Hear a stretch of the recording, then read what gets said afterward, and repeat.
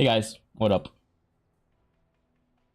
Uh, Before we get started on respecing the new character, I actually want to run a few maps on this character just so we get everything that needs to be going in King's March. We're kind of low on gold. Farming like 80 something K this morning, so that's chill, but we need gold and we need it now.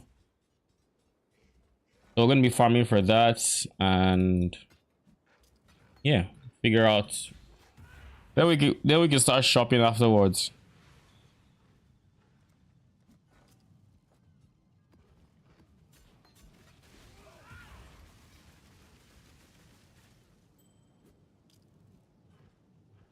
I think I'm gonna stop picking up gems, to be honest. Like I honestly think my tab is too filled with gems, and at this point I only want gems that either A have 20% quality for the free GCP, or B gems.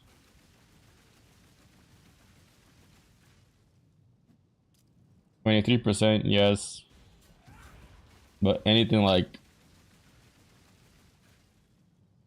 level 21 gems.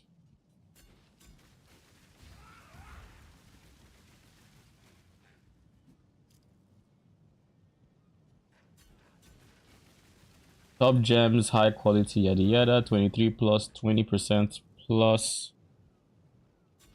Yeah, this is 20% plus. So now just copy this and go straight into filter blade and paste it. Bruh.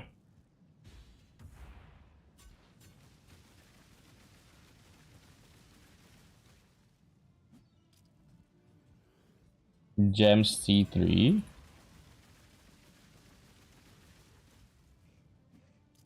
Gem cutters with low quality. Yeah, that's off. So what the fuck?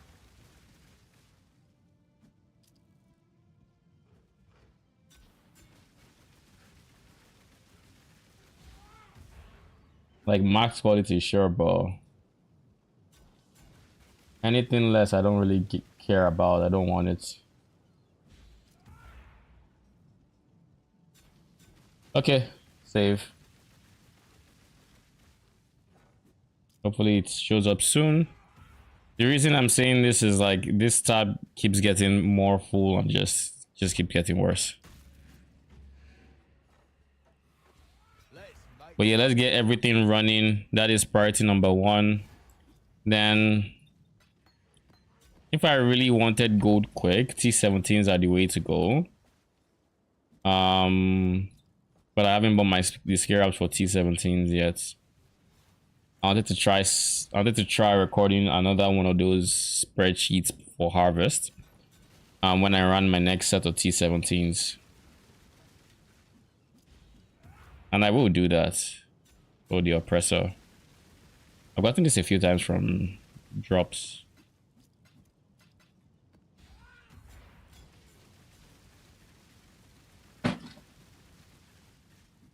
Oh, fire pen 24% quality. Don't mind if I do. That actually is nice.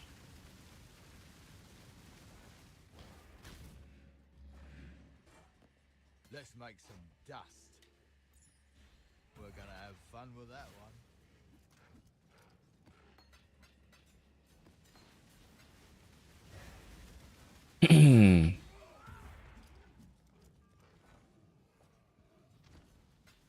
This is the best part about giving them Conqueror maps. It's the simple fact that they come back and if they 100%, they give you fragments. But they need to clear it before you get fragments. So situations like this, where it's not quite 100%, you're not getting shit back.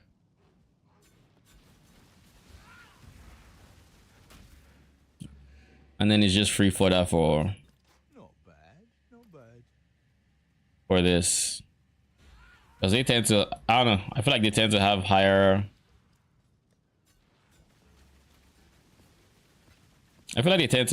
what's it called, disenchanting value. So of course, I could be wrong. I haven't actually tried to like. Bye now. Bruh, can I click?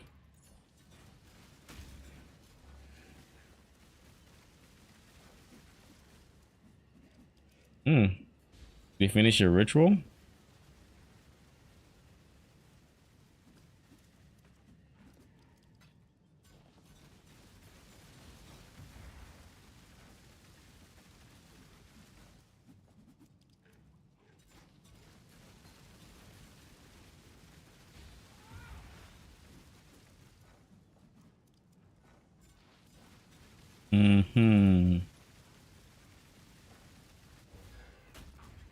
And as you can see, they finish a fair bit of them. Oh yeah, this is full. I forgot.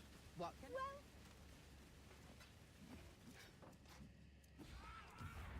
Just need to make this tab a bit, you know, more bulked up. And then, because this tab by the end of the day is our last defense against not disenchanting anything.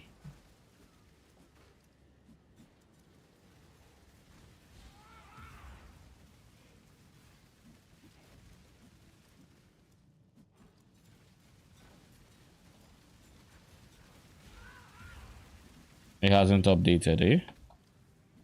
9:02 p.m. It sounds like it has. 02. Yo, what the hell? Okay, let's do this. Control Alt C again.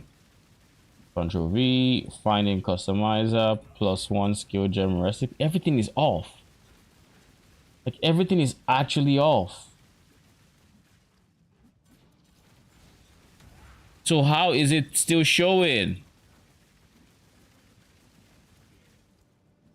You're not fucking 20%. It's only max quality that should be showing. This is gem cutter prism vendor recipes, right? What if it's not on that vendor recipes, but what else would it be on?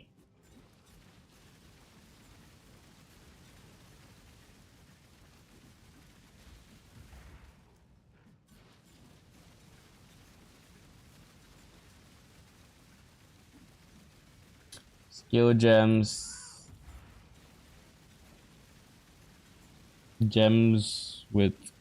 I mean, are you all 21s? You're not 21s.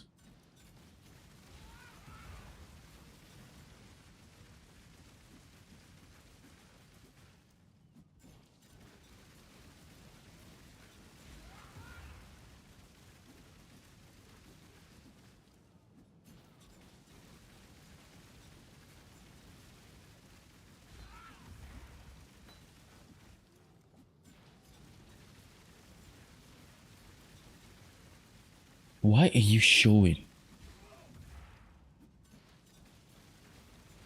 Am I not on the right loot filter?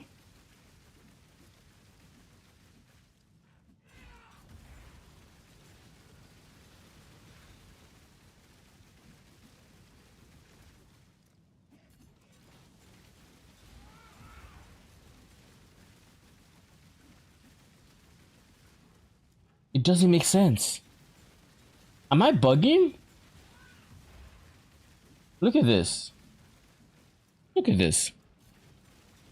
None of these show qualities less than 20%, right? Ooh. So that means, in theory, it should only show... This isn't even a transfigured gem. It's not even a transfigured gem. It's not none of these. And then if I went up to vendor recipes and gem cutter prisms, because that's what they are, I only have max qualities and it says at least 20. This is off. This is off. Am I bugging? +1 skill gems off.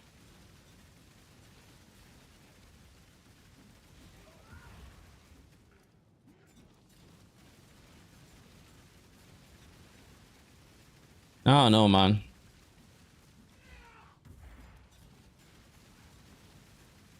Yeah, it only has the one target. Like, I am so lost as to why it's still showing. Like it just doesn't make any sense. Well, in any case, let's get on with it.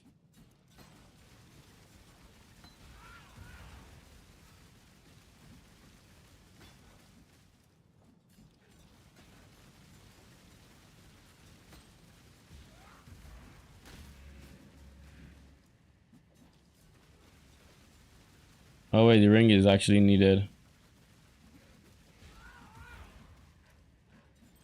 The ring is needed because it can just it's supposed to go in here.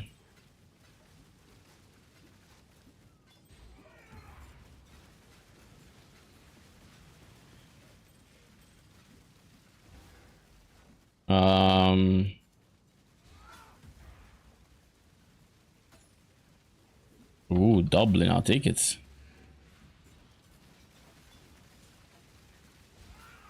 Okay, I think it's about time we stopped picking stuff up. Maybe if you, maybe 2 more maps worth of stuff. No.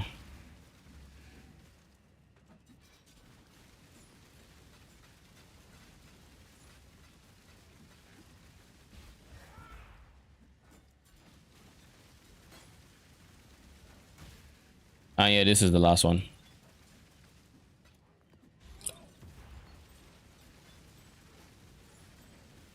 I don't particularly care for filling it up.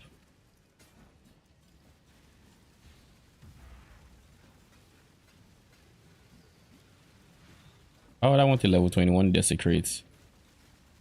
It just sounds like mana cost.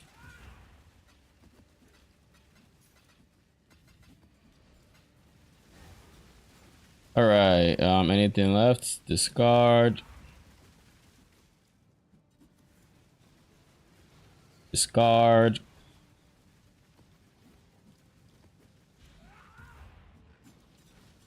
Thank you.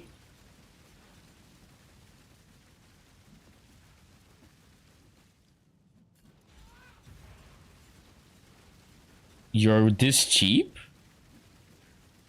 Okay, yeah, the one blight chest one. Doesn't surprise me too much. Emphasis on too much.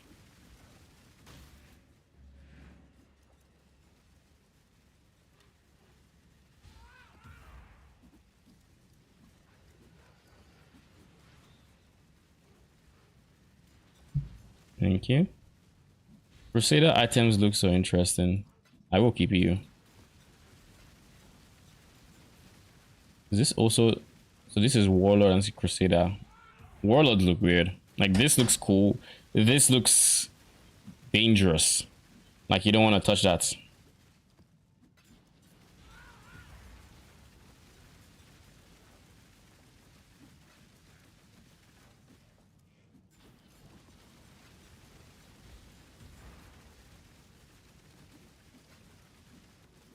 And I'm so happy that nobody died.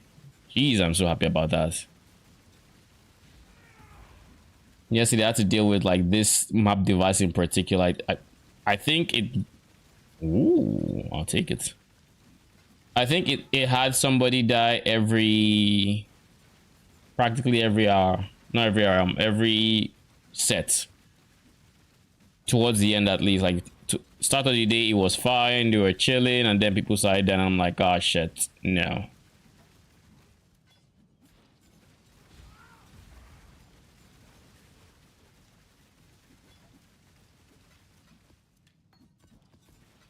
So yeah, we just made a ton of money. Not ton, but we made some money from fragments. And the best part about this is we kind of just self-sustain our own maps. It's not like I have to go out of my way to buy them. So long as I'm active during the day, I should have a good chunk of like... Wasn't there another unique I wanted to pick up from there? Oh well.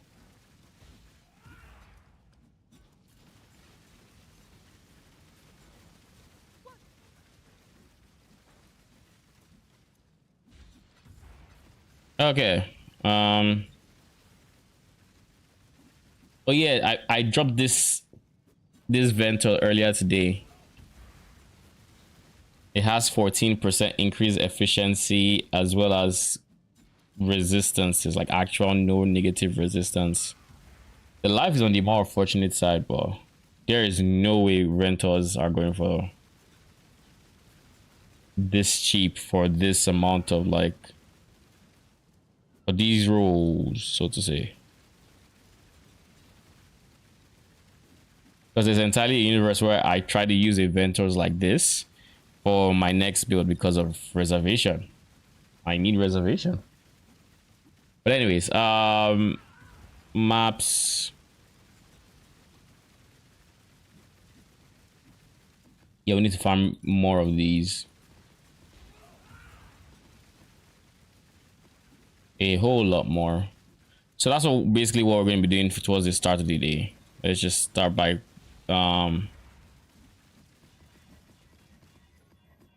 getting through all of these. I kind of want to see if they can run synthesized maps. I'll put one in there. I feel like the answer to that question is no, but we'll find out. We'll find out.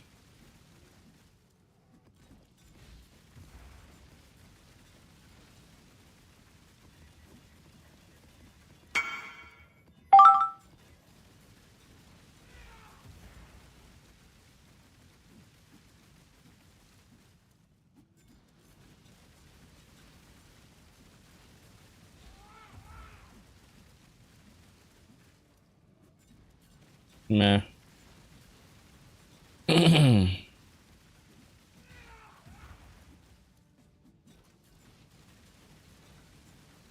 I'm guessing he wants to slap it onto another helmet, weaken orb style.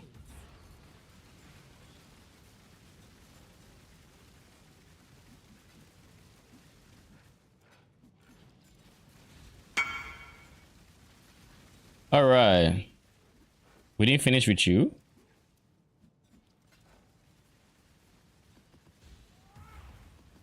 These will definitely not go around.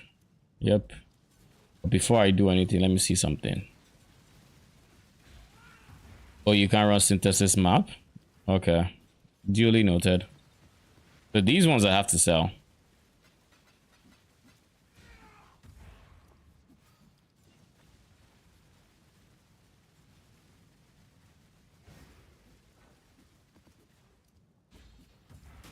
And then for the rest of y'all, we're just throwing regular T16s.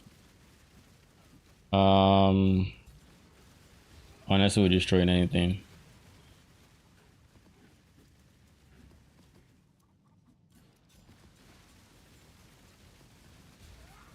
Ooh, I have found an 8 mod map. There are quite a few hiding here and there because of affinity reasons. But I've been too lazy to like actually go through and look, so.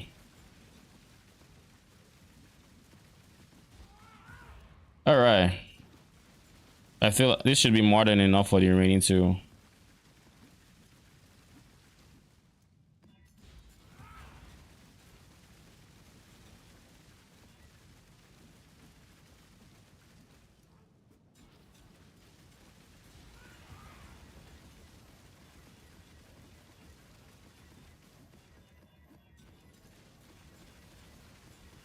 Like that should be enough.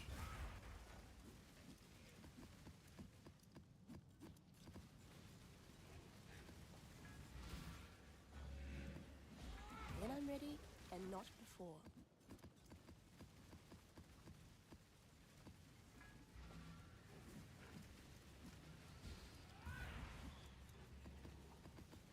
Okay.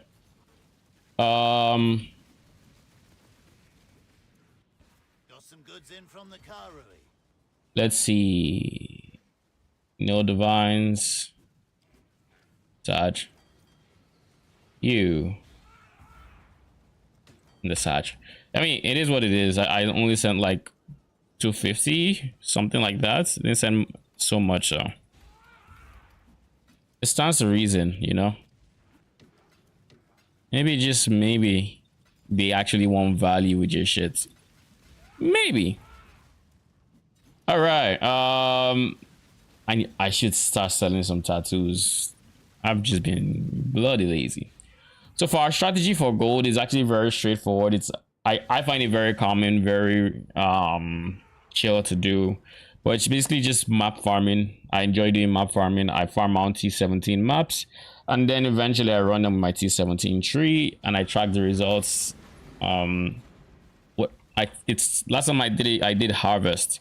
So depending on the prices of how things have shifted, I may or may not still do harvest. Now yellow is, yellow is king. So I honestly think that there's even more reason to do the strategy I did the last time, because with the old map values, or with the old values, blues were more valuable, and with blues being more valuable, I made quite a bit of currency.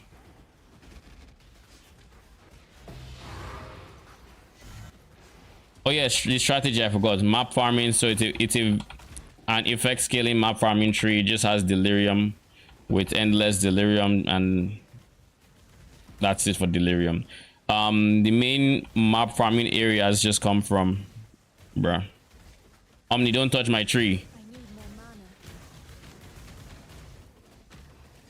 Is it just me, or are they barely attacking, or am I lagging or something?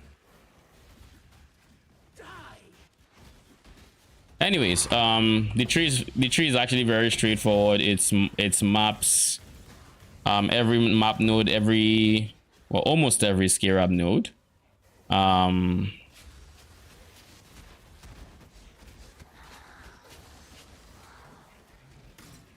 Do we have this? Yeah, quants.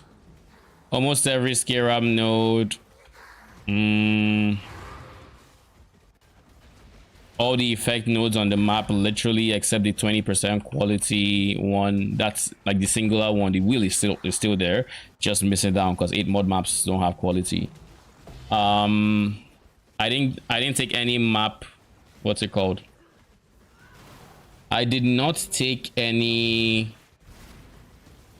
chance to drop synthesized map on boss kill or whatever. I didn't take any of those nodes. I have shrines. I used to have strong boxes. I don't think I do anymore. I replace strong boxes with delirium.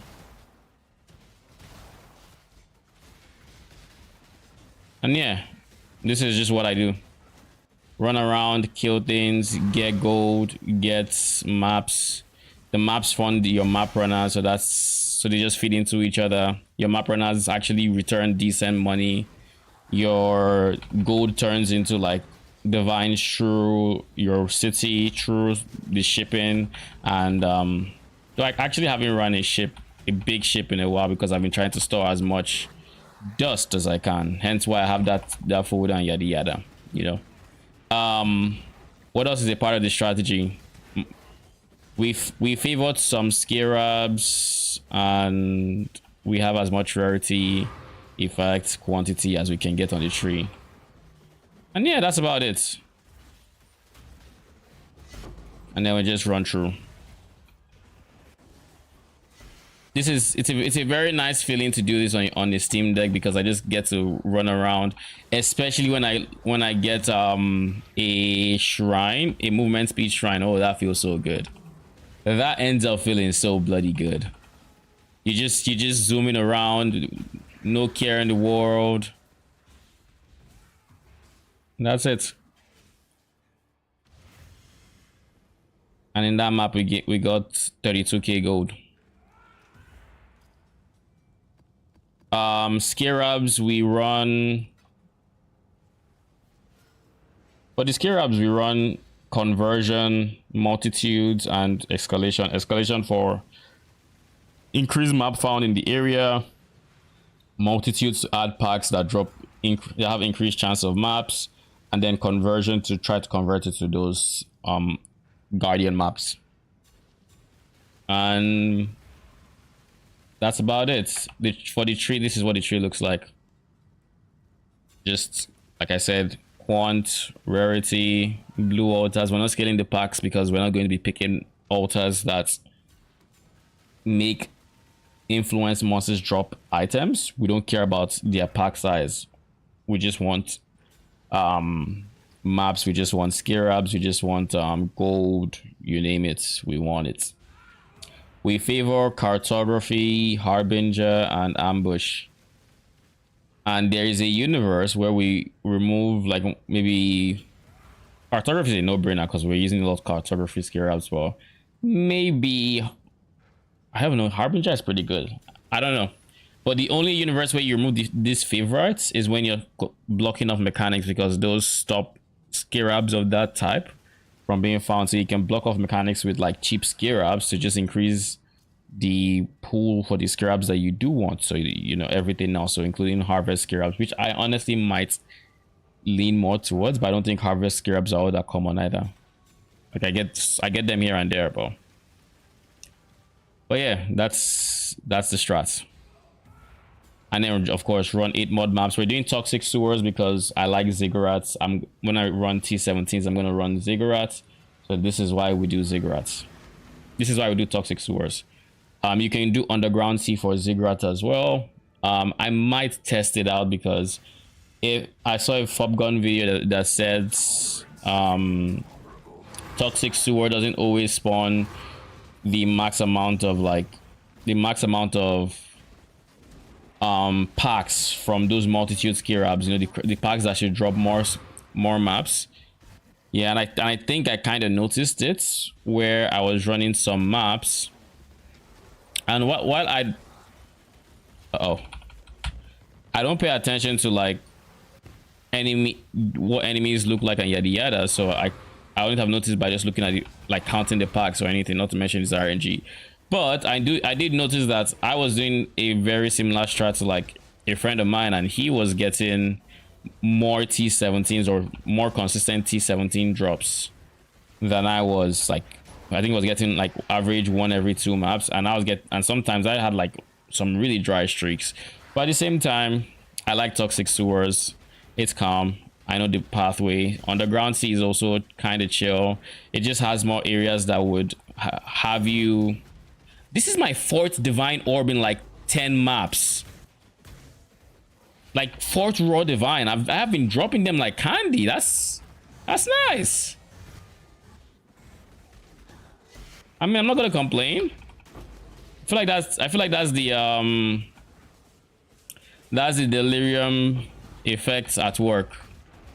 But I guess I should say passive, like quant and rarity boost it gives. Only thing that feels kind of bad is like situations like this where I think delirium spawns stuff on the ground that basically slows you down, because I like speed. And then I typically don't die. Only time I die is like maybe ghosted. Maybe I have a ghosted boss that catches me by surprise, but that's typically when I'm on the deck too, because I always see that it's ghosted.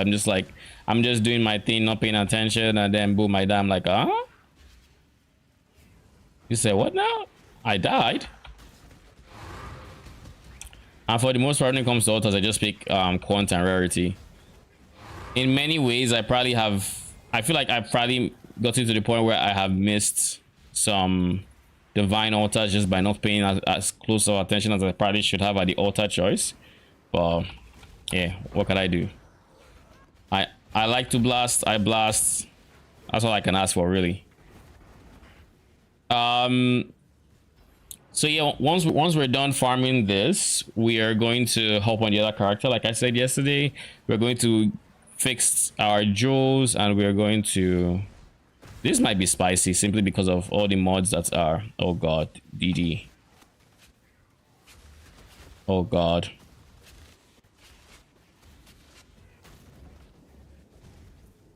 When I'm ready and not before.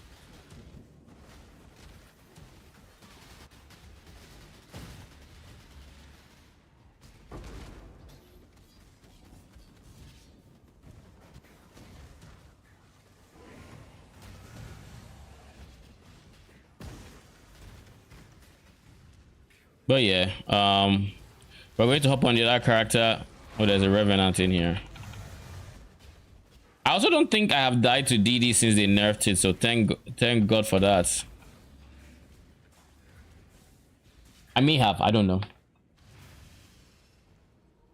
It's not, at least it's not as noticeable as it was before, where you would die to DD, and like there's just nothing you can do about it. Because most of my deaths used to be from DD.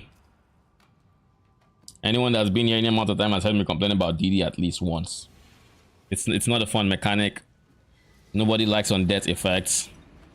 And when they just start chain exploding corpses, it's like, my goodness, can I live?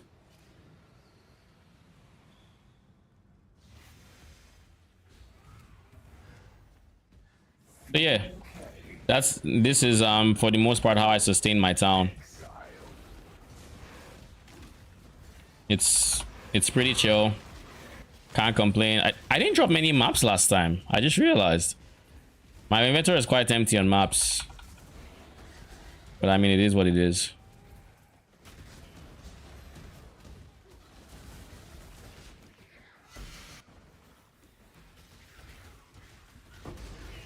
And as for the layout of toxic sewers, you just pick a direction and you keep going in that direction. Most of the time I pick left.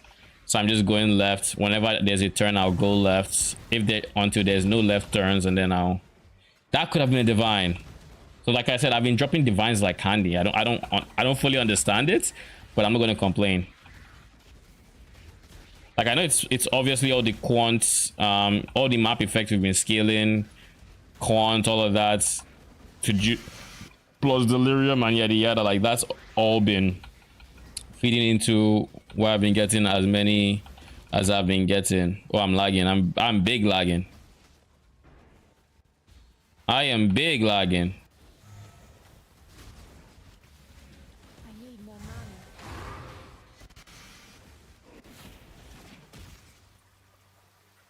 Is the lag done? Seems to be.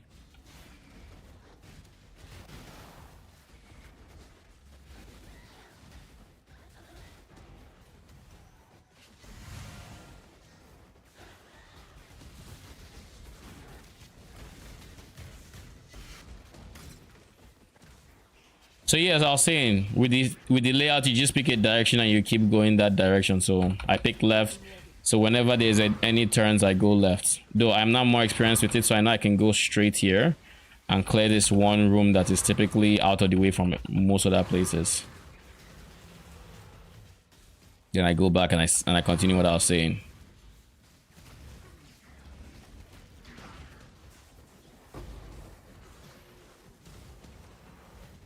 The left. And if you do this, you should in theory never run into like a situation where you have to backtrack unless there's a Val side area. You shouldn't have to backtrack more than like a room's worth.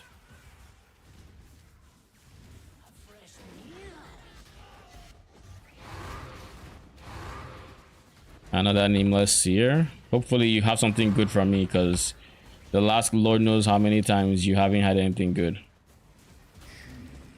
My guy, you scared me.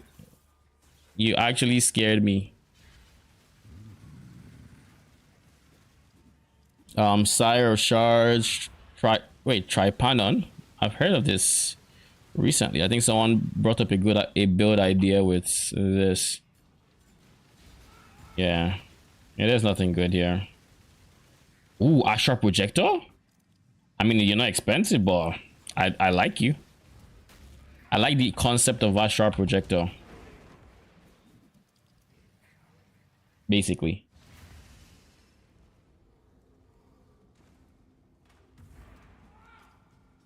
Okay, we finished with 5 maps. We can keep going. But I think that's enough. Let me see. Is that enough gold for now? I kind of want to get started with T17s. Maybe run the first few. First things first, let me see how easy it is for me to replicate my spreadsheet for old harvest.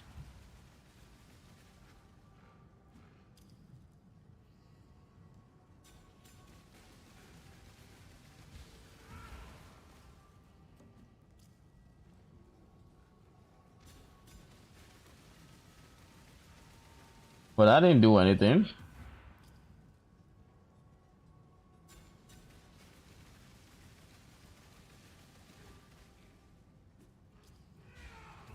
Oh. Hmm.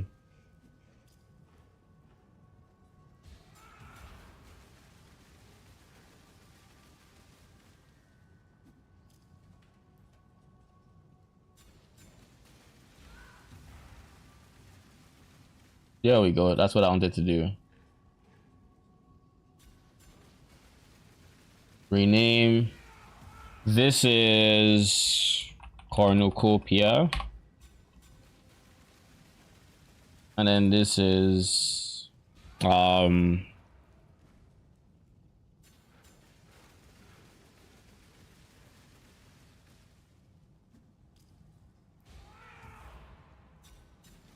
what is the name of this one again? Awakening Europe.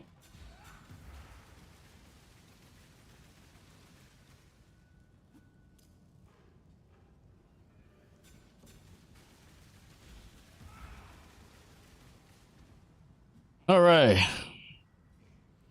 How much are the Skirabs? Let's start off there.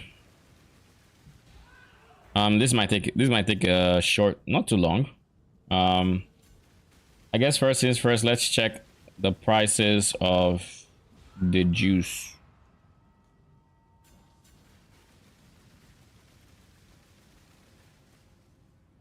Because at the end of the day, all we're going to compare between the two different Skirabs is quantity of juice gotten at the end. The profits, we're not going to look at that. It's just going to be sheer numbers of sheer quantity of juice. Yellow right now is, this is trade. It's 6,900 to the divine. Yellow to chaos is 44. And next is blue.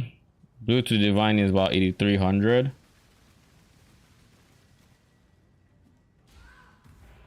Which is not much worse than it was before, to be honest. Now that I look at it. To the chaos it is 57. It's actually more expensive by the chaos. All right, purple. The child we did not talk about. So we're looking at 9,500 for the divine.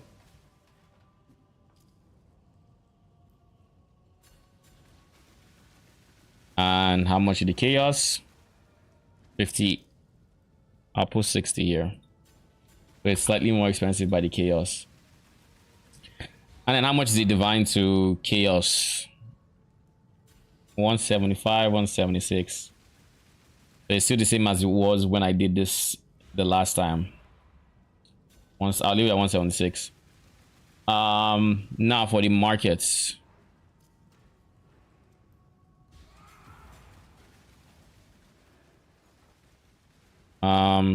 Divine. Yellow to the divine is 6,600.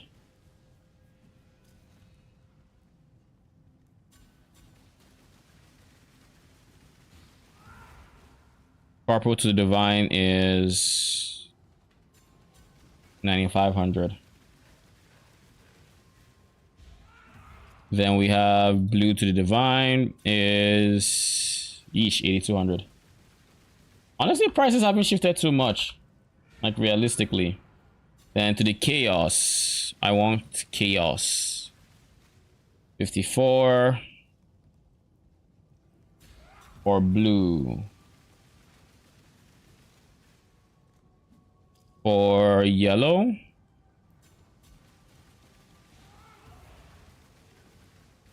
$37. Yeah, 36.3. I guess I could put 36, right? And then purple, 55. Yeah, 55 or 54. It is honestly more expensive now. And what is the conversion here? It is 190. Now, for this one, we're going to rename the Awakening Scarab to Cornucopia. And honestly, there's a strategy I also want to try where I use both Cornucopia and Awakening, but that's a strategy for another day. It really is.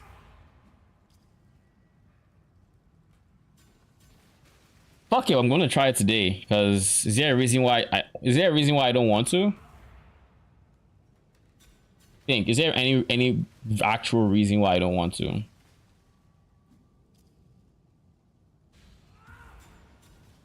To just start tracking and all. I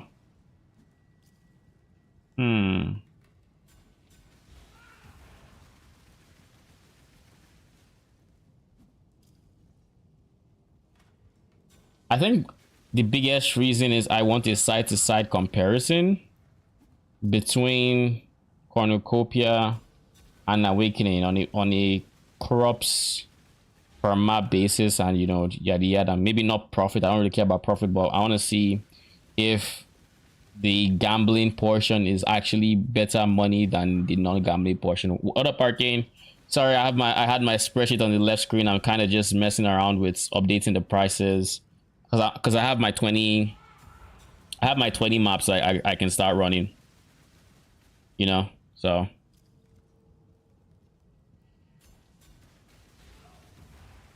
this is 9510. Let's sell 5.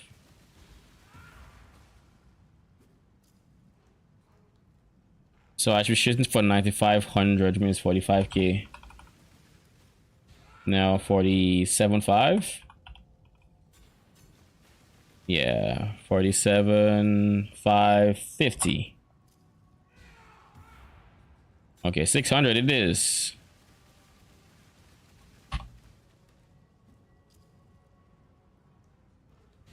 Bruh. Blessings. Johan, I'm sorry to do this. Well, yo gotta pay tax, alright? I'm sorry.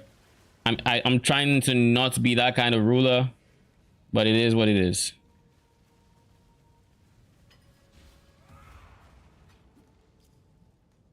Okay, for you, I have 1 divine's worth.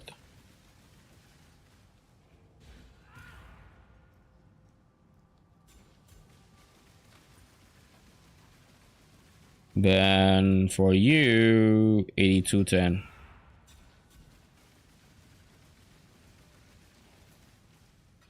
Next, we sell everything else by the chaos.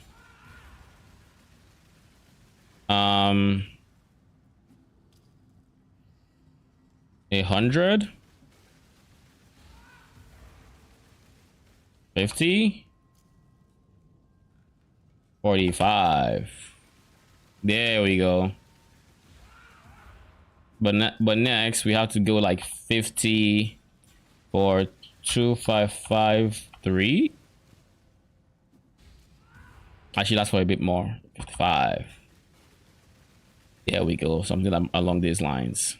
All our blue juice is gone. Next we do purple juice. Let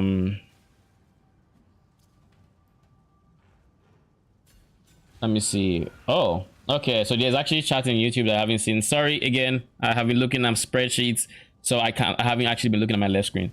Keo, what up? How you doing? I'm good. I'm good. Just I want to test out the strats in T17s, and I want to compare it to like my last T17 test, so I can make some decent like. So I get valuable information on harvest scale abuse pretty much in similar situations. We're going to use the exact same rejects as we used back then too, and everything. Same quant rejects, yada yada.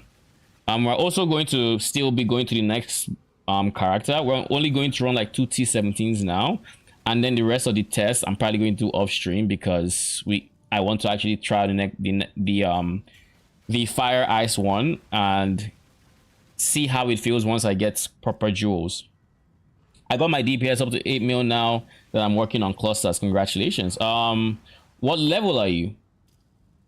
Because if you're working on clusters, I assume you're at least like 85. Because I know it can be daunting to have the points to start messing or to like, you know, fill out your clusters unless they're very important for your build.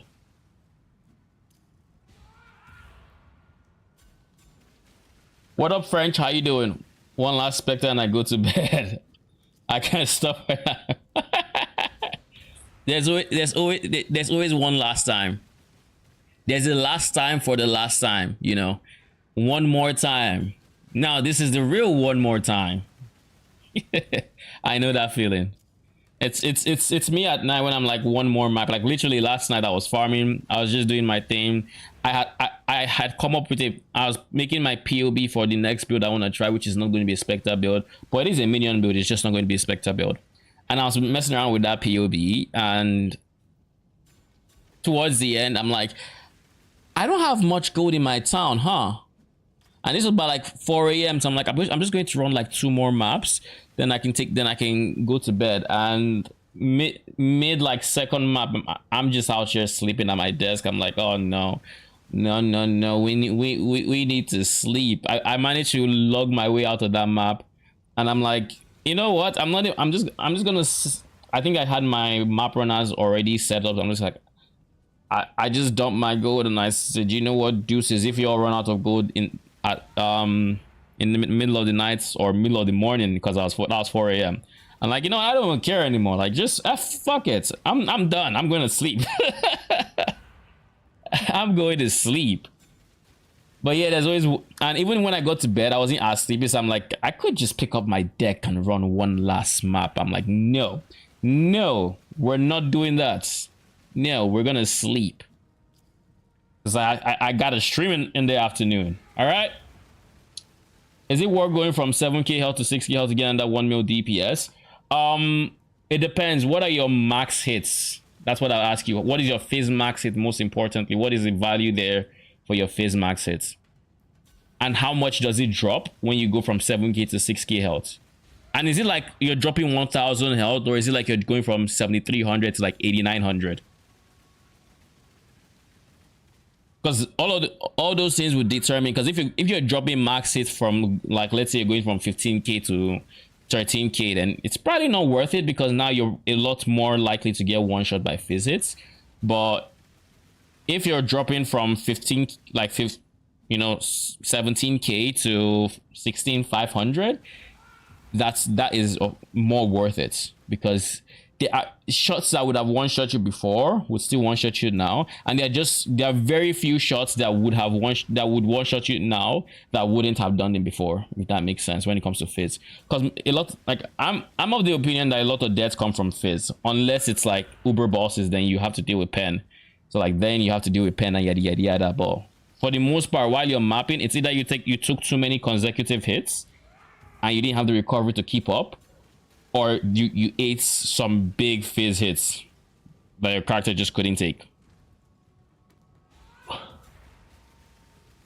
Where were we? We're selling you. Okay.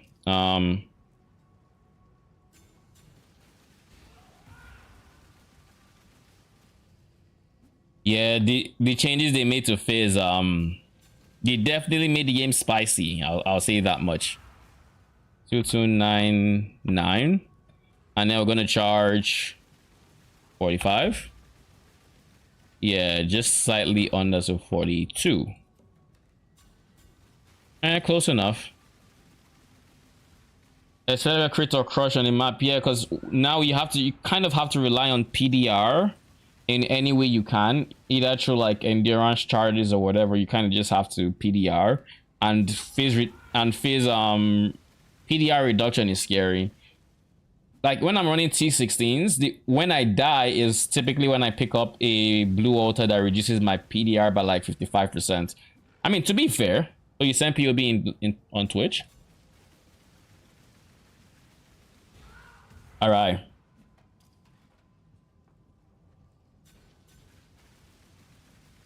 Let's take a quick look.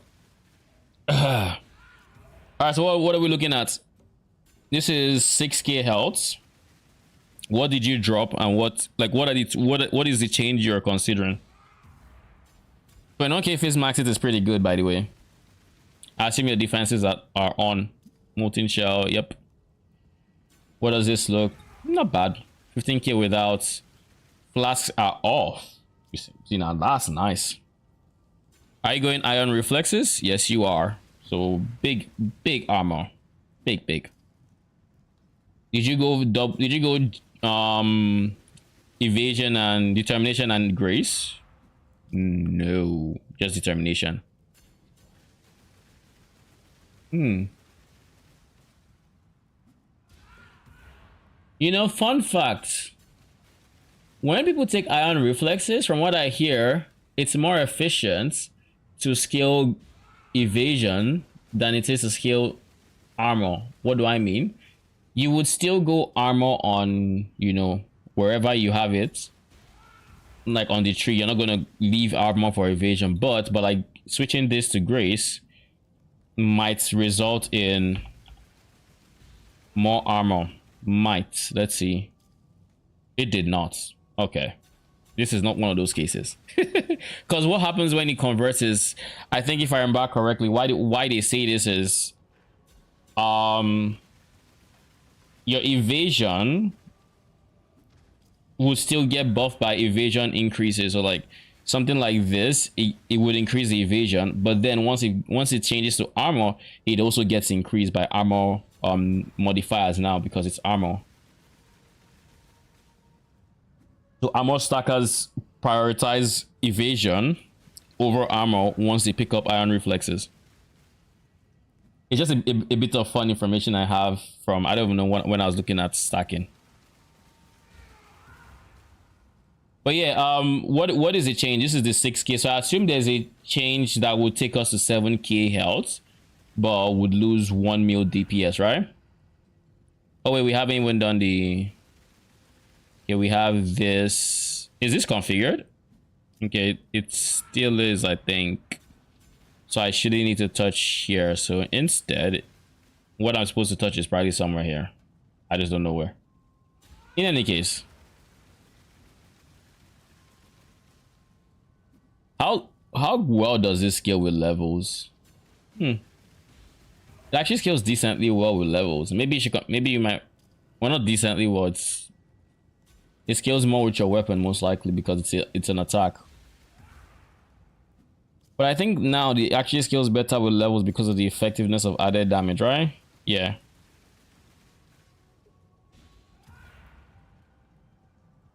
I have an update.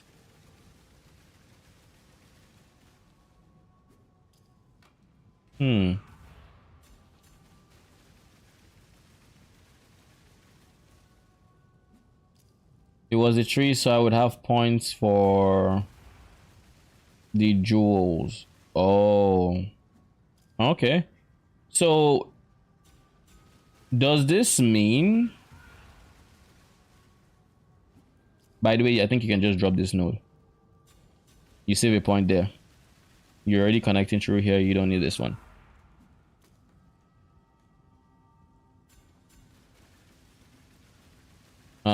Anything else I notice?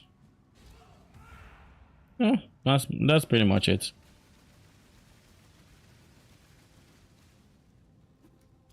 So there you go, 3 points. Anyways, so what you changed, is it temporary in the sense that once you level up, you're going to repick the things you dropped that lost you the health, but for now you will gain more damage at the cost of that health? So once you hit like level 94, 95, 96, you pick it back up? Or did you just change plans entirely and you're not picking that up anymore?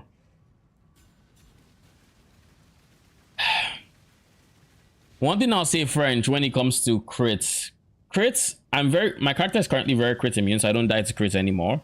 But I will say I feel it when it's a crit map. At least before I respect my minions to have more max hits. Once I had a crit map, the likelihood my minions would die just skyrocketed because, like, for me, I got crit reduction, so I think I have like 80% anti-crit, something like that. Yeah, 80%. So I only take 20% increased damage, and that typically doesn't kill me. I could still go up to like 90 depending, but I kind of wanted to have 5,000 energy shield. I kind of wanted that to be my bare minimum. Because anti-crit will help me against crits, but it's useless against everything else. But ES will help me against crits and everything else. So it's just kind of, that's the idea.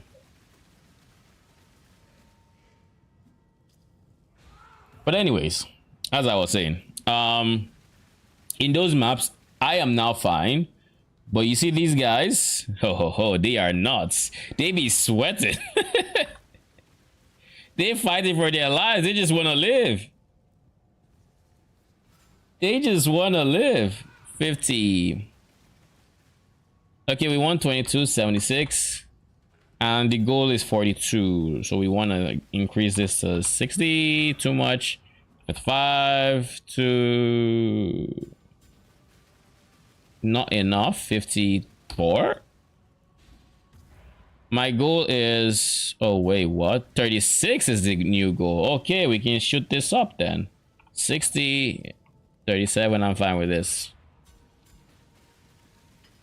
And just like that, we have sold all our, well, not all our juice, I guess.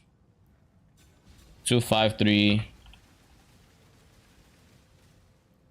253. Close enough. So we have no juice. So we're starting from a clean slate, more or less. These two are completely empty. So where was I in the yeah, pretty basically. I sold it because I'm ready to I want to track how much I make. So I think I've updated all the prices. I need to find Cornucopia Scarab's prices though. That's the one I need to find. Currency, Cornucopia, no, Scarabs, Cornucopia. It's going for 45 to 1 on the market. And for the divine, it is 4 to 1.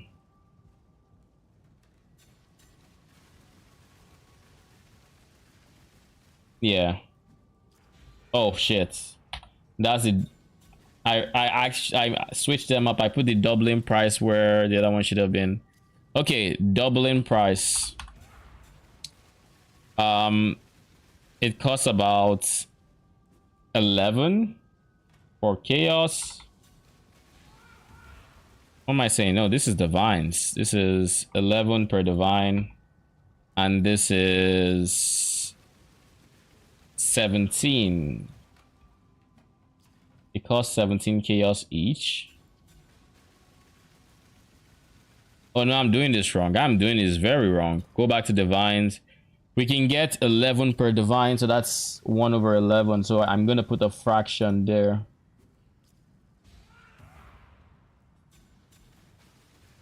.09 divines.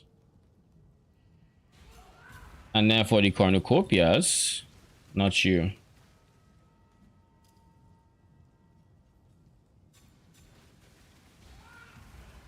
They go for 0.25. All right. So the market's prices are done. I should have some here for checking trade. So the cornucopia on trade is same price for the divine, so 0.25. And then by the chaos, it is 40. While doubling is 11. So same, actually same as the market, the currency exchange. And by the chaos is...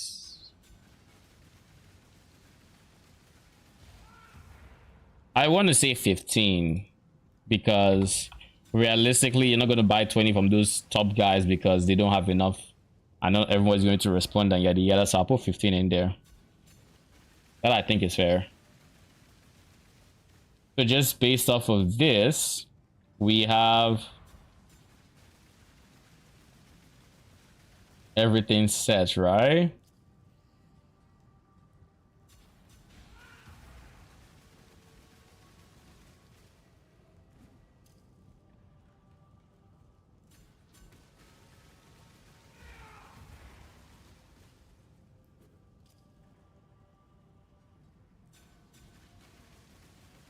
Oh, I made a mistake here. That explains it. Okay, okay, we resolved that. All right, so what did I miss in chats?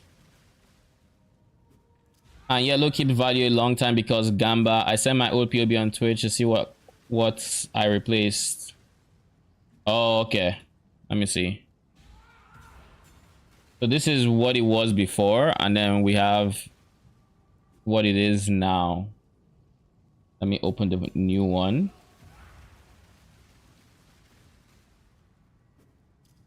Okay, so this is the old one, and this is the new one. So you dropped this wheel.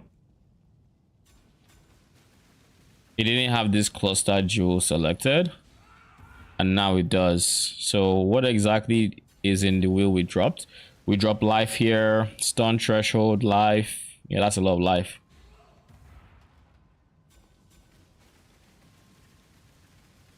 And then we get reduce LE damage and increase fizz, increase armor evasion. Yeah, I think it's worth it. You can always pick up better gear and fix and make up that distance too. You can have better max, you can have better like life rolls potentially. You actually have really good life rolls, to be honest.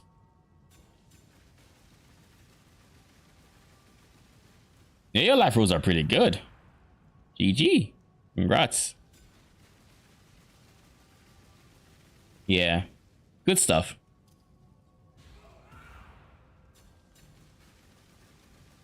But yeah, yellow juice is always going to be valuable.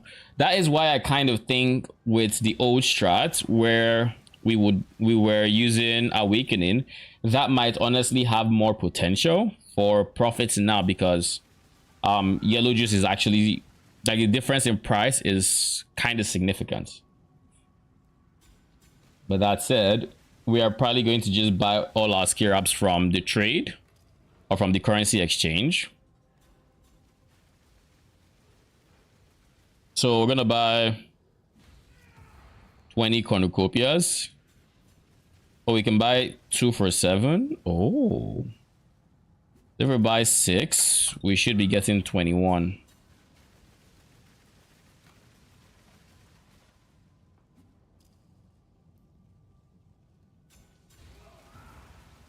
But if I take this up to 22 until it gets to, I think it's 24.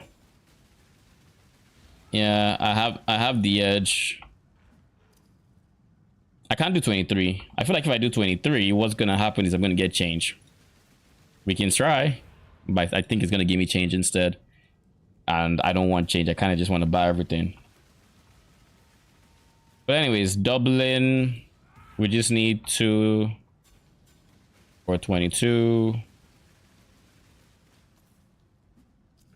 And do we even need doubling? We don't need that many, but okay, we get free doubling run next time. Then for the rest of our strat, it's just corruption, escalation, and then 1 multitude. So I need to buy corruption and this and multitude. So let's go buy those.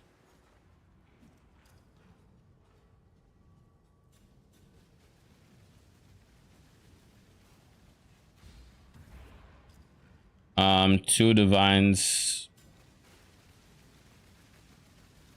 25, sure. Multitude. Why am I even doing that? I just have to go in here. 20. This might take a while to fill up because I'd be pulling with everyone else. But I refuse to pay more than 2 divines. Unless I just pay, I could just buy everything in chaos and move on. That would honestly probably have been better. But anyways,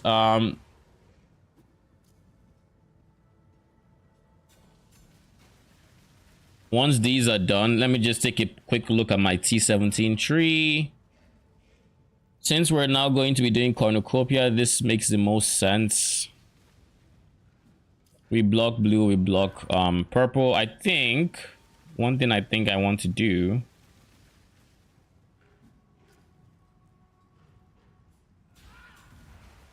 I kind of want to block purple even more, but Cornucopia really wants there to be one of everything, so you get max bang for your buck.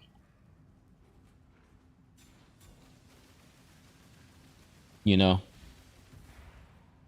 And then for the next set of like 20 T17s, what I'm going to do instead is I am going to use Cornucopia and Awakening, and I think there's potential in using these two scarabs to get even more juice from your already juiced maps. While we wait for that, let's do T17 ruling. This is the cancer part.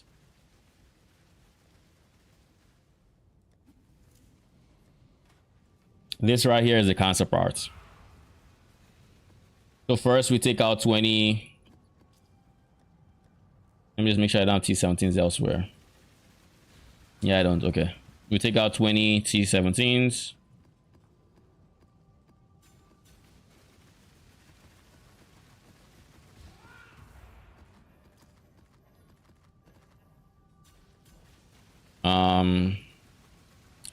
Quality them all up.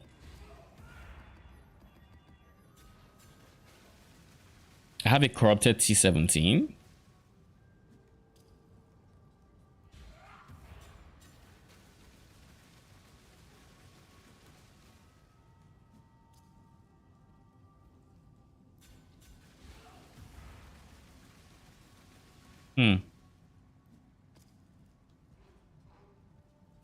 Where did I get that from?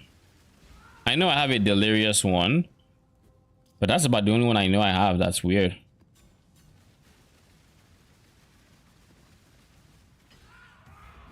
I find it very weird that they can be corrupted. Or they can drop corrupted rather.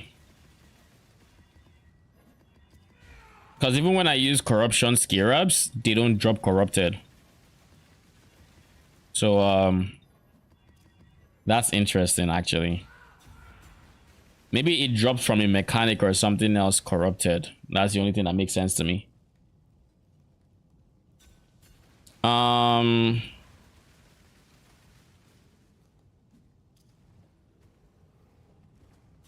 What is an empty? Yikes. I need to clear my tabs. There's no reason why all of these things are here.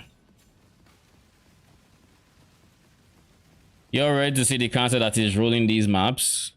This is not the fun part. Because we have to use multiple rejects because one reject is not enough. We have to use 3. The first one is going to check for quant to make sure we have the quant required for the strategy, since we're going to be using quants. But when you're going to be doing harvest, which loves quant, so we want at least 140 quants. So anything that is gray, we roll for quant.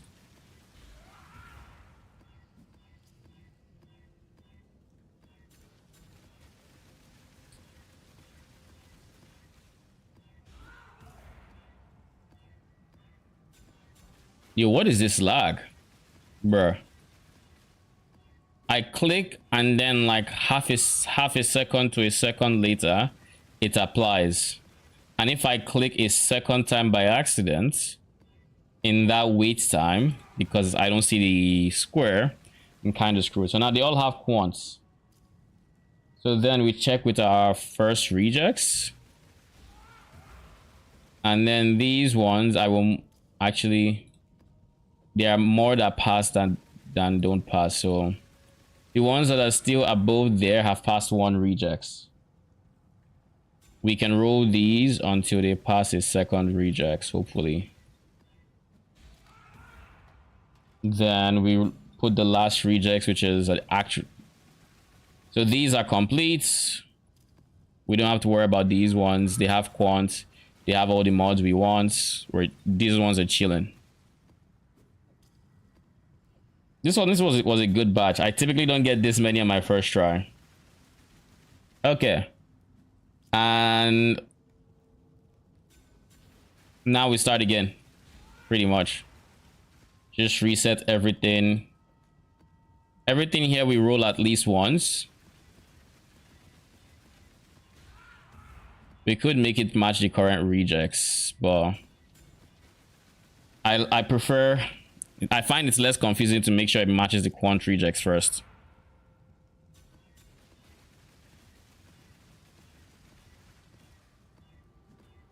Okay, quant rejects passed.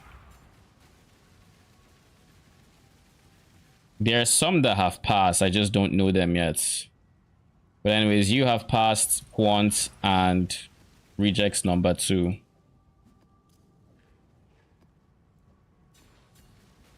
And then number 3.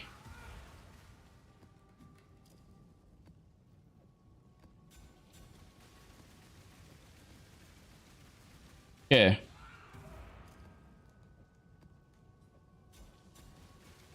Now we start again.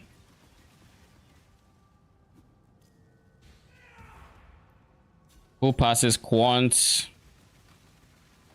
I'm going to roll you guys just in case. This delirious map.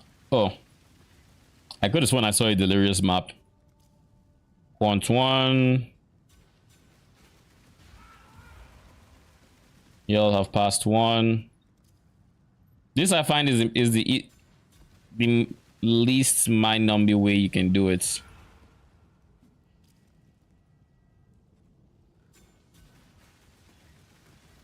Now you just make them pass the quant again. And at some point, it becomes, bruh. Back to the quant stage with the likes of you. At some point, it becomes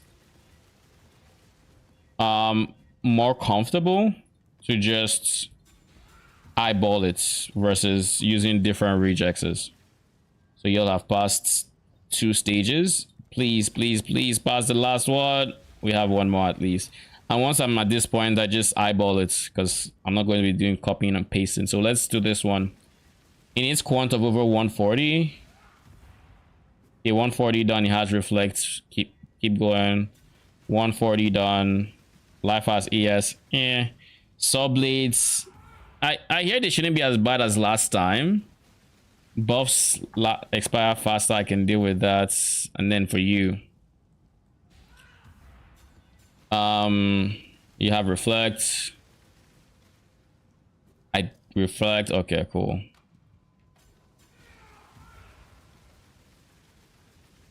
I can deal with you. Yeah, I can deal with you. All right. So we wrote our 20 maps. We also know that we're done with this. So we have Dublins. We have multitude. We need corruption. And we need cornucopia. So what we're gonna do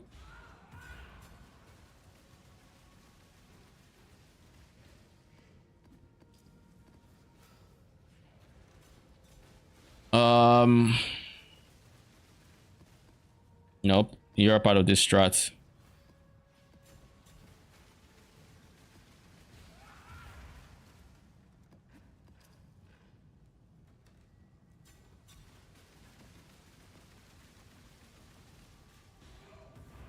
I think the rest I just buy out up front, to be honest. I do not have the patience for this. I really don't. At least we got some of the cornucopia, so let's just start with the corruptions.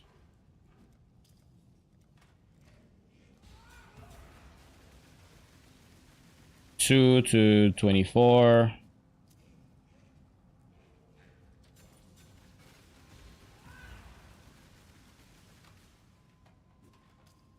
Okay, and what about you?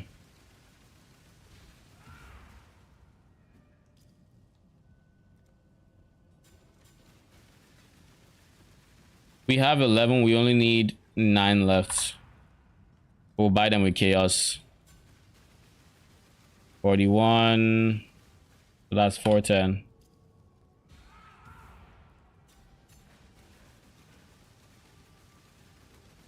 $380.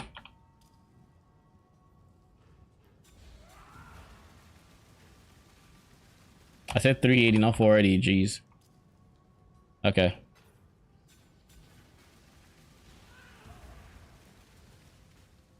And then for you,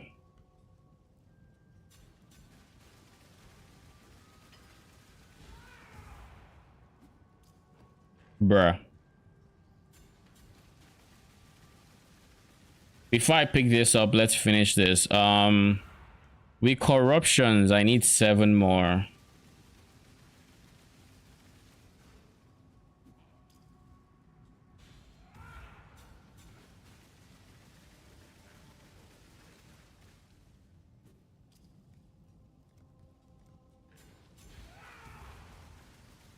Corruption, I need 7 more. So we'll just do this. Then with you, cornucopias, I just need 5 more.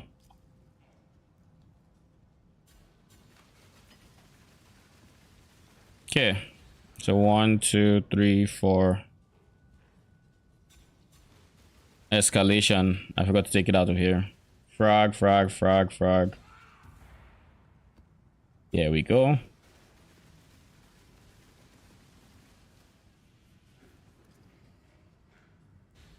All right.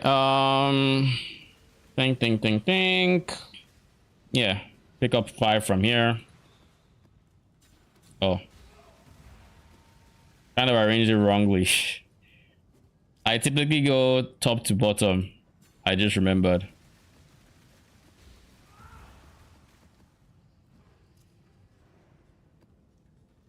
And then I think... Didn't I want... Oh yeah, I was going harvest chance because I didn't have the option to, because I had to go imbued harvest, right? But without imbued harvest, I now no longer need to spec into chance.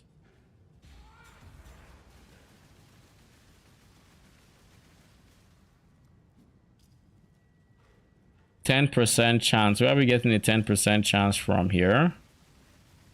Yeah, that's where. Can't avoid that one. That's fine. With the extra points, we pick up the map node.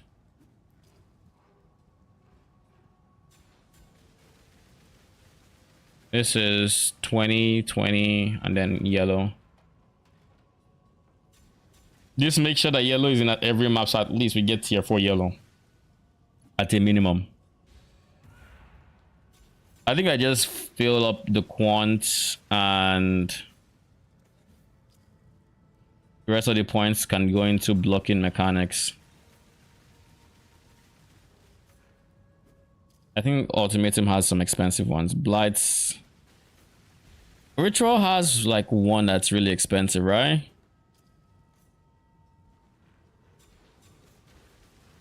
And now the last point, I think we just get Scarab chance. Wait, we don't have this one, eh?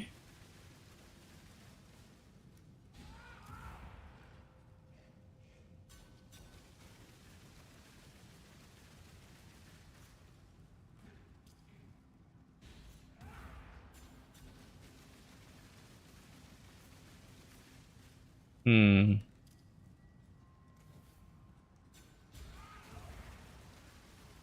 And then for the favored maps, I low-key want to give Underground Sea a chance. So we're going to switch on, we're going to add Underground Sea to these 3. I also maintain mostly Toxic Sewers.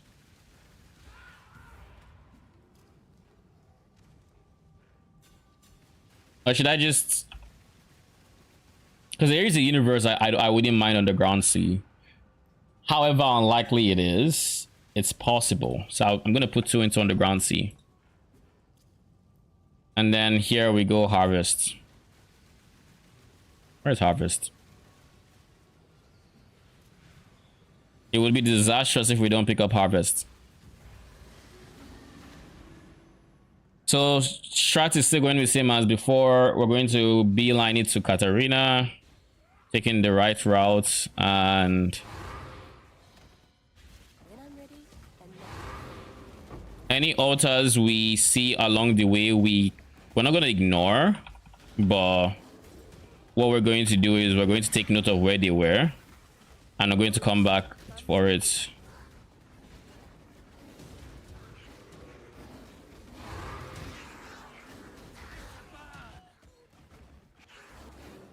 These guys don't have any defensive modifiers here.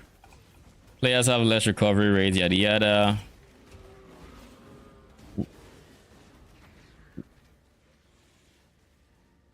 Oh, I probably shouldn't be doing this, but I realize I don't have Predator, and I like Predator for T17s. So just having it on the side is cool. I should also probably be using Steel Skin versus Immortal Core, but because it's blue altars, and I'm gonna... What level are you going to get to 19? I can level you up. Death will never come for an immortal. I need more mana. You know the irony? This is energy shield leech damage. Like, I didn't even put Predator in. Your soul burns for me.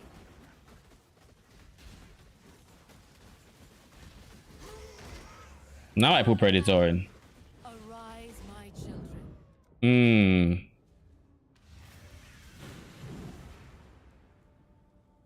Is there a reason in particular I died? Frenzy charges, maybe.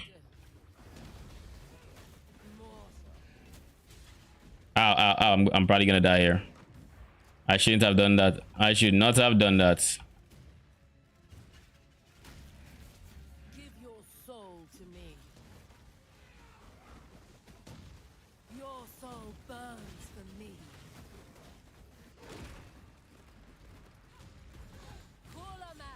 Arise, my children.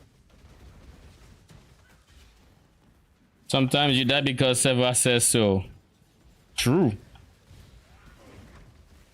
That is factual. I might be dead simply because of no regen. But we're going to just delay taking any damage. Cool. Soul to me.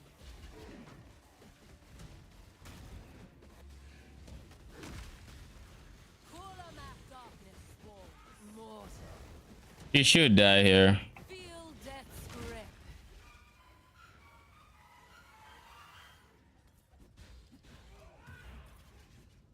Come on, give me reality. There we go. That's a good start to the session. That's a really good start to the session.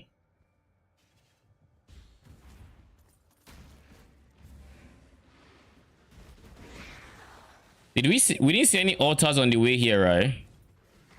I'm not bugging. There really weren't anything. When I'm ready.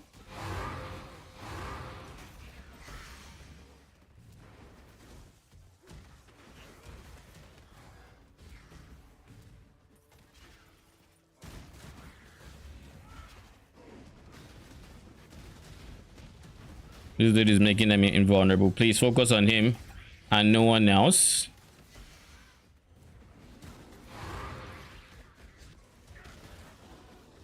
Yeah.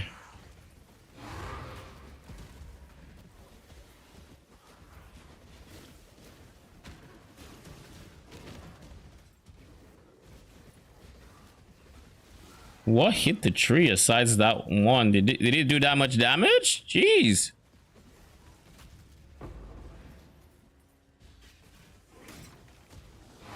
Oh, the map has 74% increased monster damage.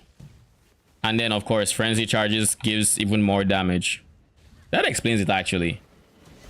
Frenzy charges have a bigger effect on monsters than they do on the player. So on the player, it's like 4%, right? On the monster, it's 15% per charge. They can get 4 charges, which means that would be 60% more damage. So that explains why Katarina kind of just killed me there. Her thing went through my block, and it was big damage because it's that and this increased damage equals they have big damage. So you probably don't want to eat the damage. Probably just a thought. Or at least if you eat it, you don't want to eat the consecutive damage. So they're squishy, but they do big damage. So they're essentially glass cannons.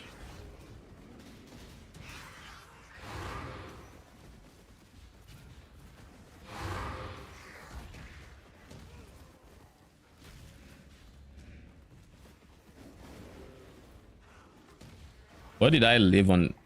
When did I leave this? What was that? So we see harvest is around here.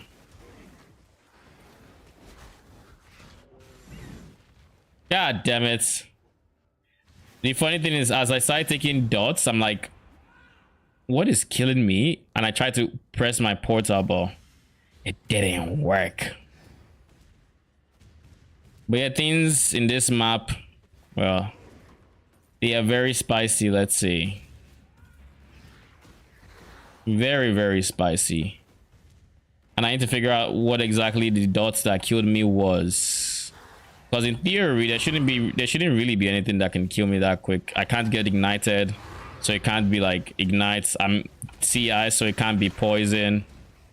It just has to be like an ability or something.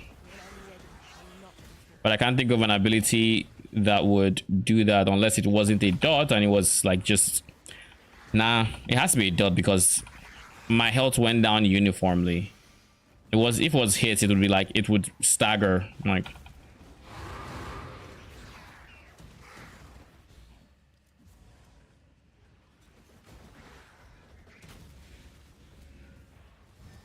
Yeah, we fully explored the map, more or less.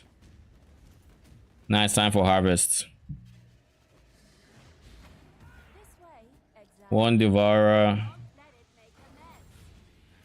I need to remember after every after every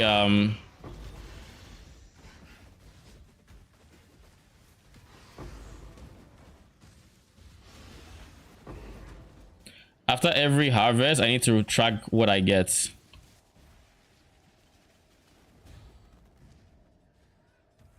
Nice, nice. Woohoo! The 10% chance worked.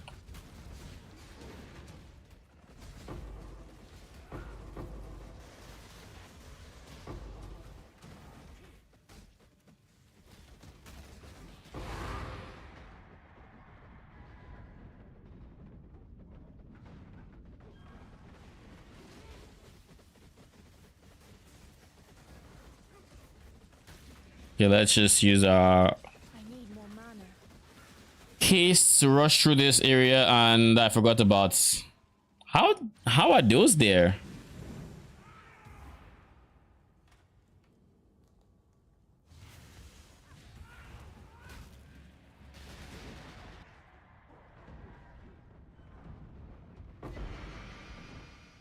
I have no idea how those were even there to begin with, because he's here, he's spawning things. Where did the crush claw come from that it wasn't just blown up by the frost bearers? Because they must have spawned, used like an ability to go to the side. Oh god. This is realistically what should give me more juice, but like this is so much more valuable that I just kind of have to override that one. Like literally one juice of this one is almost like, oh, it's not up to 2, but like it's like 0.3, 0.4 of the other. So is there a reason this thing has a shrine?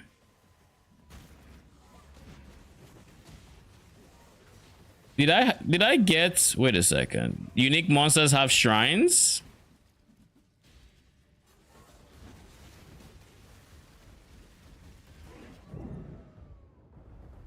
Why do you have a shrine?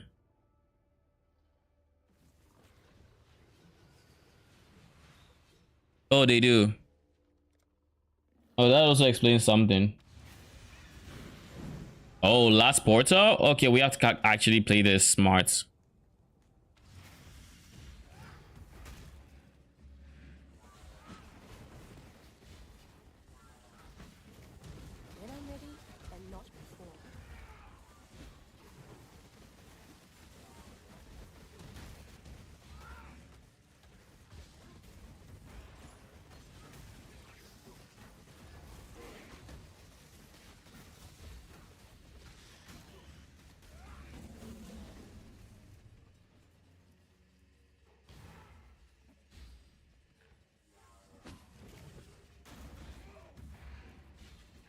Where is it?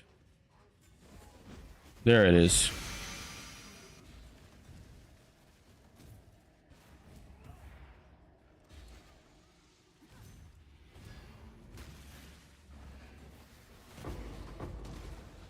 So we're just going to use Predator because we are not going to risk our map on not doing enough damage.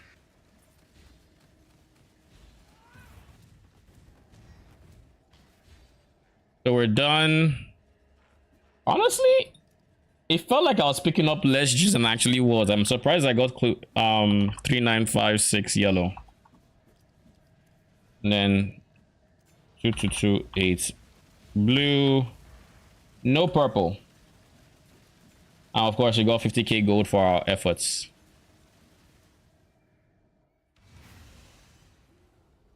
Okay, next map.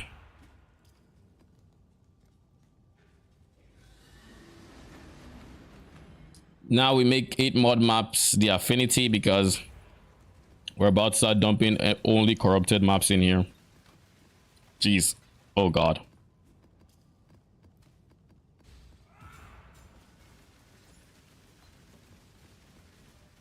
I should probably go deal with my map runners at some point. At some point, not yet.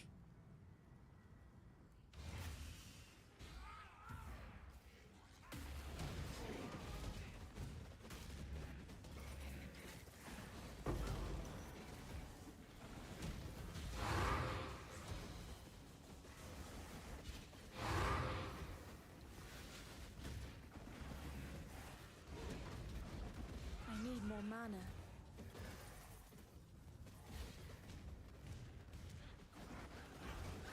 You know, sometimes we actually kill enemies faster than the sentinel can mark them. I spoke too soon. I spoke too soon. That one just has big fizz damage. We have fizz as extra lightning. They have ES, so they are on the tankier side this map.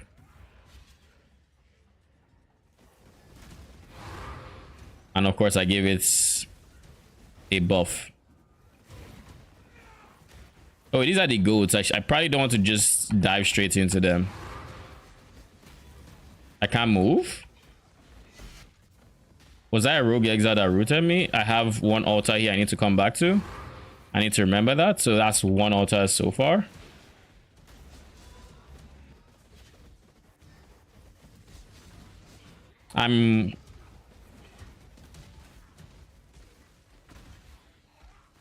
Is there a reason mana regen is being a problem right now?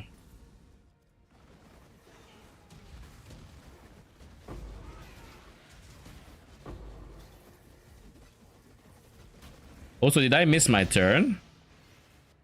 I guess I did. Because I'm like, there's no way the turn still hasn't come.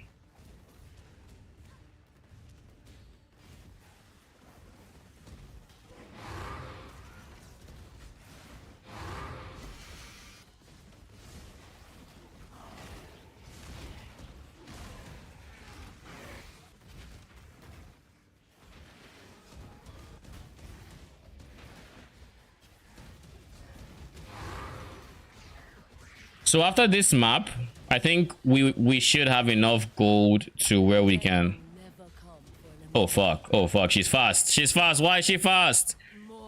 immortal. Do unique monsters have something? Feel death's grip. Yo, where's my block?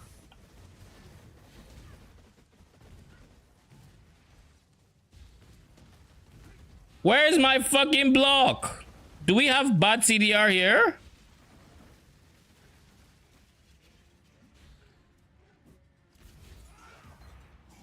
Your soul burns for me. I feel like there's something I'm missing. Buffs. Oh, buffs on players last. That affects bone offering, I guess. Last time I tried the mod, it didn't affect bone offering, so I'm surprised it's messing with my bone offering now. I feel like that's not all though. It's like now look, we're chilling. Give your soul to me. I need more Your mana. Soul burns for me. Kulamak, arise, my children. Feed. Oh no. Saw blades.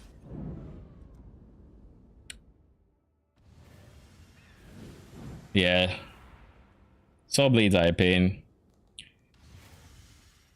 In Sanctuary, they're less of a problem because I think she had. Give your soul to me. Your soul burns for me.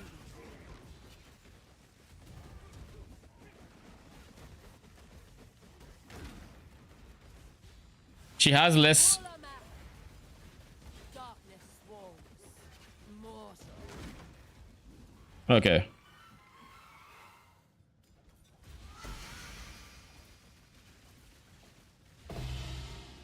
Nice, we go devouring. That's also still a divine.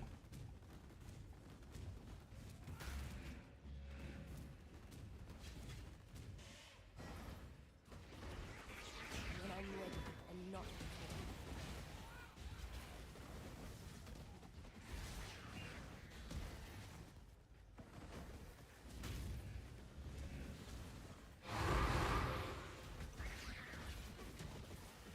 So we've seen the harvest, right? It's here. There was also an altar I said we were supposed to come back to. Is it you? No. Then it means the one I'm thinking of is, yeah, here.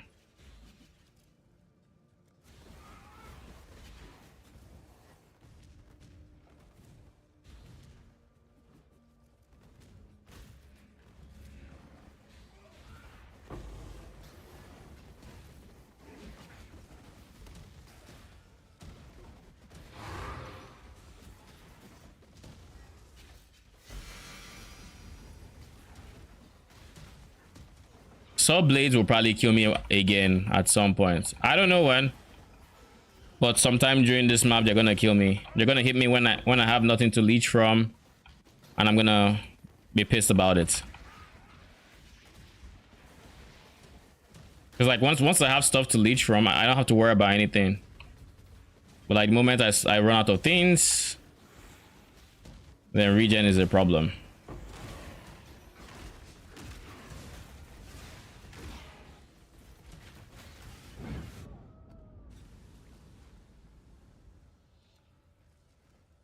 What the hell killed me? Oh no. No, don't tell me I did something dumb. Did I pick up minus PDR?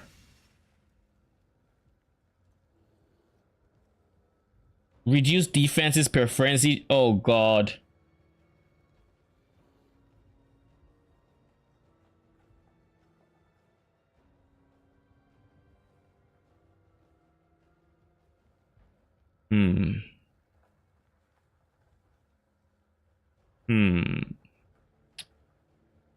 I forgot we now use the freaking monkey.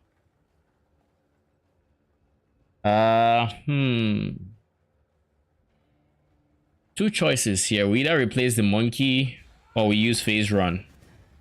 Phase run will consume said frenzy, bruh. Phase run would consume the frenzy charges for duration, so I shouldn't be able to stack anything.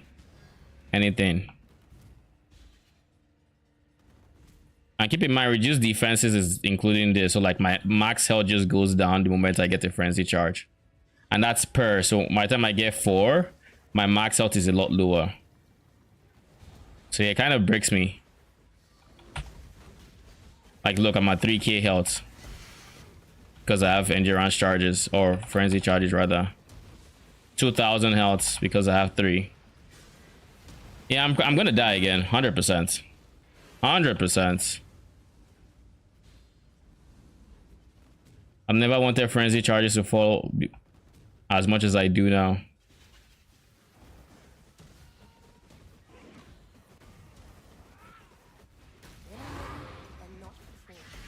Yeah, I just kind of have to play a bit more safe.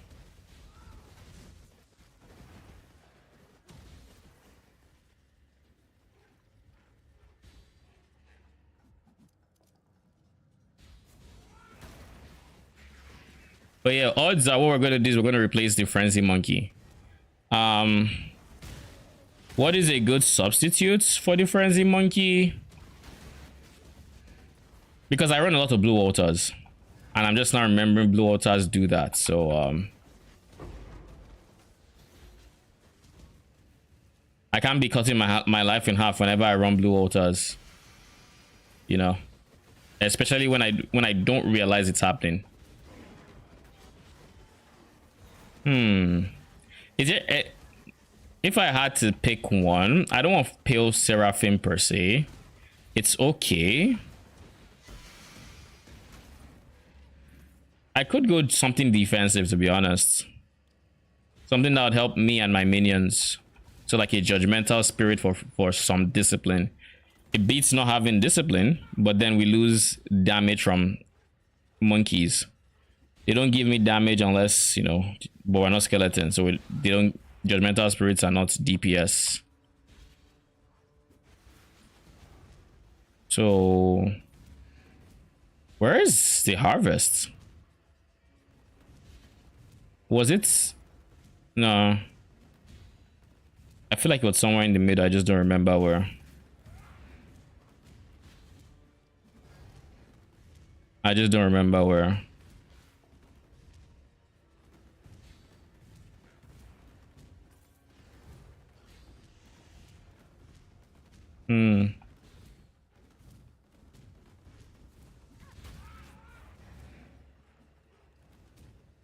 Where on earth is this shit?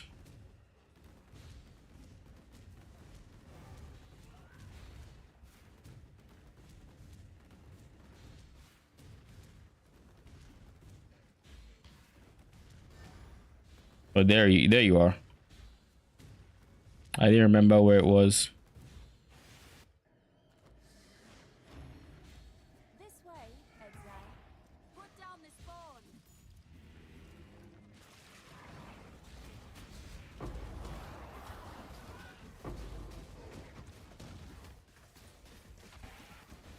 I need more mana.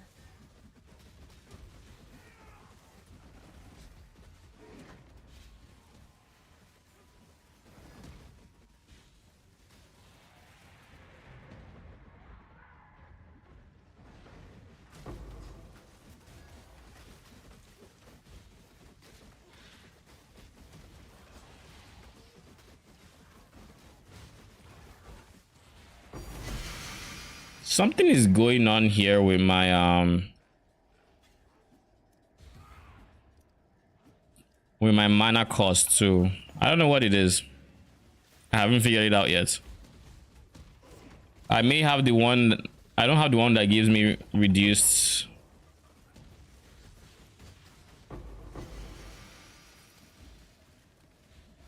Reduced mana regen per endurance charge, right? Now I only have the frenzy charge one.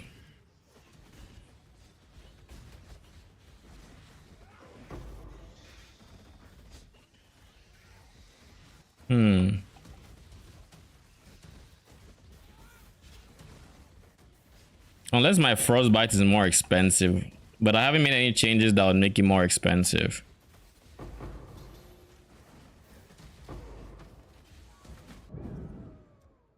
Yeah. Stopgap solution. Slap on phase run.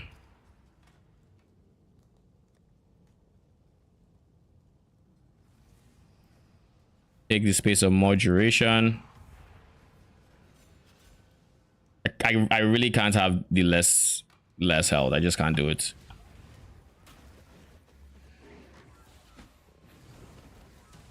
Also, I probably should want to use. Where are you at?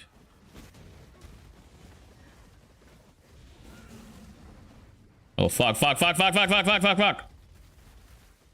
I hate that move so much. It feels like a big FU. Oh, I already have Predator on. I didn't realize.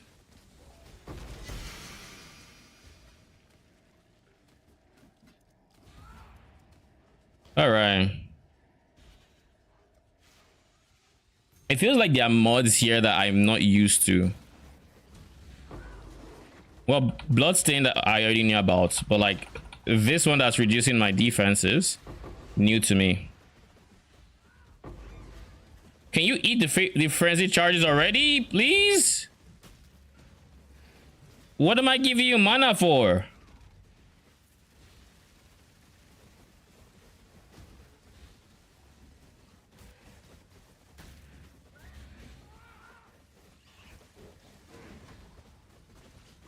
Oh, finally. I think I needed to reactivate this. Oh.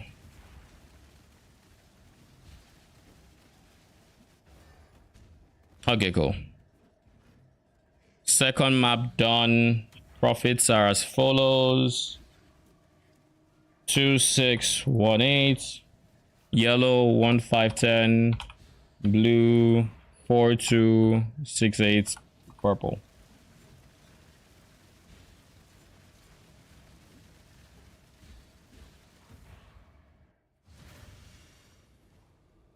And we've gotten 2 sacred blooms, which we didn't take into account during the last one, but I just want to keep track. With this strat, we are bound to get a whole lot more sacred blooms because we are going to run into more tier 4s. Like literally we're into 3 per map, give or take. All right, let's add here. And let's hop characters.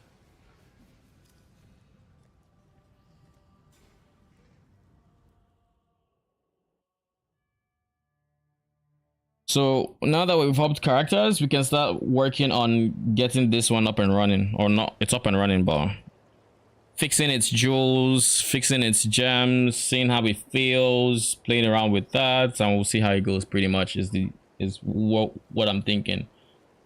I'm really excited for the next build because the damage potential is really good, and it's gonna feel quite different from Spectre builds. Oh yeah. See, this is why I gave him this wand. Did I really need to switch again? I did not. I didn't need to switch until I was ready to run maps, and I'm not running maps anytime too soon, so. Okay, first things first. Let's fix our gems, I think. Oh, good.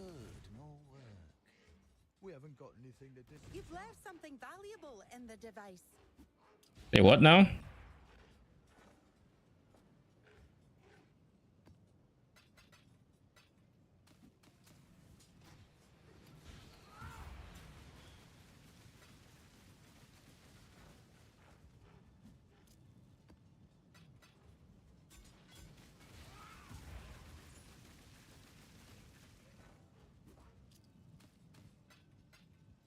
No, you will not alter my shit. Well, to be fair, I am tracking the exact number, so it shouldn't be able to alter much.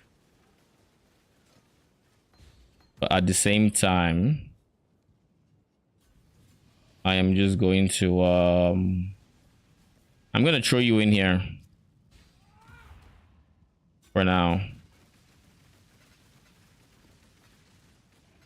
But yeah, this spreadsheet should have the full numbers. Not bad, not bad.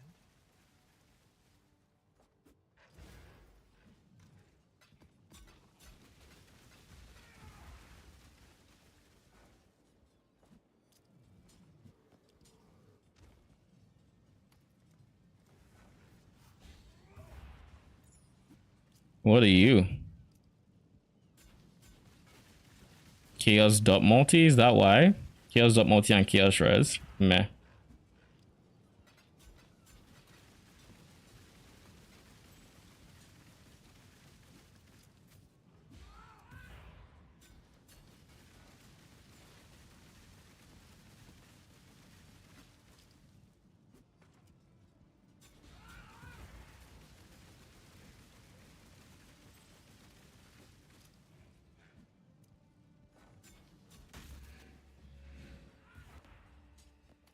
Let's make some dust. Always a pleasure.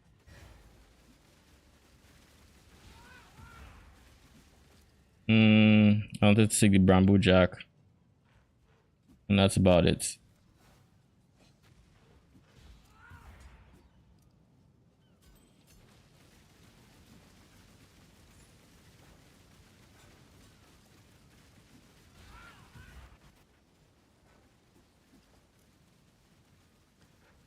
Fractal thoughts. I think I already have one of you. If I do, we'll see which one is better and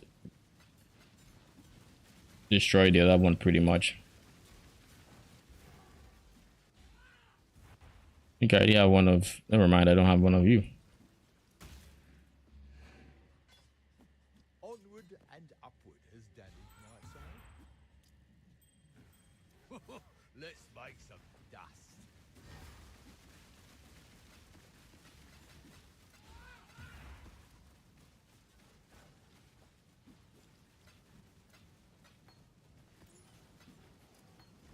Oh god, I'm picking gems again.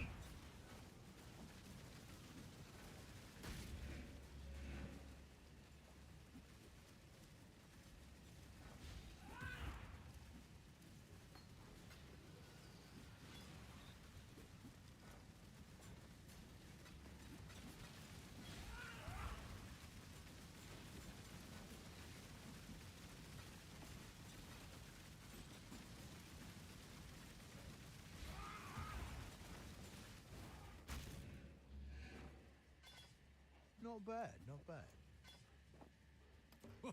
Let's make some dust. Onward and upward, as Danny might say. Okay, we're done. I'm here.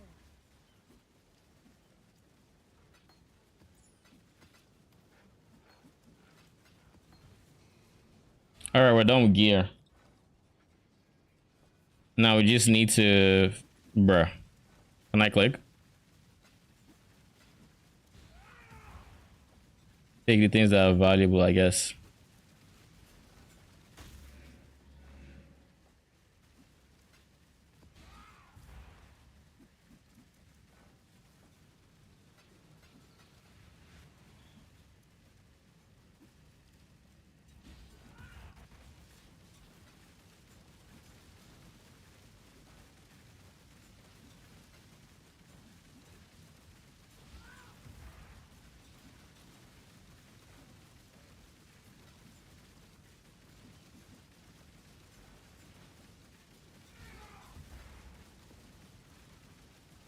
Anything else? No. Have you created any space? Yes, you have. Not bad. My character feels sluggish. Oh, great. I mean, it's 350k. Okay, I'm just making sure I have my weapon. I don't go in here without my weapon and think, oh, yeah, I fucked up. I fucked up big time.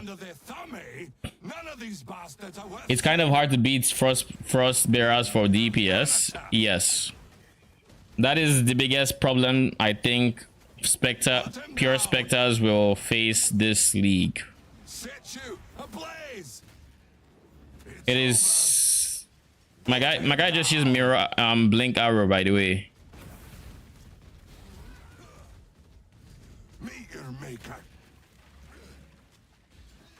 Where the hell is he? Oh, there.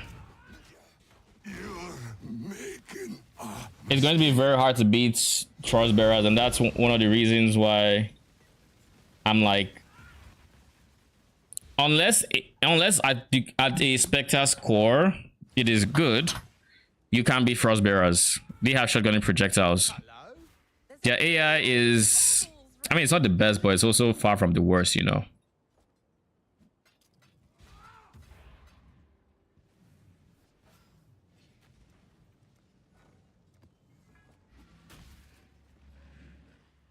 It is far from the worst. Is there any row ranges here? Nope. Okay, in that case. Danik can attend that night, but I like how the space freed up right in front of me.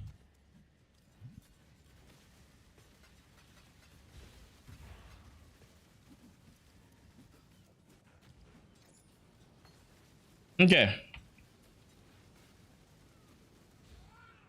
But yeah, I don't know how Spectres would do it to beat Frostbearers. You would need some form of A, overlapping projectile to do it, or B, if you're not going to shotgun, you need insane base damage and cast attack cast speed scaling. But currently there really aren't Spectres that meet these checkboxes. Like Wretch Defilers is the closest, but that also shotgun, so it's like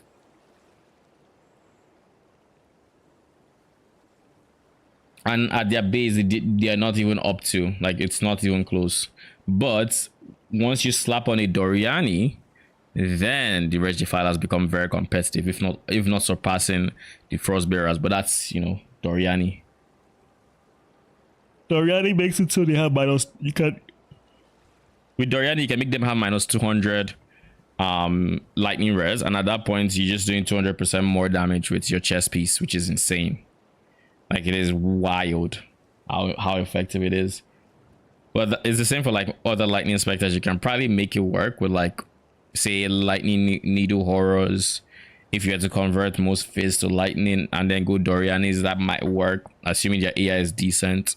Forge warriors could have had potential, but well, Forge warriors could have had potential. Their problem was their geysers just didn't go where they were attacking. It went where it went. They couldn't. Oh, jeez, yawning. They couldn't target their projectiles, and as such, and I think the projectiles also had a minimum distance it could go. So, what would happen is it ends up being behind the. In a single target scenario, end up being behind the boss, which is not what you wanted. I guess I'll buy the gems first. What gems do I want to get? I want awakened minion damage.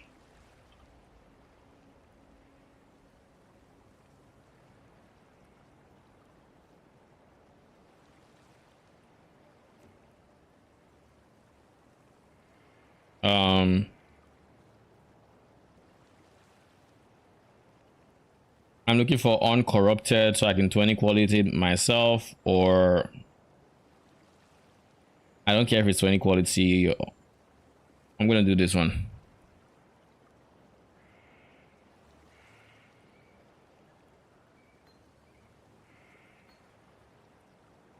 No. Okay, this one then.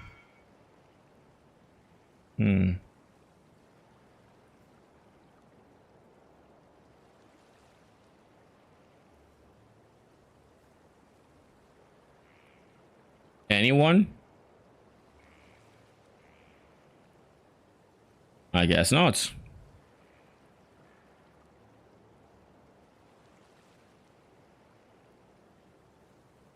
Really, bro?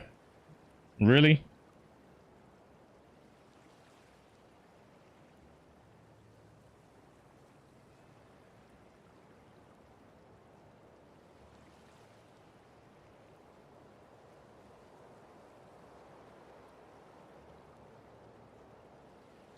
Oh, that's the same person.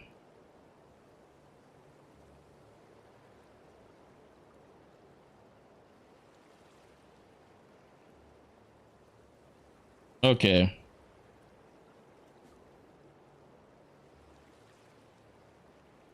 $1.4. So 1.4 is 70. 20, 40, 60, 10.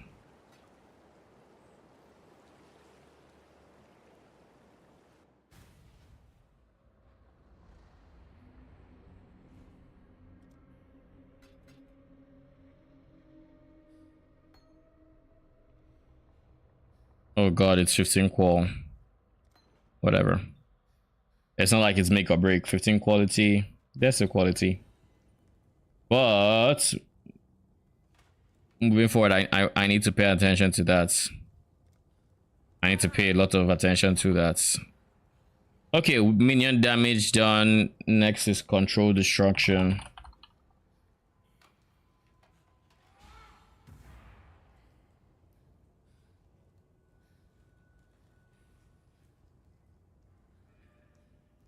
The can't be 15% corrupted. Another 1.4. 1, 20, 40, 60. 10.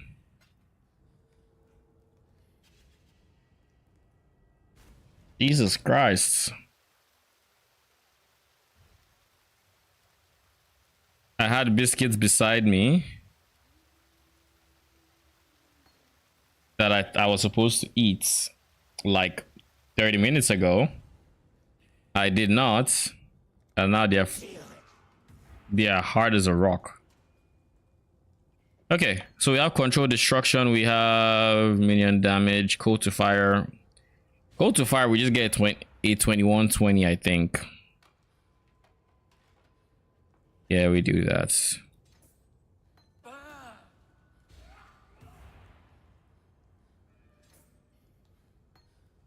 Actually, before we do this, we have to quality this up.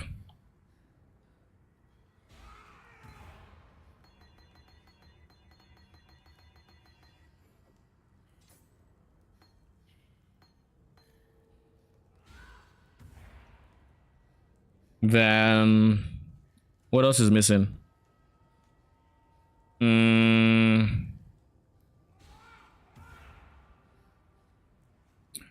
Cold to fire support.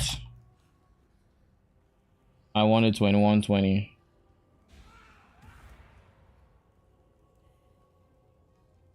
Isn't it funny that no matter how niche the spell is, there is going to be someone selling it?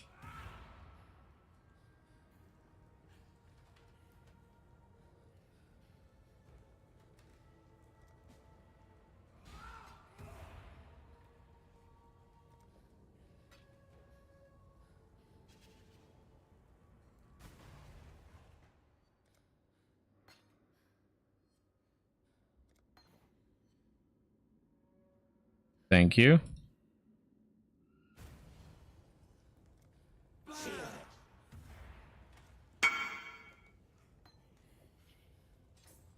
And last but not least, the moment we've not been waiting for, we get to deal with ghastly eye jewels. So fun stuff. I don't like looking for jewels out with the others, but let's see. First things first, let's get anti-corrupted blood jewels because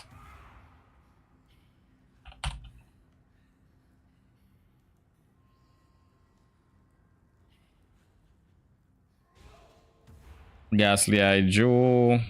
It needs to have life. What are the things that are given by this? I don't believe we have anything that's giving us stats. So what are the non-negotiable stats we need to replace? Movement speed can go, that's fine. We are overcapped on fire, lightning res.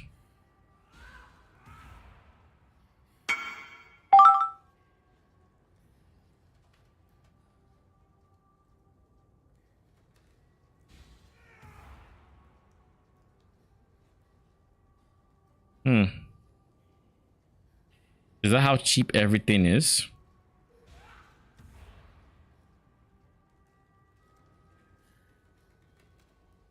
In any case, where were we? Yeah. So I'm going to write down the stats we need to not forget. We need chance to avoid shock.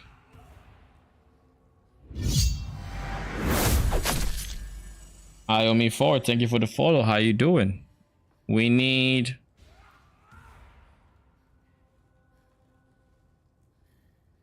some resistances. But it's going to be hard to get said resistances.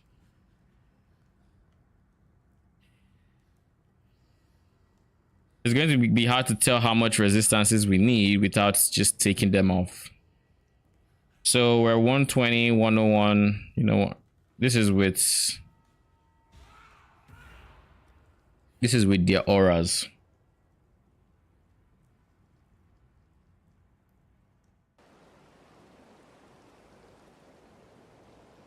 Do I think this still... Yeah, this doesn't tell the full story.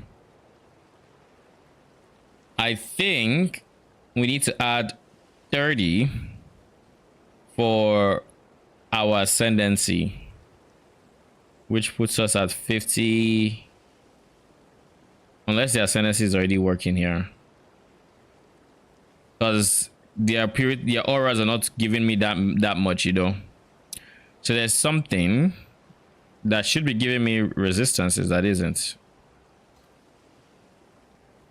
It's not jewels.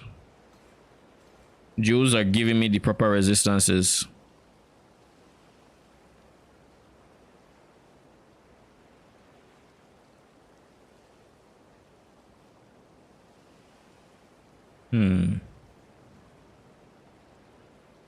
I don't know.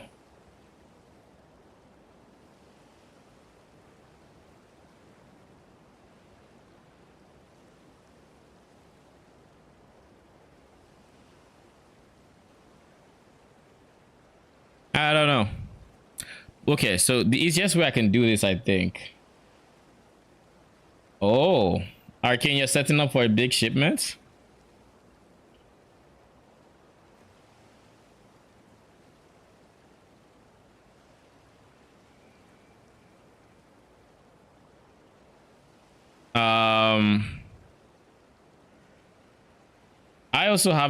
I've also been unintentionally just storing goods. No real reason. You know what so we have 10 auras here. That puts us -8 cold res. This is cold res that needs to be replaced. Basically, cold res needs a lot of work.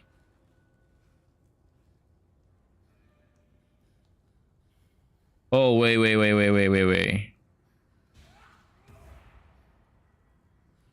Now we have no aura that would. We have literally no aura that would give us resist that is like off or anything.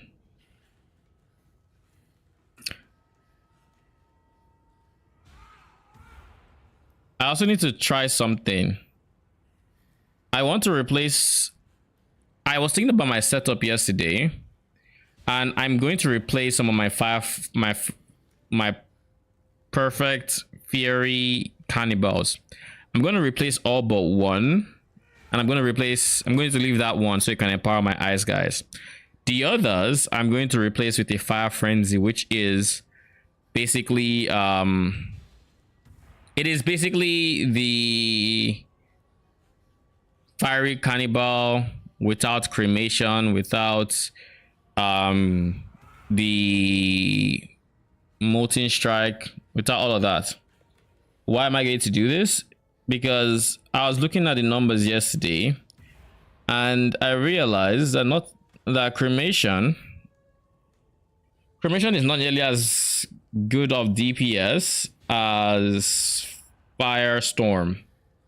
Like, it's way worse in terms of DPS, right?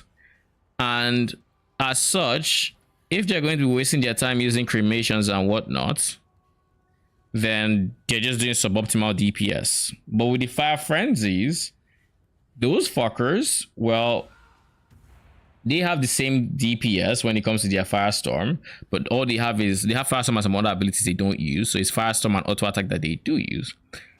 So I'm hoping that by using fire frenzies, I'm able to still get a similar effect.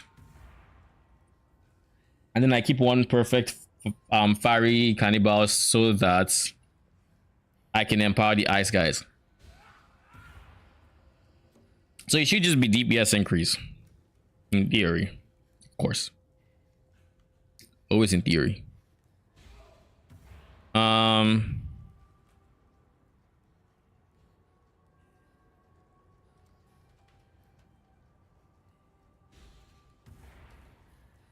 We don't need any resistances or anything along those lines, but we need a whole bunch of cold res.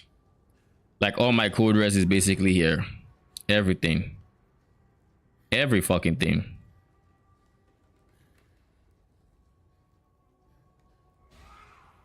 Fire res is kind of on the higher side, but that's all good. Anyways, so where were we? Total res. I'm looking for total to percent total early res. Yes. And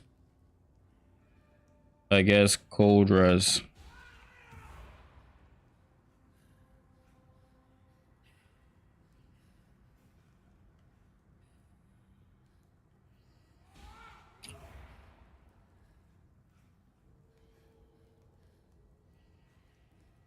There's nothing else I see here that is mandatory.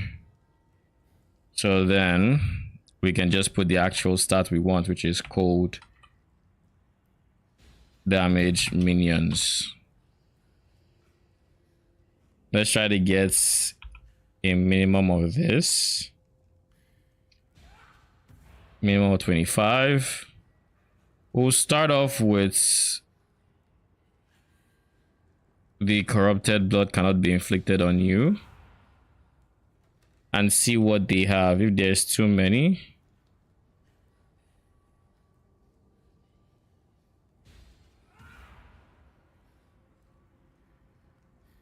are you gonna part with your corrupted blood cannot be inflicted? Yes, you are.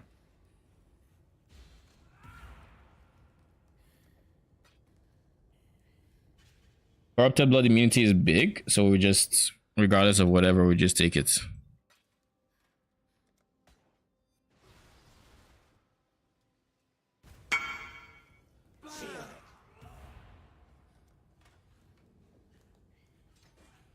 So that's one. Now we've lost some res, so we still need to worry about our cold res. That is fine. We can have a ring that has more res, replacing the movement speed, and that'd be fine. Oh yeah, we have the Unetals that is giving us cold res. Okay, let's get our Unetals. Because I knew I was more overcapped on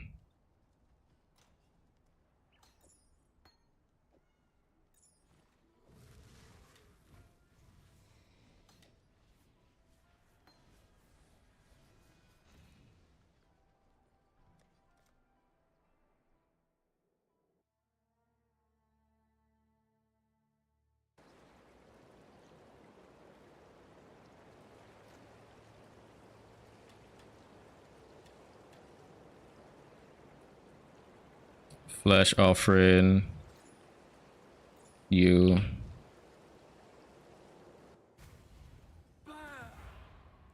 Yeah, we do have more res than I was talking about. We still need chaos res, but okay. So corrupted blood has been gotten. We no longer need that. We can remove it. Next is chance to avoid being shocked with at least this. The minimum I can roll here is 56. So I want to say 44 just in case I get unlucky.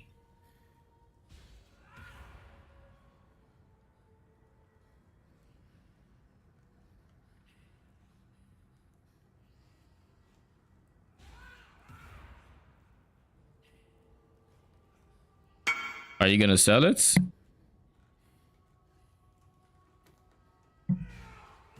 Oh shit. He is. It's been listed for 6 days, but he is.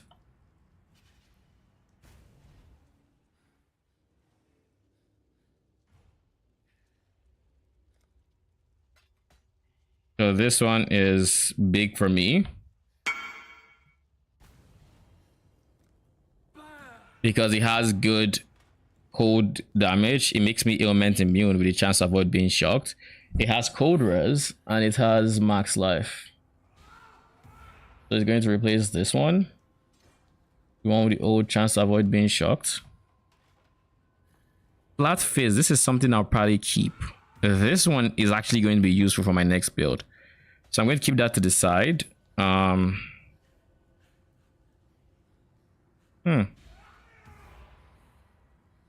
I'm going to keep this to the side. I don't even know where.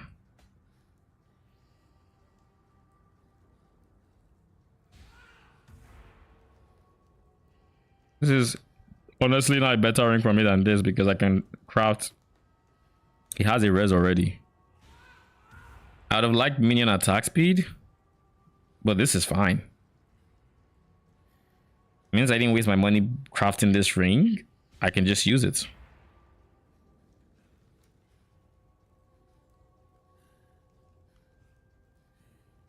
And if I really wanted to, I guess I could do suffixes cannot be changed, reforge, speed, and hope I get minion AS into suffixes, reforge life, and hope I get good life.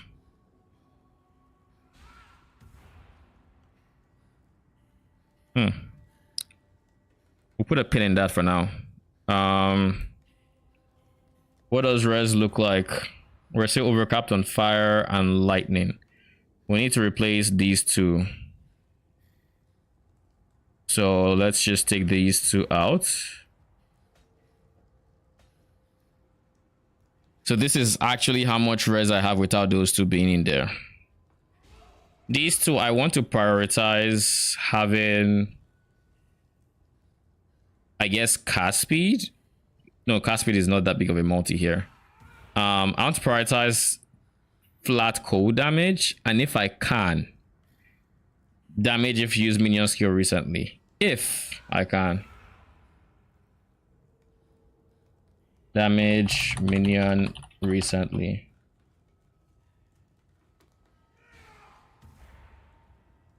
Now we turn off this. If it has res, good. If it doesn't, you know, all good. This is 6 divines. I'm not going to spend 6 divines on this build. Turn off res. It doesn't have to have res. This has chance to avoid being shocked. Chance to avoid bleeding. 16%, and then the cold damage and life. It feels too good to be true.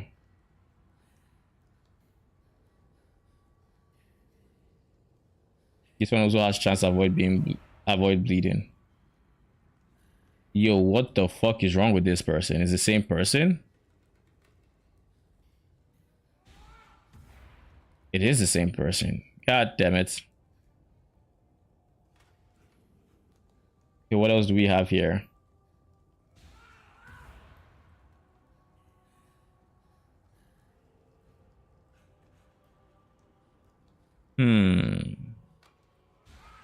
It's not bad.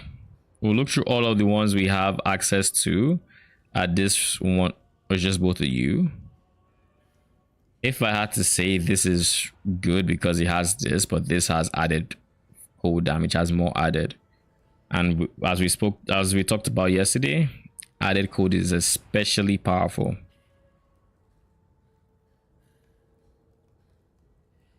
Plus, I'm not entirely convinced I want to not have a resistance in here, because like cold res is still kind of low, lightning res is still kind of low.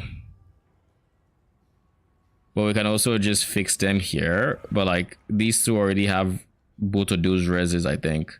This has lightning, so lightning is gonna drop. And then this has all. So cold. So basically, we're going to lose 10% fire res from here. 10% from here, that's 20% fire res. But fire res would still be fine because that'd be 83%. But you see lightning. Lightning is at 78. So losing 10% from here, 68. 10%, looking at 58. So that one needs basically 20. Then cold loses 10%, putting us at 47. So then we need 23 cold. So we need to replace 23 cold and 20 lightning and potentially some fire somewhere between 1, 2, 3. Pressing the reply. And keep in mind, I can always just replace this ring, but one thing is we would lose dexterity for it. Like I'm at 147. I need 126. So I could craft dexterity on here technically. But the dexterity is not going to be the biggest.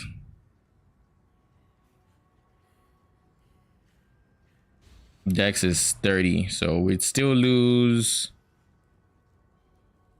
24, which is a lot. Hierophant, that's actually a pretty good name.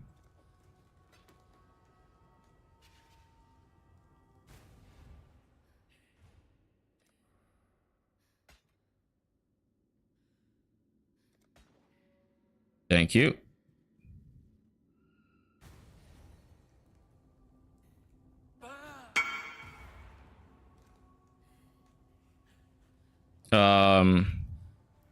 So this belt then gives us a whole lot of increased damage if you've used a minion skill recently, and flat cold damage.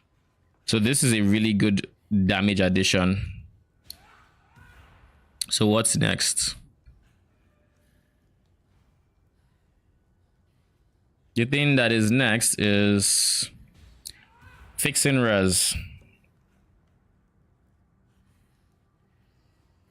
If I can also get a chance to avoid bleeding, that would be awesome. So instead of increased damage, let's go cold damage, total res, and chance to avoid bleeding. Because we aren't bleed immune.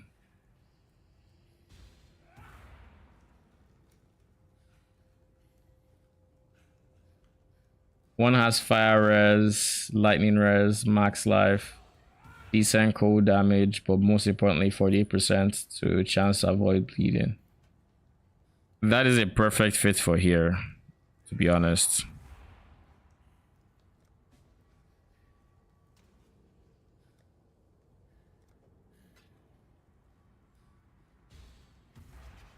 Basically every jewel is a divine at this point.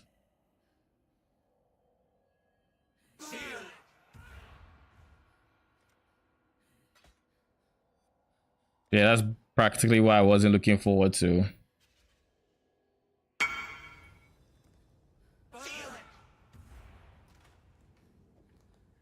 If I put it here, we basically become immune to bleeding.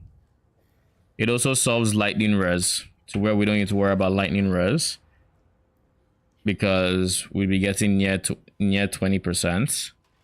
So it essentially replaces this one and then some. So then we only need to worry about cold res, because once we take away the 10% from here, lightning res goes to 87, and then we take away the 10% from here, 77. So it's perfect, but we probably still want to get some lightning res somewhere, you know, just somewhere.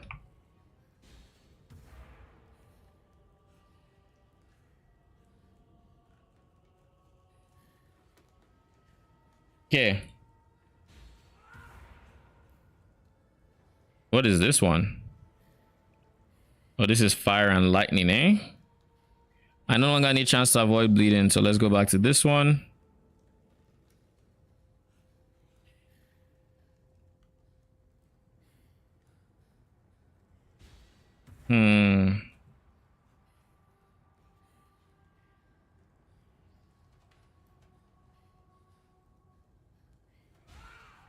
Let's fix cold res first.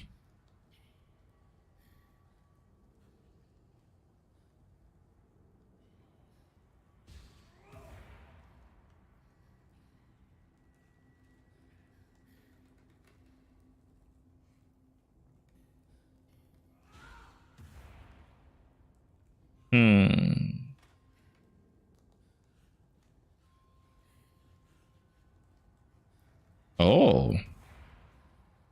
That can just be a little bit of extra damage on top. Cold, I'm partial to cold and lightning, because with cold and lightning,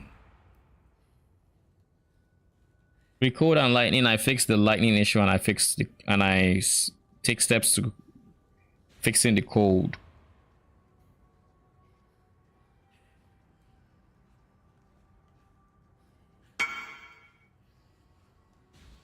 Plus, he has really good flat damage.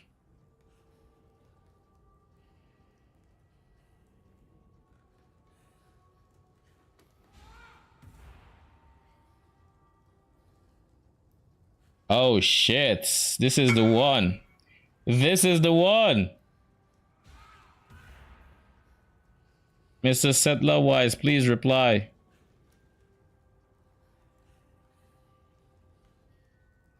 Why didn't I think of that? Yo, he just gave me an idea.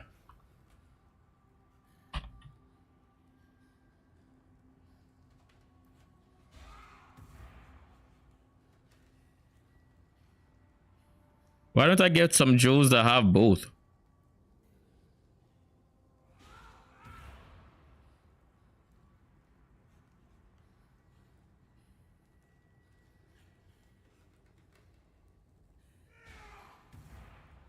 You know, like I can get flat code, I can get flat fine, I can still get life.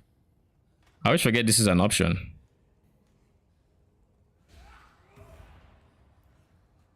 Oh shit. And still chance to avoid bleeding.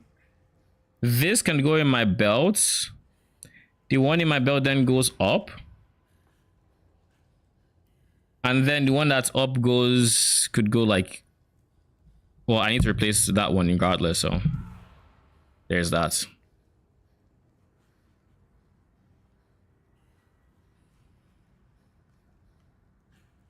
No reply, eh? That's unfortunate, but it is what it is. Yo, the game made me think.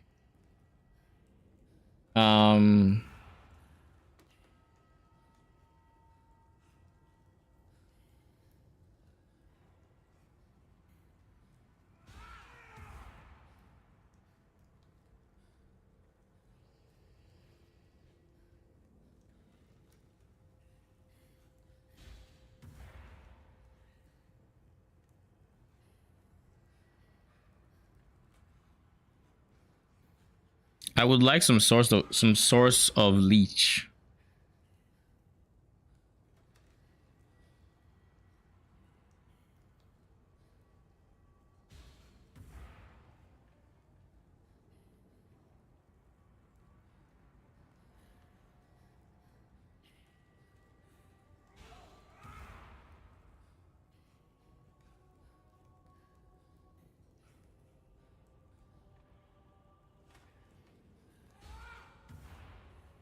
Chance to avoid being stunned. That's pretty good. 22 is gonna be like become like 40 something on the belt. But I also plan on getting immutable force, so I don't think I want to spend 3 divines on that. Okay.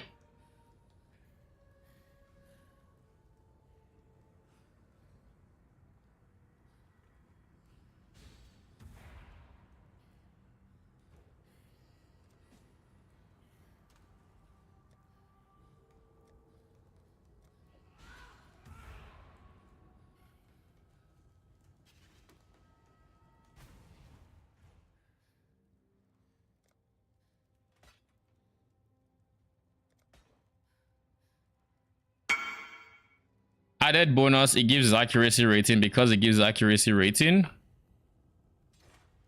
Because it gives accuracy rating, the cold guy's attacks, the glacial hammer should be slightly better. Now this last one is going to need cold res. Like it's non-negotiable, cold res has to be in there. Mostly because we have this one here, to be honest. Let me see something. I just want to see something. Is there a jewel like this? It doesn't need to have res, but it has cold, fire, lightning, life, and increased damage. Nothing. Wouldn't that have been wild? I'm sure there was something. It's just not in the market.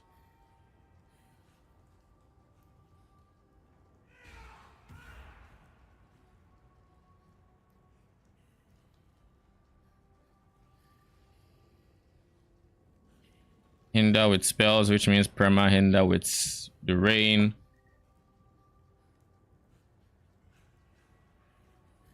I like the idea of this one though, but I think I already tried to get it and I wasn't replied. Let's just say.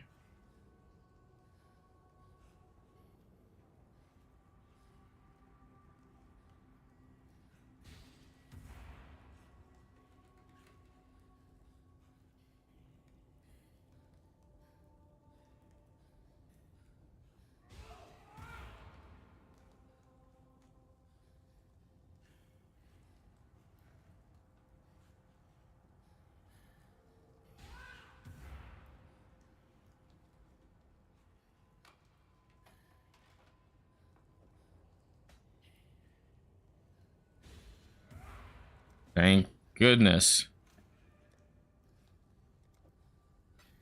And this, I think, is the last one. I don't need to worry about gems anymore. Thank goodness. I'm done. I'm free.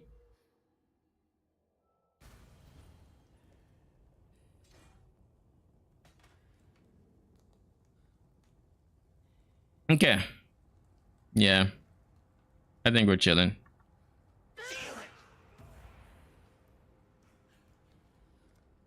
And then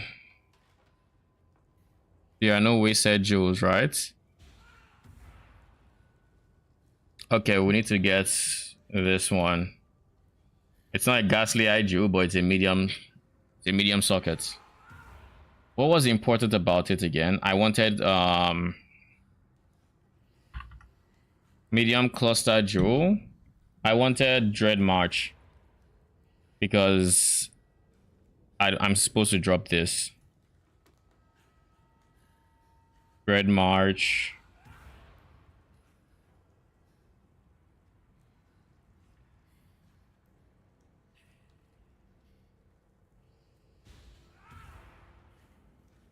Adds a max of 4. I guess not 4. I want 4. And let's open POB.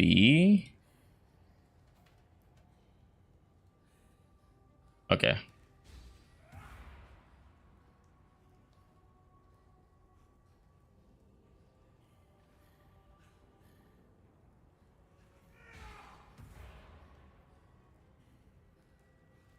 Yeah, Dread March is important. I would like... I could get some dexterity on it too. Feasting Fiends is also cool.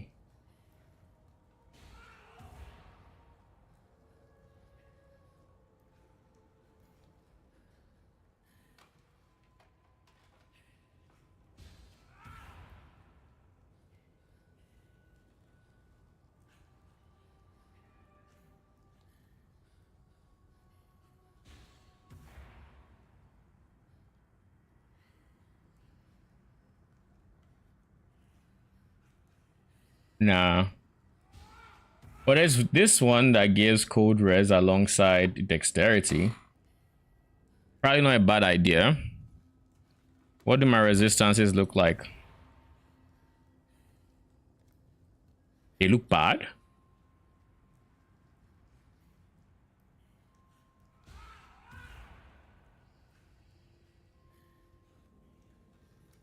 God.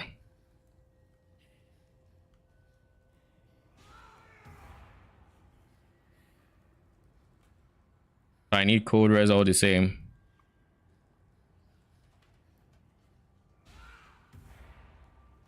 Can I lose 24 dexterity? 20 is 135. Yeah, I can. Okay, so we're going to do that. We're going to switch rings.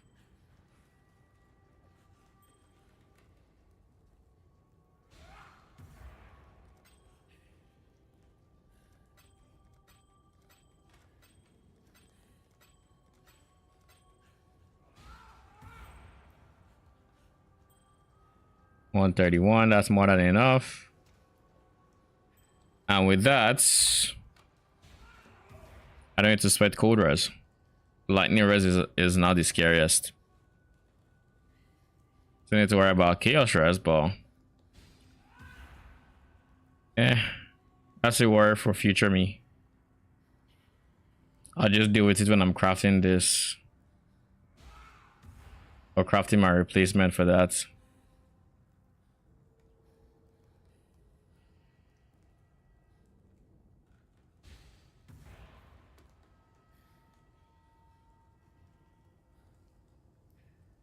Why did I settle for strength again?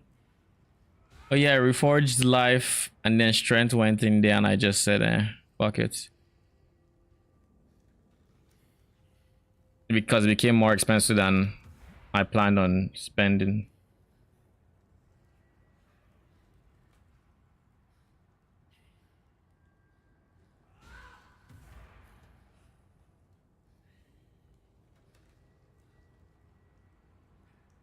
Passive life.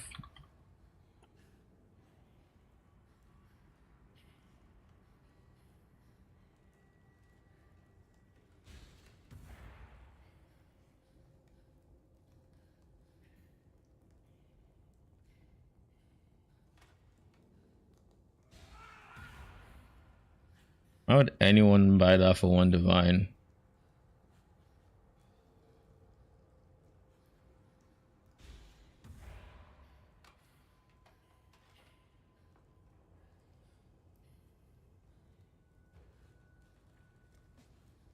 Ten chaos.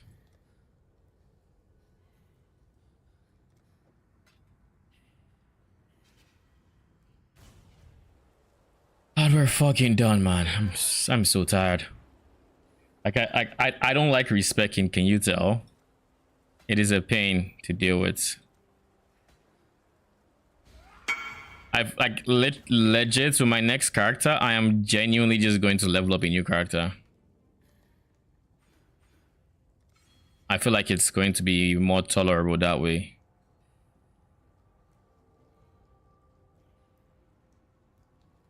I need to get immutable force.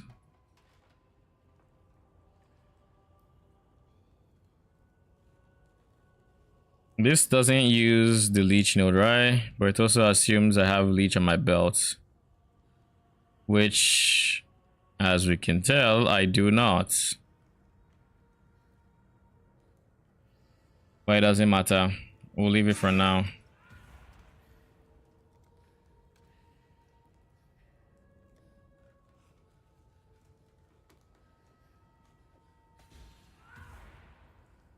Wait, these are not 20C though, so just going to keep them aside.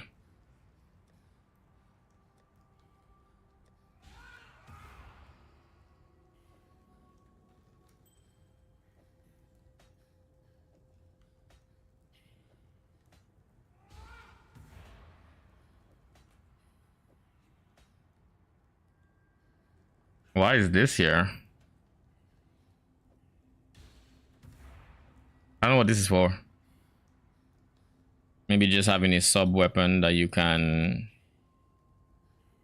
I don't know. I'm gonna keep spirit offering. Okay, let's attempt on a Phoenix, shall we? I feel like Phoenix is ironic because he specializes in fire.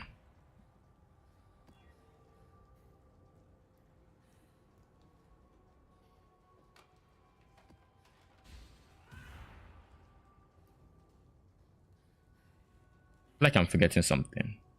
Oh yeah, now I remember what I'm forgetting.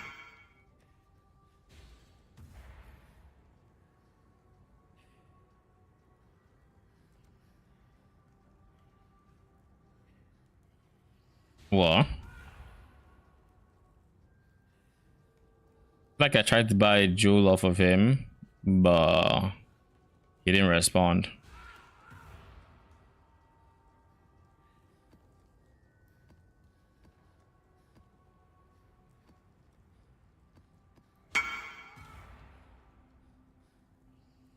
Okay.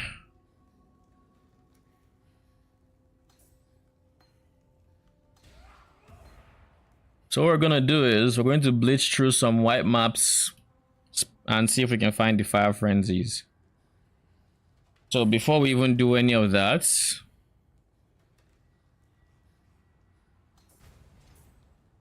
let's do this.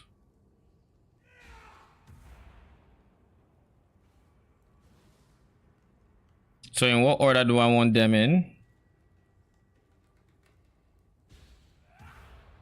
Frozen Cannibal, Fiery Cannibal.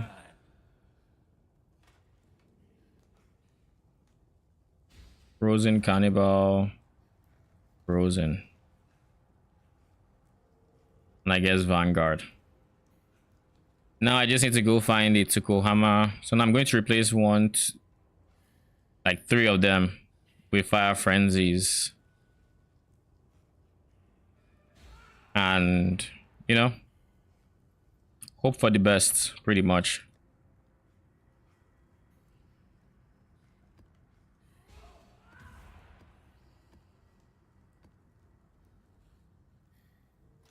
Yeah, I think I'm done with the ritual strats. It's meh. Just to confirm, I have this. Yes, I do. This is the T17 tape tree. That's also fine. Ooh, jeez.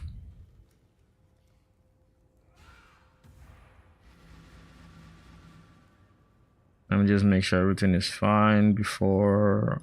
Yeah, seems. I know we're throwing away 3 perfect fiery yada yadas, but. Freeze! Freeze! Freeze! Everything dies. Die!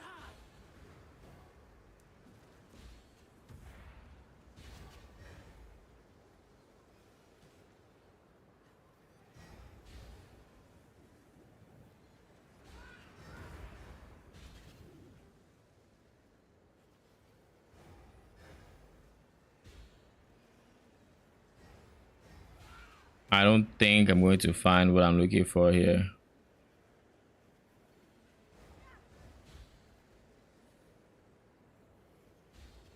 Fuck is an impaling abomination? Yeah, it's not in here.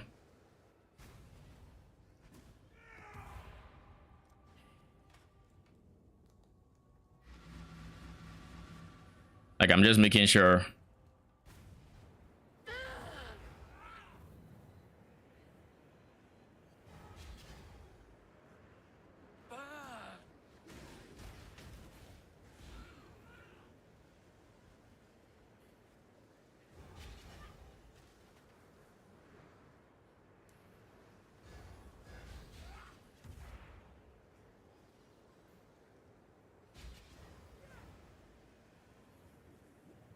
Charge Colossus. Okay, that gives me hope. That's a T17 right there. It gives me hope that this method still works. To be fair, bearded bowtie I think might also be one. I don't remember, but I think it was.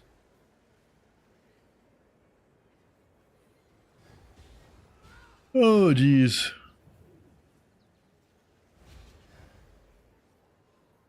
Yeah, it's not here.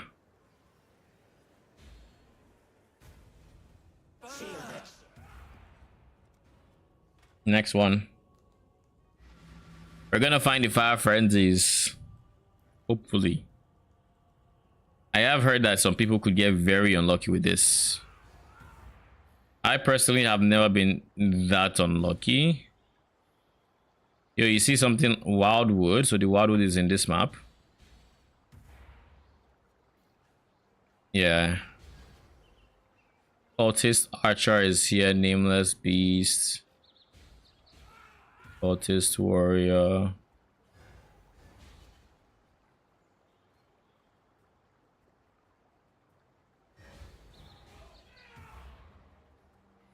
No, nothing yet particularly interesting.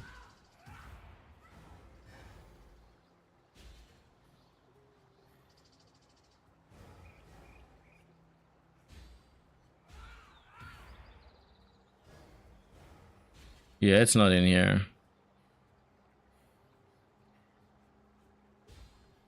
Next map. Feel that shit!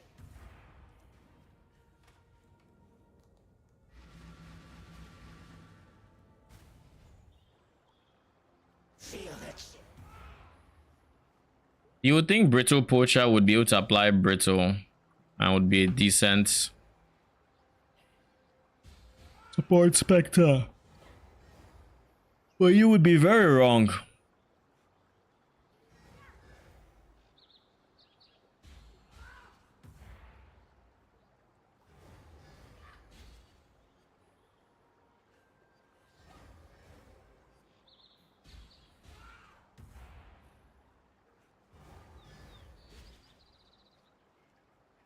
Really?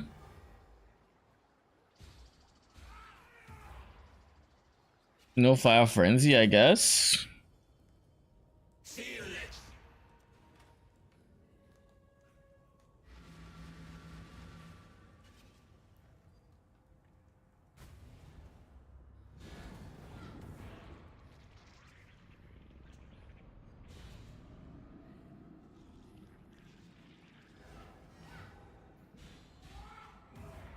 Leaping spider, that sounds.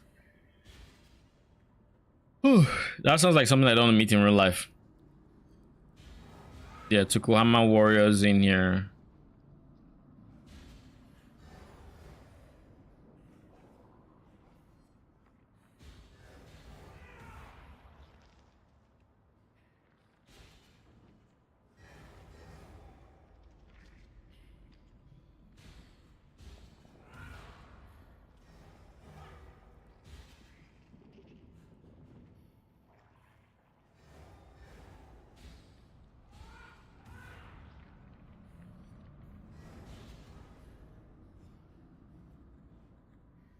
Nah, shit ain't here.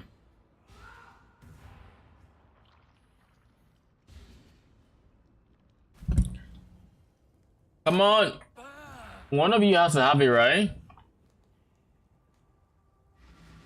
At least one of you.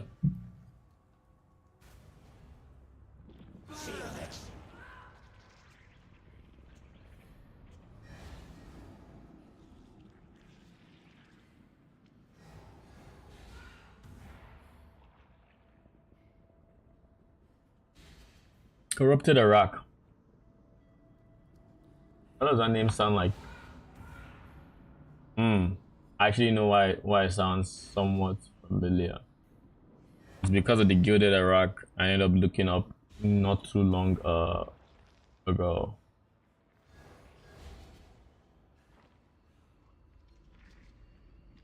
Come on. You can do this. I believe.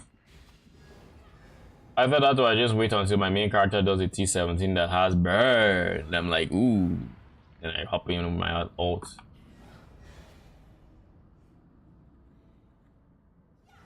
Those are the two choices I have. But yeah, it don't look like I have it in this map. One thing I will say, the in-map desecrate changes make this go a whole lot faster. Like you actually see every single Spectre that's in there pretty quick.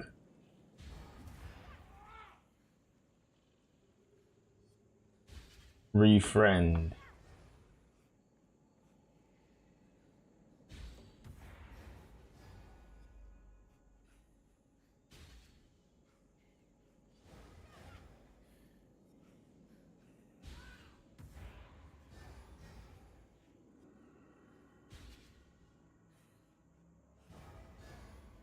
Ooh, necrotic bones are here.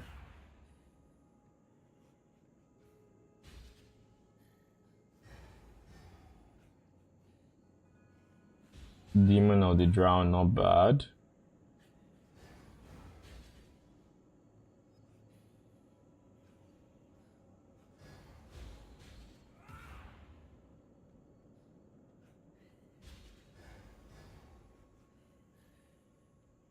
I don't think it's here.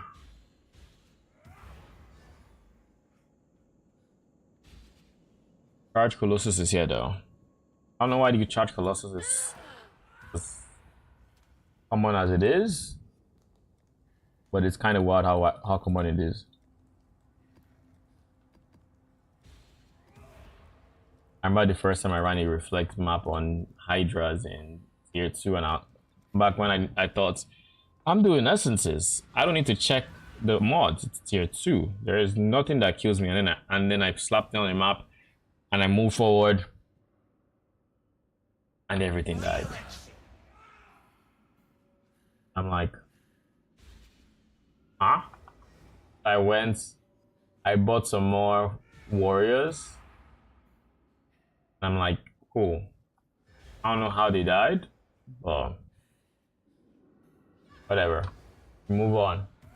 Next pack, they die again. I'm like, bruh, what is going on here? I went to buy more. And when it was at this point when I went back in, I'm like, and I watched, I'm like, what the fuck is happening? And I was like, oh no, oh no, it is reflect, isn't it? Because they just blew themselves up real quick.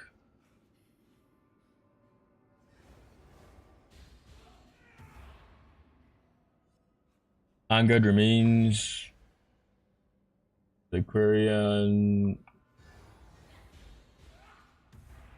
Lightning Protector, I think, is the one that uses the lightning orbs that go back and forth. A bad one. Not good, but not outrightly just terrible.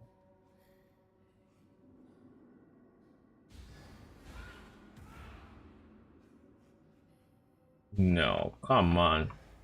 Don't do me like this. Okay, give me a second real quick.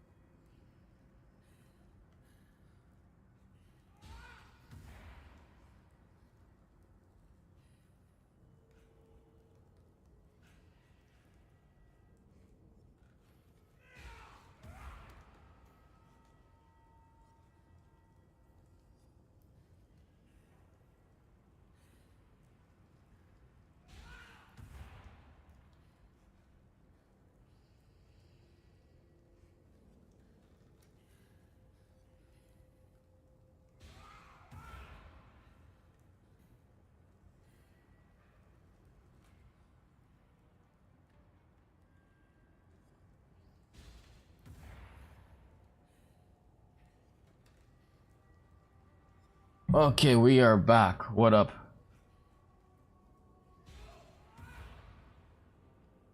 I have a bit more energy now after walking around and I can find this. How much first do I reckon? Value?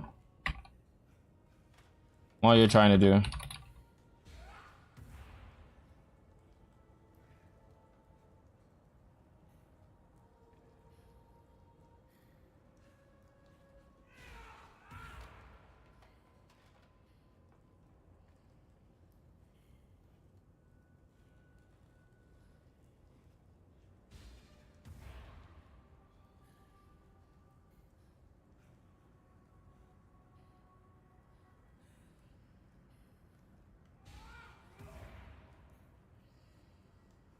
Oh, dust.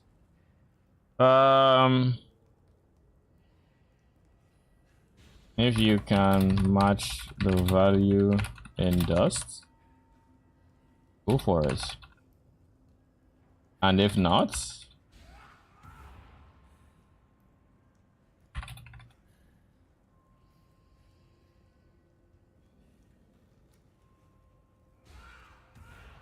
to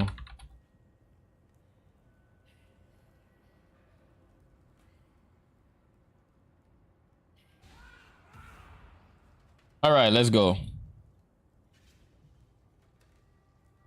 This is where we get Fire Frenzy for sure. For sure.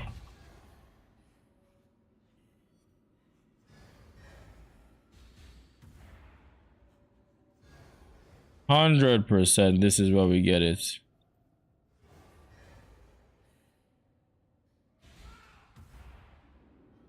Give me a bit of hope, didn't ya?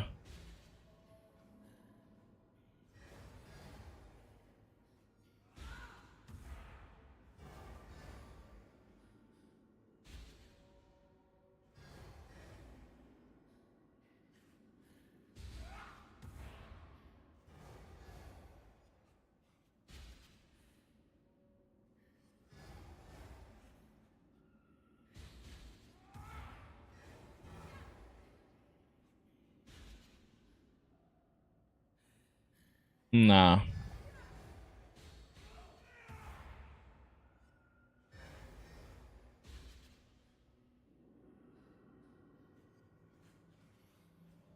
POEDB, Fire Frenzy.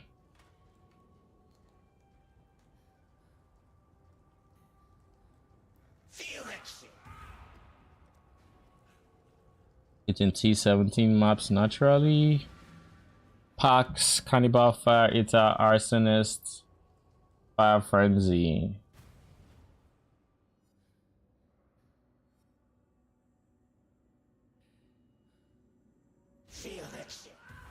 The fact that it's a T17 mob, which means there isn't really a mod I can try to alt for that would 100% bring it, you know. Cannibal, Fire Eater. There we go. Yeah, I saw the Cannibal Fire. Like, wait. I just saw this shit right now. I just saw that you're in the same pack. Yeah.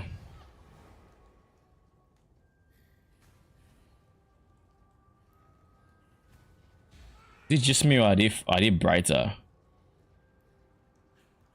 Yeah. Everything is done now.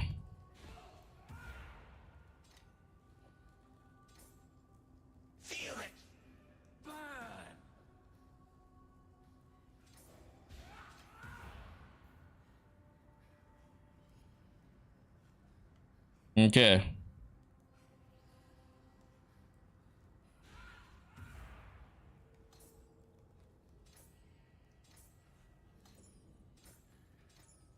This way I just have to put the script in here and then spell echo comes out. Remove flesh offering. Yeah, that's pretty much it. Remove spell echo, remove the script goes in there. Flesh offering comes out. I get typically 3 gems out. Spell echo, offering.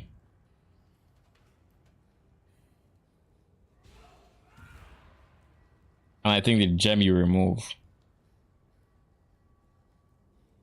Yes, but if the gem you remove is spell echo, then only 2 need to come out. All right, I think we're ready to try Phoenix. Yeah, let's go. No Skirabs, not a juice map. I don't think my defenses are set to handle juice Phoenix.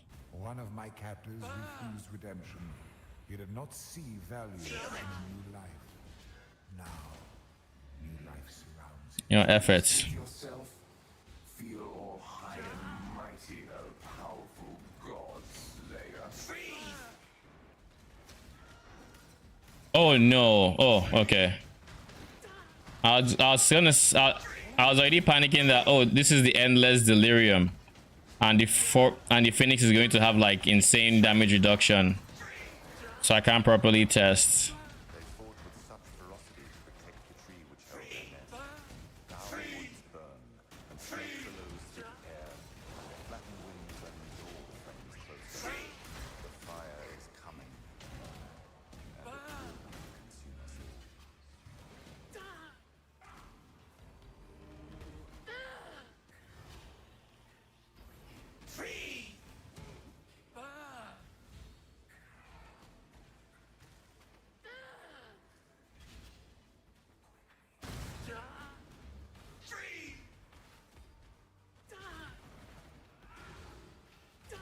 I need more mana.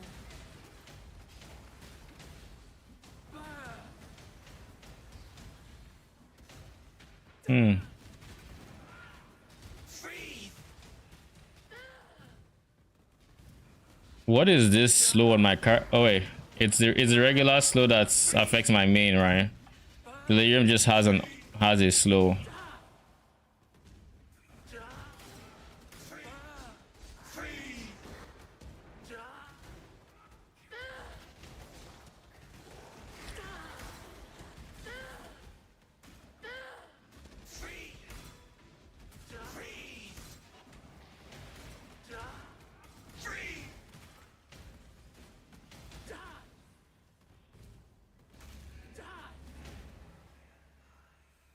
Damage wise, it's not bad.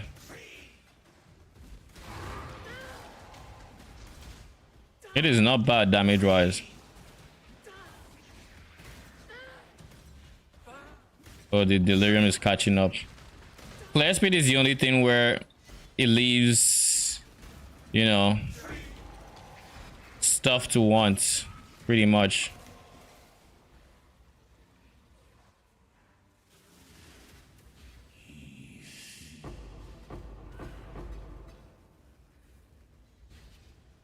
Is there anything good here?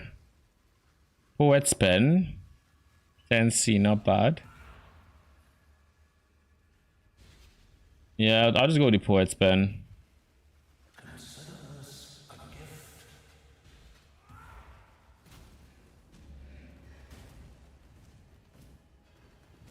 I kind of want to level up because before I face... Okay, I can't. Oh, here goes nothing.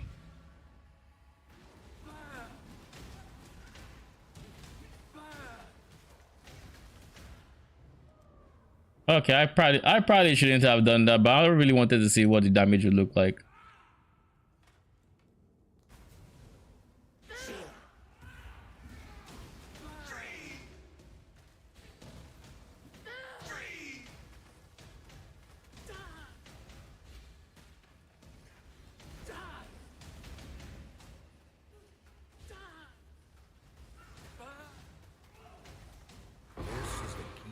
Crucible that stretches the sanity of the mind.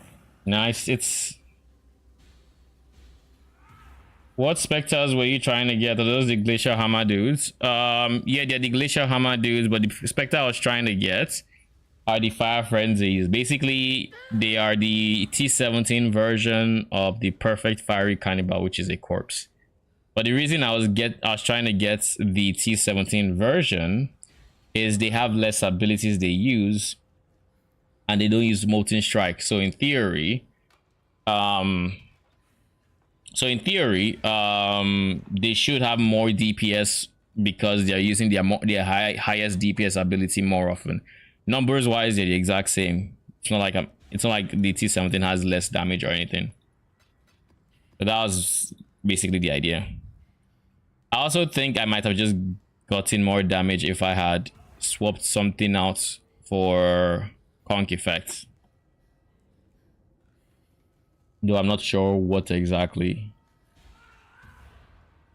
Well, Echo seems like a no-brainer, but wait, let me see. Let me just make sure their Firestorm is echoable. Yeah, it's multicastable, so it's a no-brainer.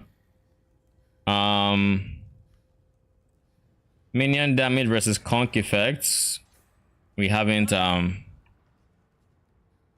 it's undecided. So let's run another one. We're staying away from Hydra because we aren't even capped on res. Phoenix, okay. We'll use the Phoenix again. Unique bosses are possessed. Naji. More monster life. Cannot inflict exposure. I mean, we'll deal with it.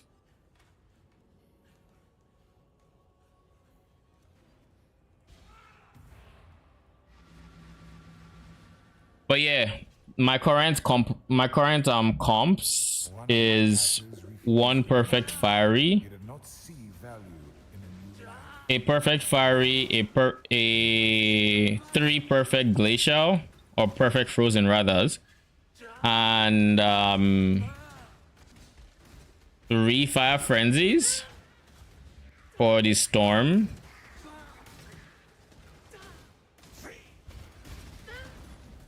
That's currently the comp.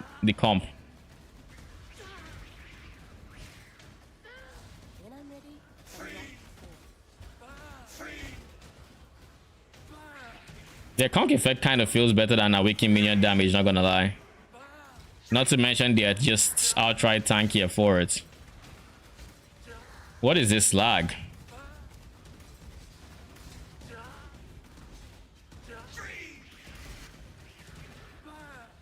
I do think they say die and burn more often than the fire frenzies do.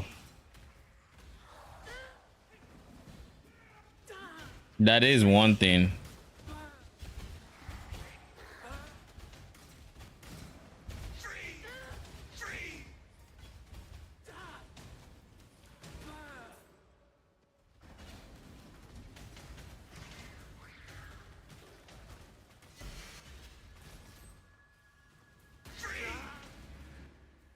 Anyways, with conk effect we cover less area, but our rain is more concentrated, so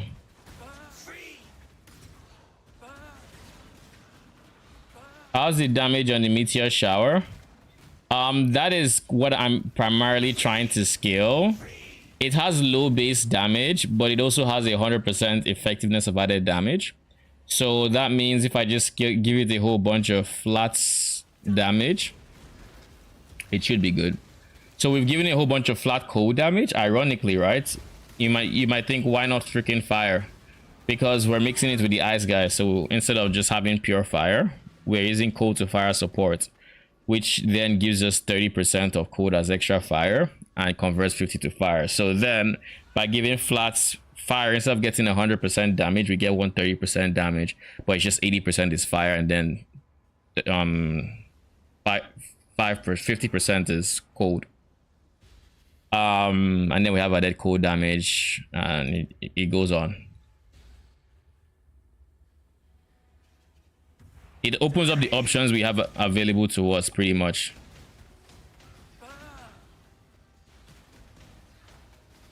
But yeah, when they do have the rain, it stacks up. I don't have the tankiness to just sit and watch the damage is the thing. I want to, but no, we don't have the tankiness to do that.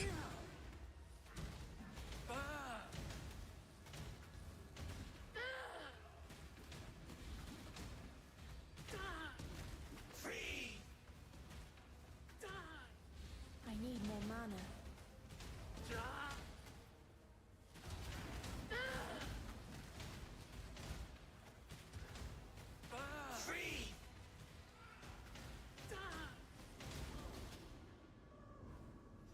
Oh yeah, they have 83% more monster life, so it's not an exact 1-to-1 to the last map, but you know.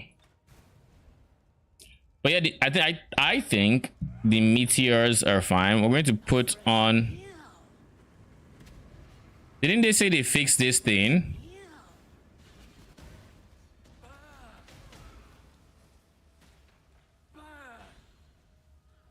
This is the key to a crucible that stretches the sanity of the mind.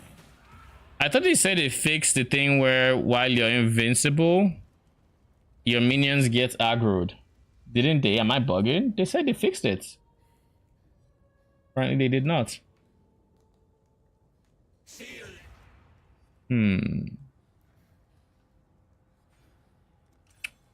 Well, with this one, we can get tanky because now we can go for this one once we get immutable force, yada yada. Do I really want to push this build even further? I don't know that I want to. I don't know that I want to. On paper, it should be fine. But in practice, it's kind of awkward. And you might be wondering what parts are awkward. Well, the part that's awkward is if at any point anybody moves, well, your damage just goes to shit because they stacked it on this one spot and now they've moved. If you spread the AoE to where it could cover a bigger spot, you have less single targets. If, like for example, I'm basically conk effect is dragging a spot with awakened minion damage. But awakened minion damage has a higher more multiplier and it gives a level to the minion gem. So it's insanely more damage, but because of the AoE not being reduced, that's a problem. I don't think I'm scaling AoE anywhere except Plaguebringer. So it might be an angle to where Plaguebringer is just not an option. If I remove Plaguebringer, then I'm probably gonna go this one.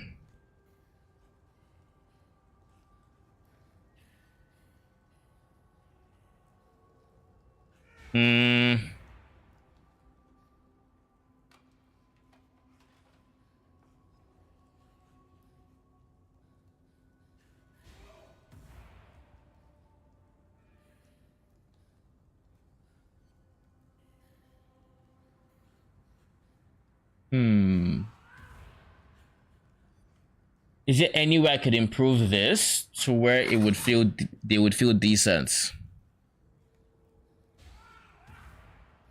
I could run more fire frenzies and drop some of my ice, and that would lead to more firestorms, more single target, yada yada.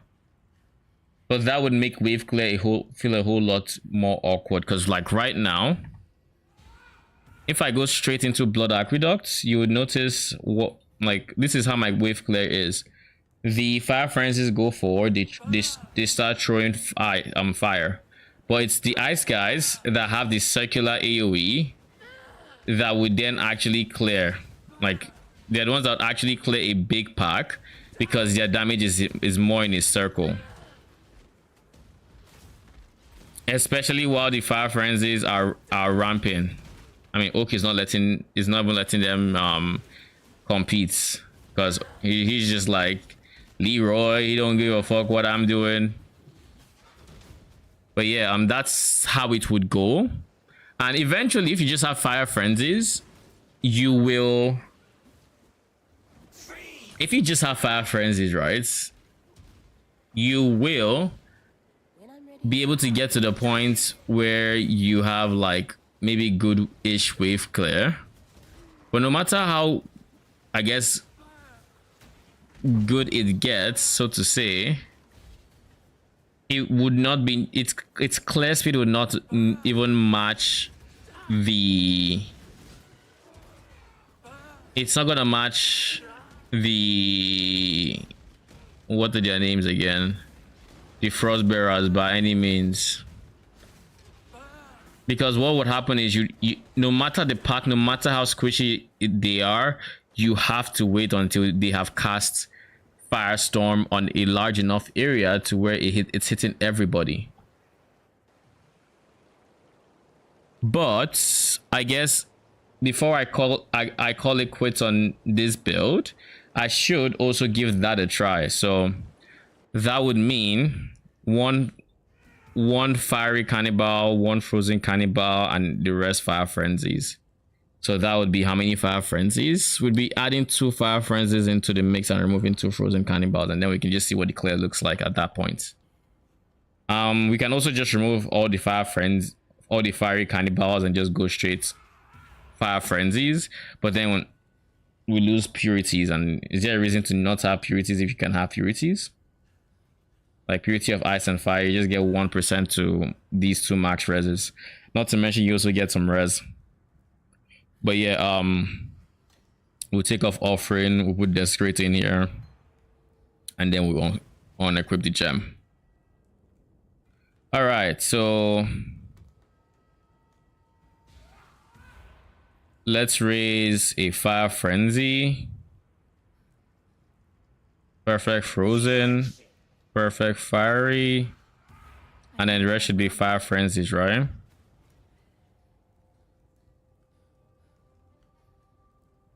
Fire frenzy, Yokohama Vanguard. Yokohama Vanguard is for the exposure, by the way, in case you're wondering.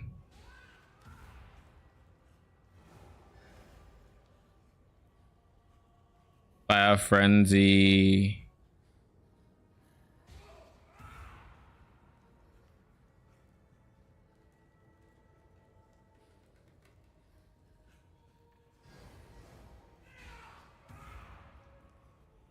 Fire frenzy. All right.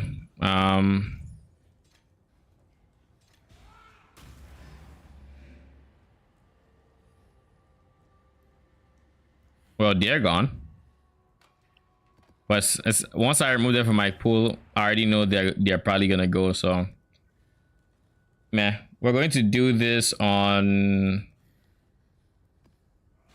I guess, augmented and see how it goes. Might as well. Let's hope we don't get too different of like damage mods. This one has more life. Chance to drop an elder item.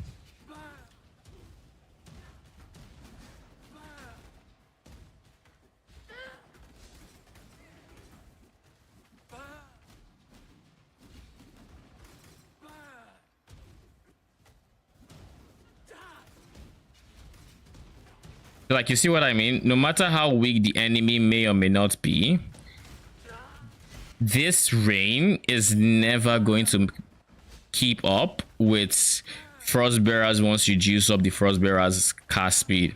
And keep in mind, this is these are Spectres that we are. Oh nice, I have a level 20 raise Spectre. Keep in mind, these are Spectres that have unending whatever Soul Eater, pretty much. They have Soul Eater, but well, let's just say you can see how fast they are casting their Firestorm. And I don't think you can increase the projectile speed. And I don't think increasing the projectile speed is enough, or is the sole cause for whatever else. But single target, like here, you should see that the single target is good. You and I were allies once, even friends. I am everywhere. Annihilate. Great class will serve. Like, this is 61% more monster life. Open your mind. Every friendship. It has a ramp up time, but once they get going, they can keep going.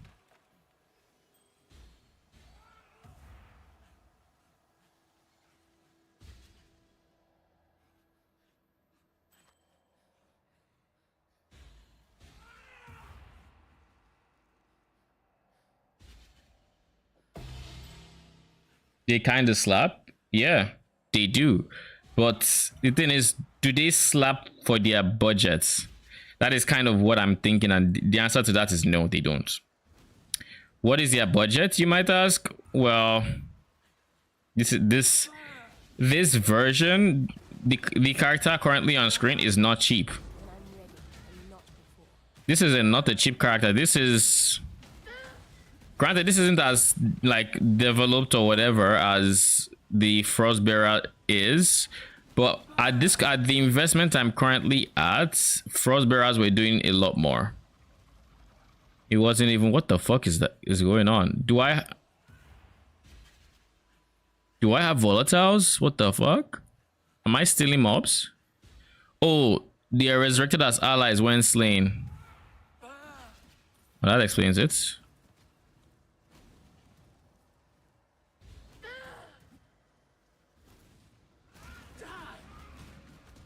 But yeah, this is not cheap. What do I mean? This is using my aggressive wand. This is using fractured +1 Spectre chest. This is using Unetol's Vow. This is using expensive jewels. Like each jewel cost me like a divine pretty much. This is using awakened gems. It's using so much, like actually so much, to where it's just like, is it worth it? Is it really worth it? I don't know that it is. But anyways, it is what it is. I don't think this is worth pushing further. I don't think so. I don't think this is worth pushing further. But I do still have good news, and that is we have a next build that's I wanted to play, I guess I should say. I made a POB for it last night. I'm still not done with it, and let's just say it's gonna be nice. It's gonna be fun. But before I even do anything, I kind of want to confirm a few things in trade. This is not going to be it is a minion build, but it is not going to be a Spectre build, but rather it is going to be an AG build. It is going to be AG. It is going to be using it is going to be using Chains of Command, but it has a twist. It has a pretty fun twist where with typical Chains of Command, I think we're capped at 14 minions with typical Chains of Command, but with some extra investments we can get to 21 minions, and we're going to be scaling poison. We're going to be scaling poison, and yeah, it's gonna be fun. We're going to be using auras such as, oh wait for it, hatred. So we're using hatred, we're using malevolence, you know, typical poison stuff. Of course, no covenant because Chains of Command. Explode AG, so Claire is going to be Chef's Kiss. Only thing is, AG's gear is going to be crafted, more or less. Like, look at that rain. That looks beautiful. It actually looks beautiful, but it's the work of ramping. It actually looks beautiful. I won't lie. One more thing I'm not the biggest fan of is this build's defenses are also kind of lacking, but not because of anything, but because of levels.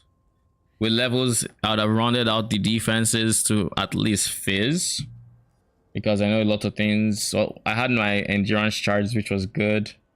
What was missing? Many jewels. This is missing. This is missing. This is missing, and these were big parts of the defense. Chaos Res isn't capped. There were a lot of holes that I didn't fill in the defense, but it's mostly because I wanted it to show that I had potential first, and it just kind of didn't do that. So I just like yeah, you know. But yeah, if you want to try to scale it, you know, you can go for it. I think, of course, scaling flat damage is the way to go. You could scale Pure Fire. You could scale Pure Fire without the whole cold to fire shenanigans. If you're not using cold to fire, you can honestly just have conk effect in there instead. Like in this spot, you could use conk effect, but then all the cold damage we just got would All right, let's actually just try one map with just this setup. It's not optimal, like I said. We still have flat code, but it's worth a shot. Time to burn. This, you know, one thing that could really help this setup. One thing that could really help this setup is dropping the AG, dropping the Wraith Lord and getting an AG. That is one thing that could help. If you were to drop it and you were to get an Explode AG, that would take care of your clear. And then from there, single target. The only problem with the single target is then you only have 5 fire frenzies to work with. Whereas like here we have, how many fire frenzies do we even have to work with? We have the perfect fiery, we have 8 minions. Perfect fiery, or no, let's count the non-fieries. Frozen and Tokohama Vanguard. So that's 6. We're working with 6 fieries, right? Or fire frenzies rather. Whereas with the Wraith Lord setup, we had 5. We would not have any purities and yada yada. We wouldn't be able to fit in the ice guy, but we don't need the ice guy since AG would handle clear. This one has power charge, frenzy charges. So they're gonna deal more damage, eh? Okay.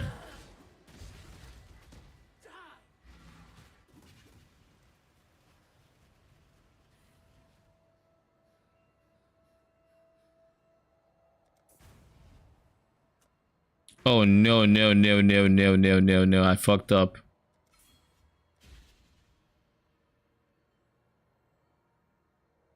I fucked up.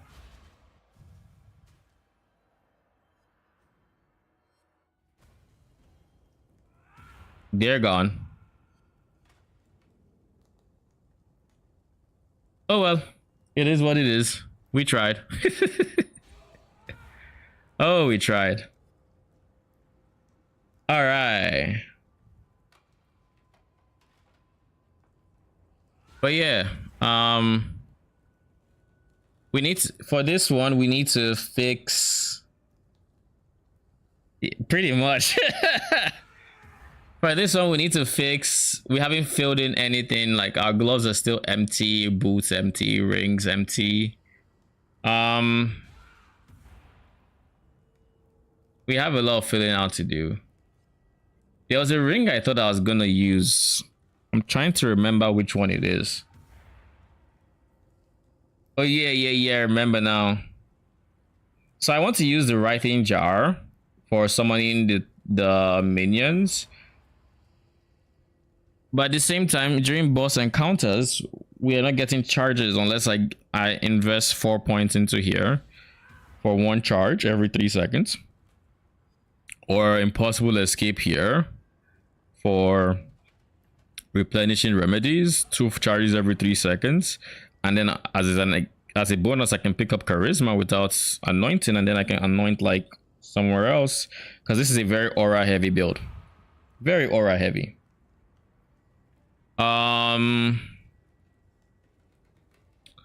Currently we only need to worry about fire res and chaos res with the setup we have going on, but I am thinking about dropping my Mahozotto for a 90% block.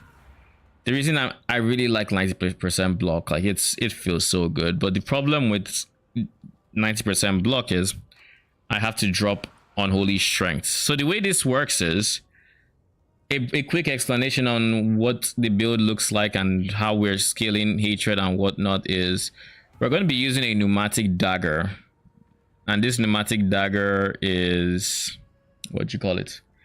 This pneumatic dagger makes it so all damage from hits can poison, and therefore your animate guardian weapons can use any type of damage, be it elemental or chaos or physical.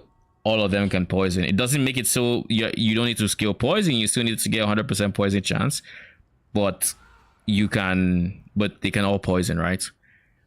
So by using this, we're able to, get scale elemental and still scale chaos. Now, we are going for physical damage on the weapon. You might be wondering why there's so much physical damage when all damage can poison and we should be scaling elemental. That is simply because by getting as much flat phase on the weapon as we can, like giving the weapon as big PDR or physical PDPS as it can have, we are able to take advantage of things like awakened added fire damage. And you might see here that we have an animate weapon or self-reflection linked here. That is because of chains of command. With chains of command, it makes it so you cannot have non-animated minions. But you know what is animated? Animate weapon, and in this case animate weapon or self-reflection. So what we're going to do is we're going to equip one of these daggers and we're going to give our AG one of them. So the AG would summon its 14 animate weapons, and then you can also, you in single target scenarios can also summon 7 more to give you 21 weapons, all fighting for you to achieve the same thing. The only caveat is because this is, you know, a gem, you need to link your chains of command versus having it unlinked. Because like with the other setup with just the animate weapons, you would have a situation where you just needed 6 sockets. You didn't care about the links. You just get 6 sockets. You're good. You link it all. You even went un at all. So you'd have an 8 link animate guardian weapons. But like this one, you now have 2 7 links pretty much. But then you have 7 more minions. And since it's poison, the numbers really matter because it's just more poison stacks.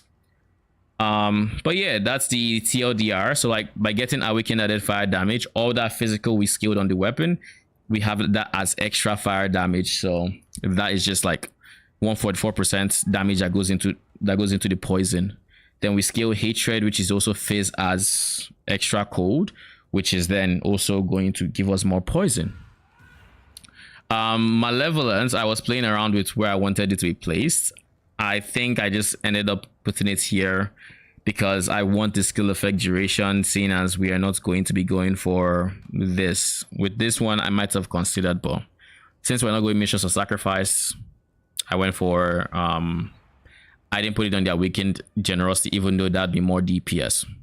Now, why did I not go missions of sacrifice? There are 2 reasons, 2 primary reasons why I chose not to go missions of sacrifice with this POB.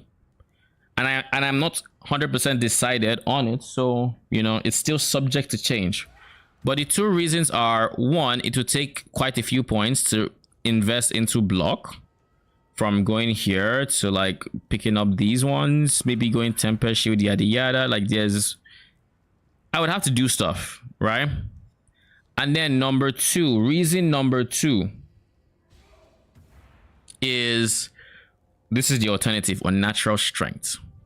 Now, why is unnatural strength just OP or really strong in this case? It gives us wither on hit. Like, it's that simple. Converting physical to chaos damage also has the added benefits of making it so once we cast despair, once we have temporal chains, because we're going to still use despair to scale the poison damage since it's going to be chaos. It's chaos dot, right? So we still need despair. We're still trying to reduce their chaos. Yeah, chaos res. Yes, that's what I'm looking for. We're trying to reduce their chaos res, yada yada. So we still want to. So if we then convert physical to chaos, well, that physical we just converted to chaos is now just doing more damage. First things first, and then of course, wither. Like look at the DPS difference. Just take a peek. We 100% as chaos versus not chaos. So like this is a non-negotiable node right here. The question, I guess, the true question is, do we go F and F for Mistress of Sacrifice? And by picking up Mistress of Sacrifice, we can then still go block? Maybe. But you know, one thing I also want to prevent, I do not want a situation where we are very suffix reliant. I hate characters that have insane suffix pressure. And the suffix pressures could come from using many uniques like A, like B, because regardless of what I do, my shield is going to be unique. The question is, which shield am I going to go? You know, Mahuzotl. The reason we went for Mahuzotl is we're able to convert 100% of cold and lightning damage into fire damage alongside tempered into other damage. So 50% goes to fire, 50% goes to chaos. That's why we went Mahuzotl. The alternative, there's a shield that converts 40% of fire and cold to lightning instead. So you then, and then with divine flesh, you go chaos and lightning, but then that needs a watcher's eye to complete 100% conversion. What else is there? So that is option 2, and then option 3 was just the 90% block shield. Now I think I've explained why the 90% block shield was not the most appealing because of the points and yada yada. But the reason why the lightning one was less appealing is because I would have to go divine flesh on my timeless jewel, and that means I have to pick a location that does not affect my build too much. Now if you were to look here, you would notice I'm kind of using stuff in everywhere because it's a big circle. It's the blue one. So if I had to pick here, this disappears. I no longer have I'm no longer giving my minions chaos res. Now in this build, you do not want your AG dying at all, because the moment your AG dies, a big chunk of your damage is gone. You no longer have your 14 minions. You still have your own damage, so like you're not just bricked, but you don't want that to happen pretty much. So you want defenses, and defenses come in the form of you have this wheel, you have this wheel.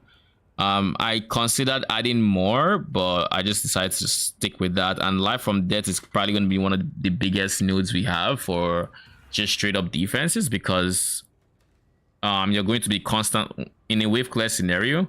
You're going to be constantly replacing your I want to say, animate weapons, and so they would, because you're replacing, it counts as deaths, and your AG is just constantly recovering. Like,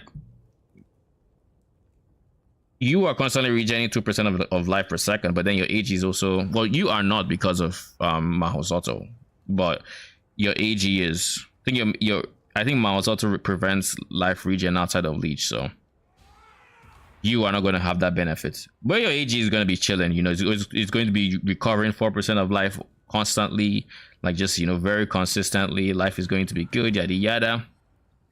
And yeah, and then we just have Blessed Rebirth. I'm thinking of removing Blessed Rebirth because I just don't see it as being important, but this is non-negotiable. Like, this is not negotiable. You either take this, or you take the mastery that does the same thing, which is minions recover life on minion deaths.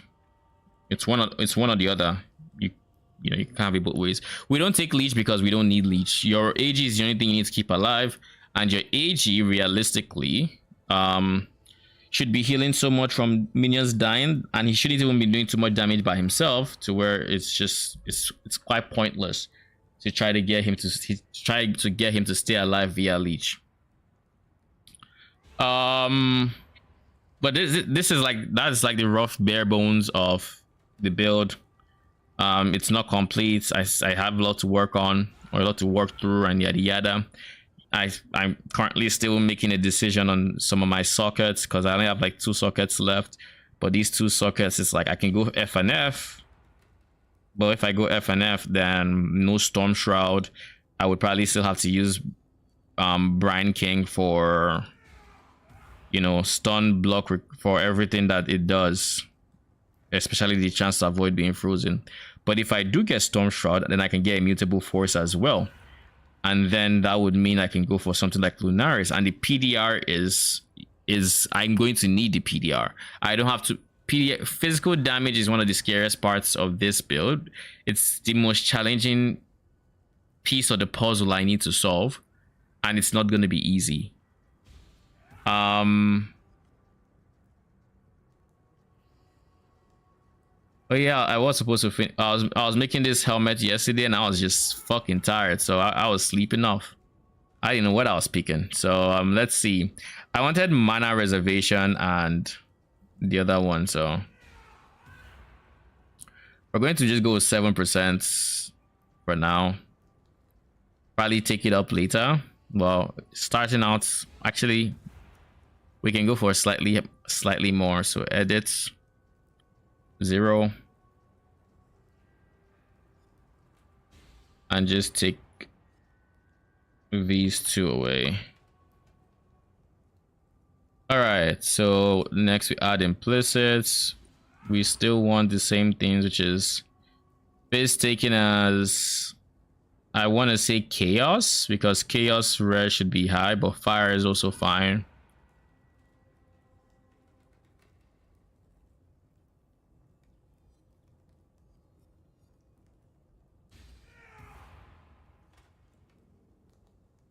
Wait, what the hell?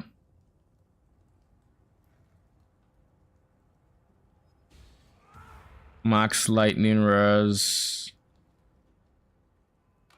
All these have increased effect, increased AoE.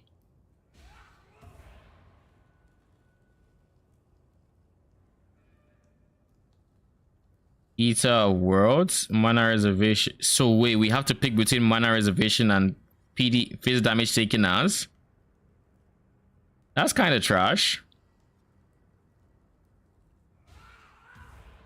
I didn't know that was a thing. That explains why I didn't make a decision yesterday.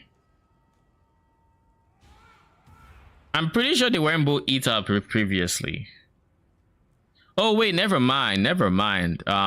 This is phase damage taken as, and I think we can still get reservation via this. Yes, this is how we used to do it. So you get 10% from there, and you get 8% from the implicits. And then for Exarch having plus the maximum lightning res is reason to spec for the lightning variant, but odds are I would like curse effects, but I'm not going to be using any of these curses, I don't think. So we're going to go maybe fire damage taken as recouped as life.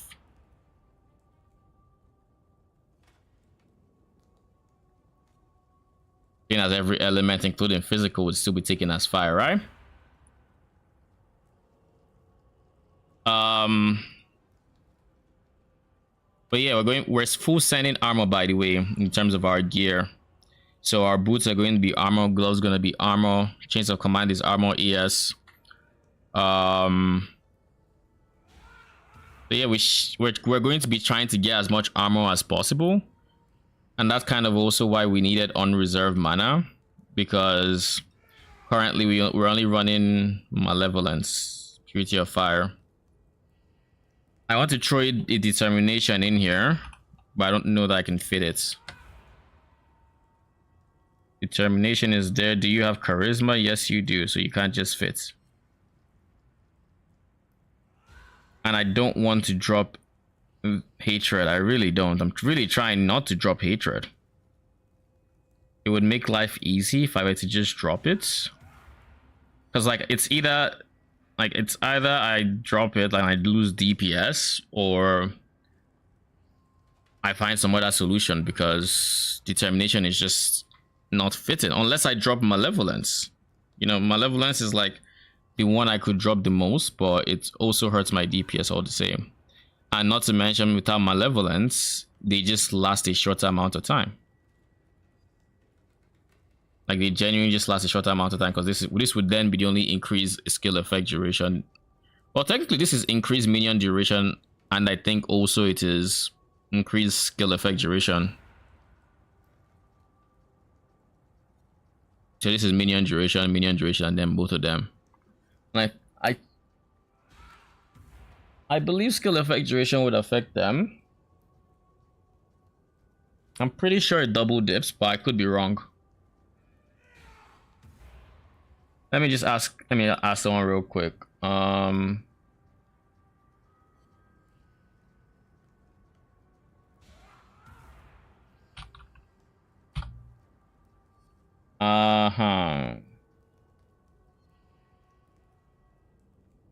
Do you know if enduring bond double dips with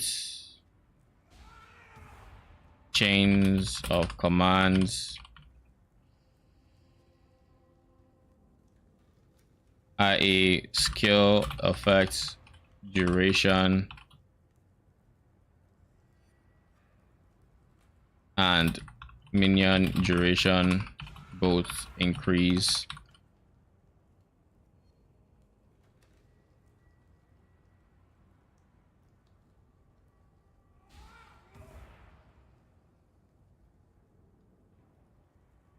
I would assume so, because it's just 20% increased skill effect duration. There's no reason why it wouldn't work.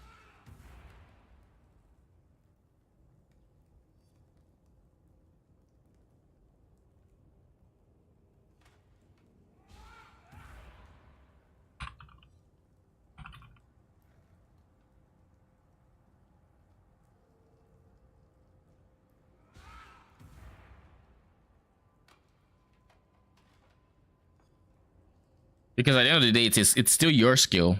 You just triggered it when the AG killed. When the AG killed an enemy.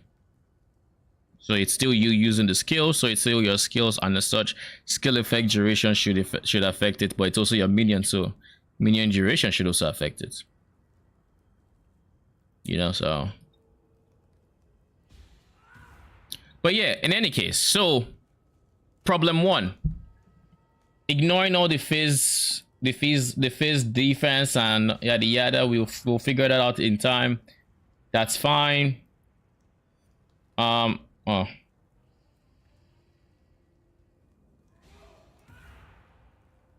yeah, ignoring all of that. Wait a second.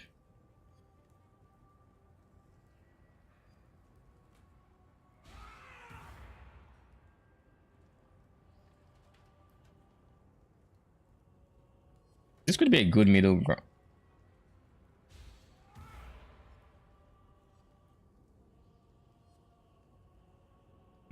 Well, yeah, I fixed my accuracy elsewhere already, so precision wouldn't be as big anymore. If I had to remove all those accuracy nodes and precision 100% my accuracy, then it'd be big, but then we'd still be around here 18 mil. So okay.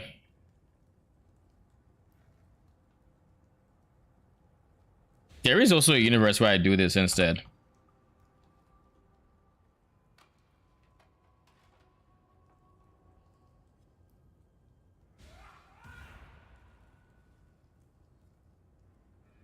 What the fuck?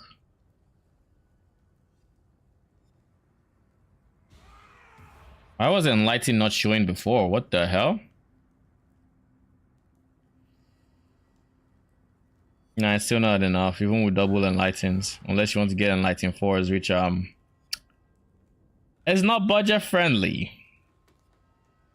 But if you were to,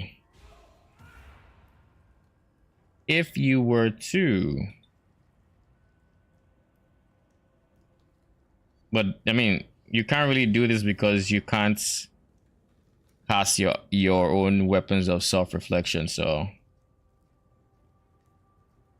it is what it is. It's not gonna work. So we turn off determination for now. We'll figure out Feast defense, like I said. Would be nice to figure it out now, but there's no rush, really.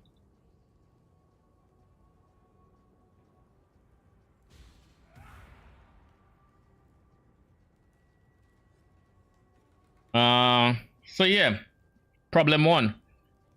Single target boss scenarios. How do we approach it? There are 2 ways that come to mind. Solution 1. Writing jar. We could have 1 or 2. Just have 2 writing jars and take this wheel alongside the 1 charge. Could work, maybe.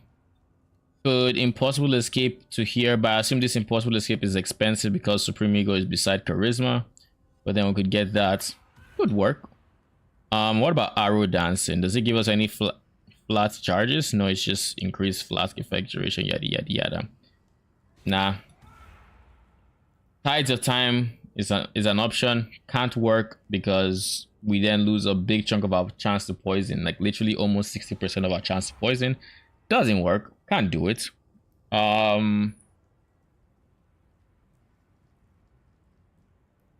That wouldn't work. So the two options that could work are between Writhing Jar and Hateful Accuser, or both.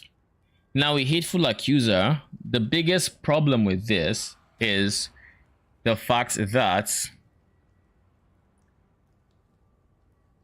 it's the simple fact that it takes your curse spots. So no hatred for you. And of course it takes a ring spot, but meh, could be worse, you know. But the fact that it takes your curse spots means unless you get a source of additional curse effect, like let's say if we were to go Vixen's Entrapments, this would allow us to apply an additional curse, and as such we can have the Mark as well as Despair. We can maybe do that, but I don't like the idea of our gloves not giving us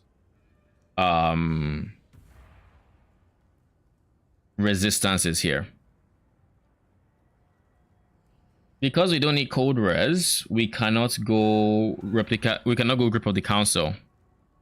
But so we're going to test two different options.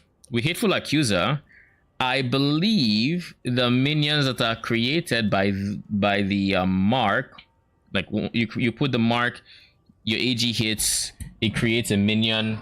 Your AG kills the things, creates minions, and then it produces more minions that are then killed in the next like literal second and last for 3 seconds. You get like 9 minions, you cast it again. It has a ramp time, and you can't do it without an enemy. But I think they give flash charges to where you can refill this eventually. I think that is a very comfortable way to play it. It's less DPS cap because you lose Despair and you lose a ring spot that could be giving you more attack cast speed, which again, this is poison. Attack speed is a big multi, right?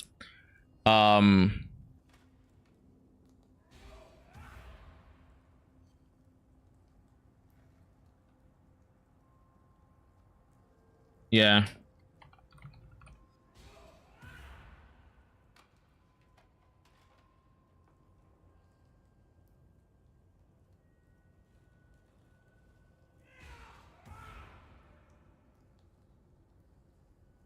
Wanted.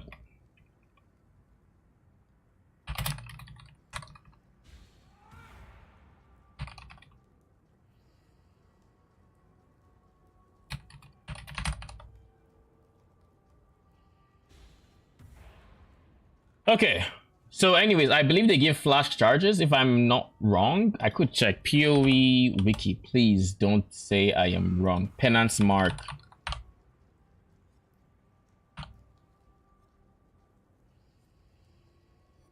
It's a mark curse that targets this, causing to spawn multiple normal rarity enemy phantasms when hit with a cooldown. Spawn phantasms match the marked this level. Immune to curses. They can be used to proc on hit and on kill in situations with few or no enemies, such as pinnacle boss encounters. And as mark shares the limit of one mark with other mark skills, whenever the mark enemy is hit, it spawns 3 phantasms, no more than 1 second.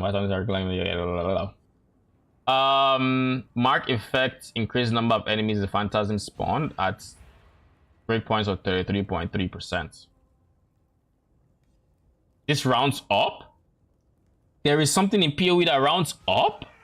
Nani? The phantasm max life depends on the level of this. I don't care about your life.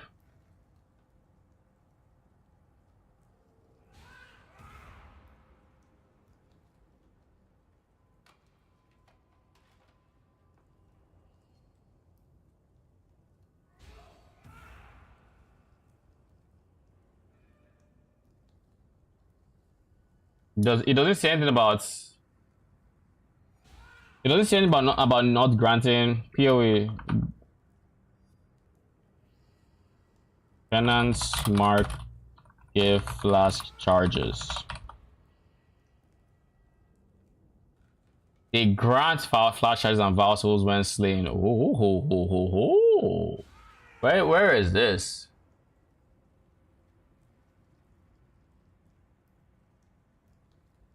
Yeah, it's here. Okay. So yeah, this can act as a generator for the flask. So this gives us flask uptime in boss situations, which honestly is very big. I like that idea a lot. It means we can still have our other things. We do have to manually cast a curse every 3 seconds.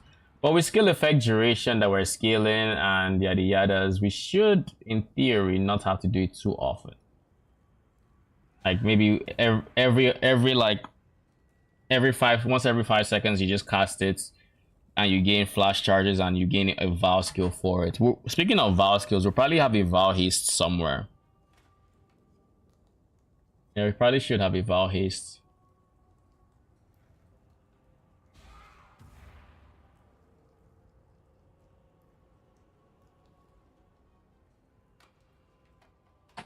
Yeah, that's fine. And because they are dying, they could also explode because we're going to use an explode AG. So this makes it even more DPS. I like it. I like it a lot. So I think we found our... Well, I think we found that we're going to use Penance Mark. Now, like I said, we can potentially use Vixen's Entrapment. I don't like the idea of this not giving me resistances or, attributes, but we don't need attributes besides dexterity, and we don't need resistances besides fire and chaos res. But anyways, let's say we use Vixen's Entrapment. Then we can, in theory, have Despair. And this, as you can see, is a huge damage multiplier. So we want Despair. The alternative is Replica Grip of the Council, which gives 20% fizz as extra fire and fire res. It's this fire res that's the reason we are going for Replica Grip of the Council, by the way. And we can, because it's a unique, we can get a corrupted version that has maybe socketed aura. And then this could replace this. We would have to toggle this off because it's no longer a thing. Like it's not gonna come nearly as close to having Despair also. But one thing I will say,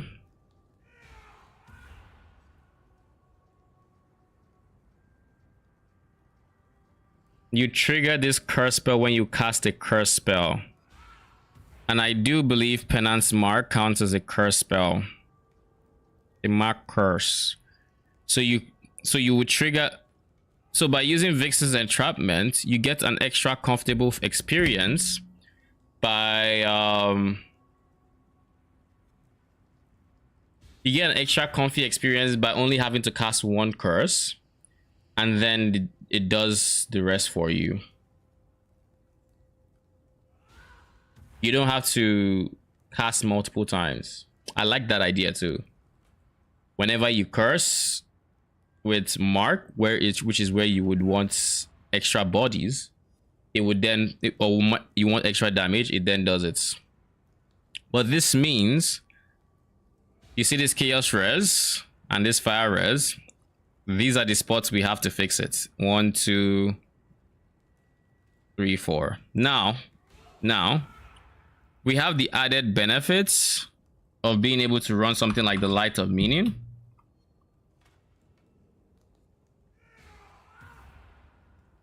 And giving it chaos res.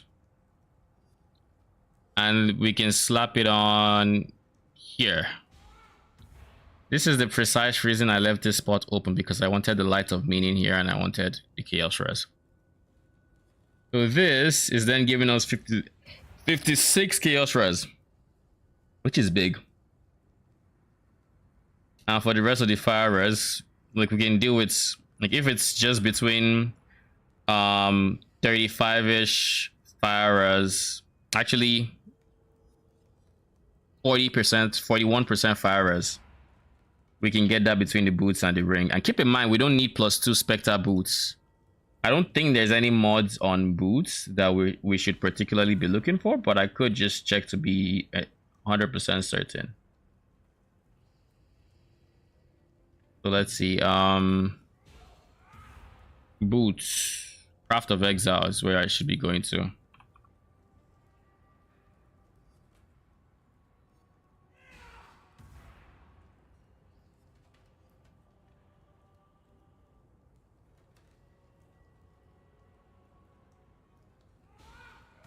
There's no modifiers I particularly care about.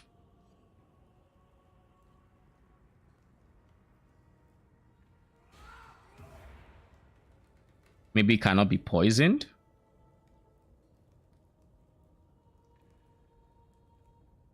Yeah, none of these. I don't care about any of these. We don't scale too well with levels, by the way, because levels would give my AG more defenses and would give my animate weapons more damage, but it wouldn't mess with the animate guardian's weapons. So because it's a static level, it's not going up or down.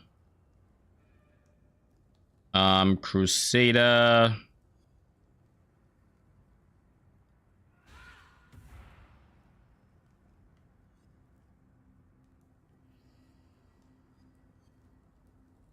And like there's nothing that literally nothing that interests me. So yeah, we just get boots, armor, Leviathan Greaves with Exarch, Eta.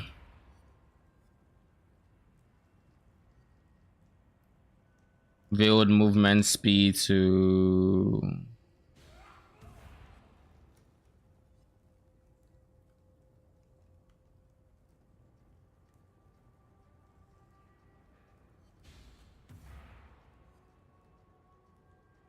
any of these is fine. Suffix, we want essence crafted, chance to avoid shock. So it means one of these needs to have the remaining chance to avoid shock. So while they all have poison chance, accuracy is something they don't all have. Accuracy is going to be one of the more awkward situations with this character, I think, because a lot of your jewels need to have accuracy to get to a point where you have 100% accuracy, you know, because you want them to have as high accuracy as possible, and we're not running precision to really boost that number up. We might, if you know, if Malevolence Determination doesn't work out, and if we do, then we're going to use precision to make up the difference. My biggest problem is that, what do you call it?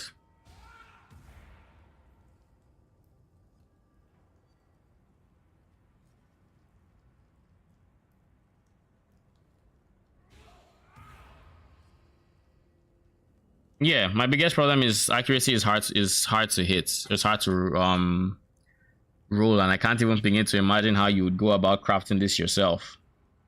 Because fizz is fizz, life is life, poison is chaos. They just have all these different tags, and I feel like accuracy should be attack. So also crafting would be a nightmare to do here. Same with harvest crafting. I think you probably just have to alt roll it. That's probably your best bet. Even that would be cancelled. It takes so many tries. But anyways, chance to avoid shock into chaos res of decent roll, preferably T1, into reforged fire of decent roll. Ideally, hopefully you get it. And those are your suffixes for here. We also need to get dexterity. That is going to be a problem too, but that's a problem we'll figure out. Max life, nothing too fancy, just 90 something.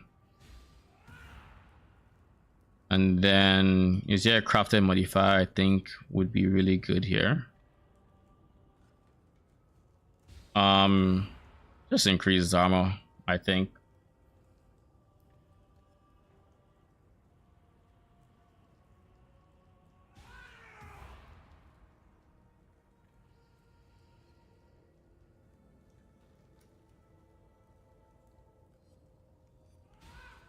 And then for one of our flasks, we're going to have a ruby flask. We're going to have a ruby flask. Just so when it's going off, because I think these flasks typically have decent uptime. Increased charge recovery, I think, would be ideal so that we get even more flash charges when they kill enemies. And then here you just want to get maybe % increase armor, maybe instead of armor we want early res, because we're going to need the remaining early res. So we're capped without, and if we go early res then we're capped during, and then we hit 90 max res. But this is while it is up. This is not always going to be up. While we are actively killing, it will be. And honestly, we still might want to, if we really want to depend on 90% early res, we could still try to get flash charges gained just because it helps. But yeah, I'm gonna keep that one off. We don't need any special granite flask, so we're just gonna go with this one. We're gonna go with this basalt. Maybe not the leech one, but rather maybe reduce effect of curses.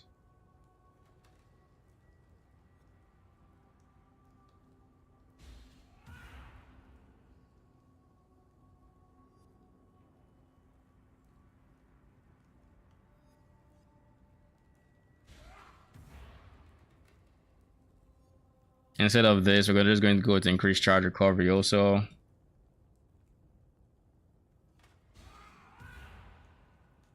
I like the idea of these two, but at the same time I'm now thinking to myself, am I gonna run without a quartz flask?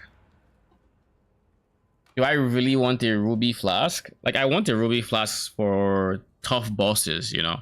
When I'm going to face Exarch, I think I kind of want this as an example. But outside of that, I think a quartz flask will take this spot. And then we'll just take a quicksilver with movement.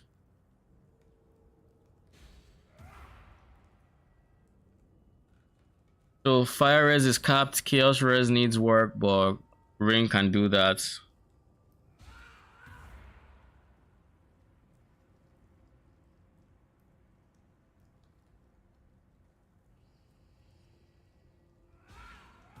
Gloam ring would be nice to have. Or we'll go for bone.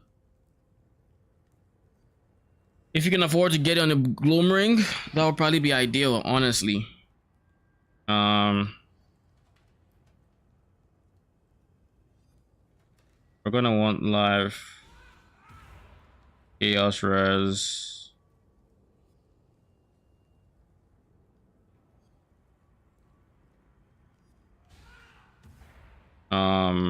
Chaos res until minion attack speed.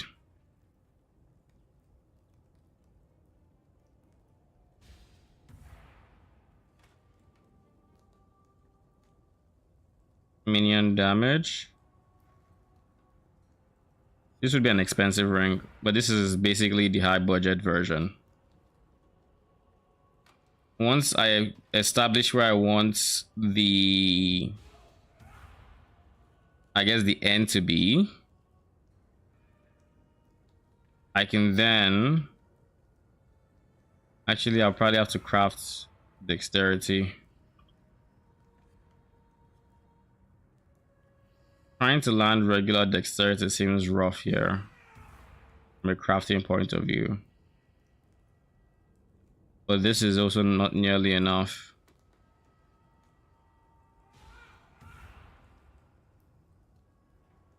Maybe Dex takes priority and you don't take as much. So you chaos res onto Dex, reforge speed, hope you land on this. That is how you would solve these suffixes. I don't know how you get this one. This one doesn't have a real tag. The only way you get this is by spamming bound forces until you get something good.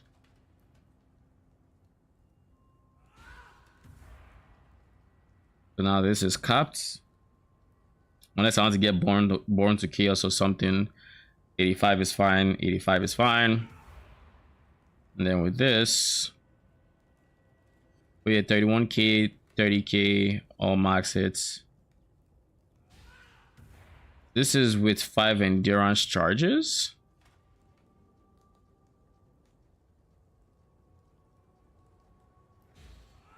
Why does my early max hit feel low? Oh, I know. I think I know. This is not an Immortal Call build. I'll say that much. It is not an Immortal Call build. It doesn't have Warlord to stop the gap in between when you don't get hits for Enduring Composure. It has your AG, which also provides endurance charges. So it could work, but I don't know that you'll be on permanent 5 stacks is what I'm saying, unless you get hits. And you probably don't want to get hits. And in a single target scenario where your AG is not exploding, well, your AG is going to be exploding because your AG is going to be exploding because of your mark.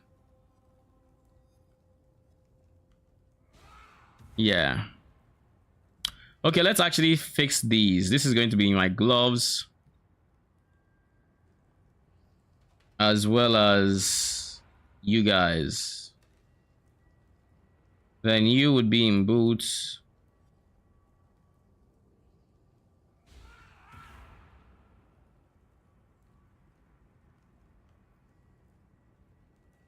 Like this can literally just be here.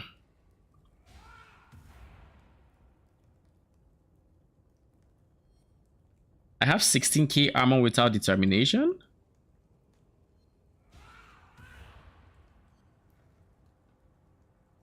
Even with flask, that is interesting. The power of going armor, pure armor, I guess.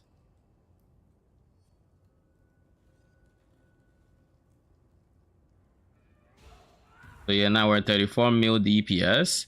We're approaching dot cap. So once we hit dot cap, it's going to be pretty chill to be able to remove that for determination. How is determination improving my damage? How the fuck is that happening?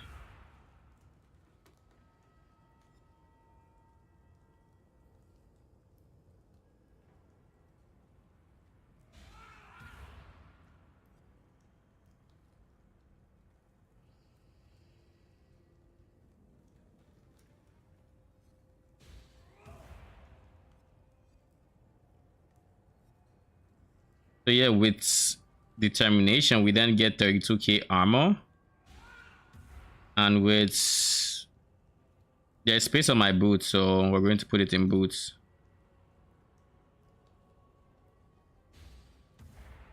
Automation, molten shell.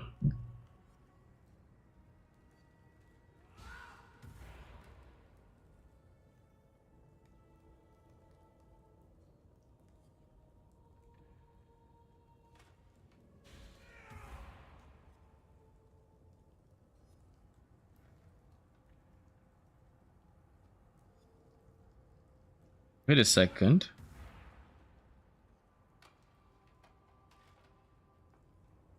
I could have sworn molten shell increased defenses even more than that, or increased armor even more than that.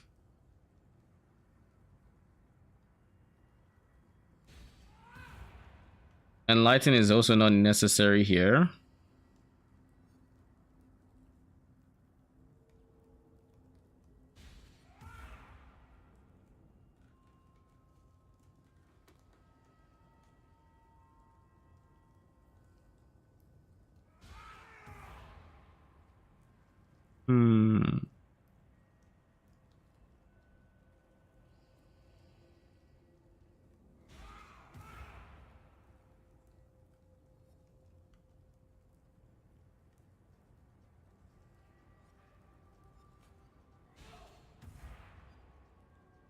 So no, I just want to see something.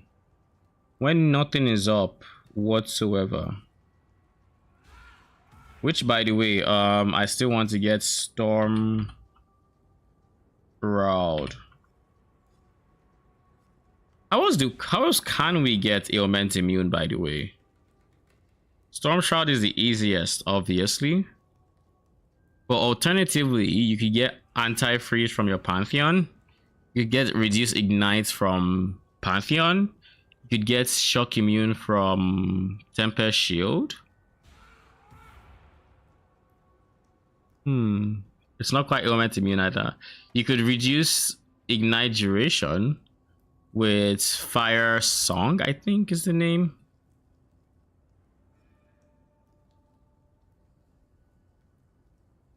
So with all of these, we still do not have a socket for Immutable Force. That is the problem. We can, of course, try to get chance to avoid stun, like here. We can get it here because we will be getting flash charges.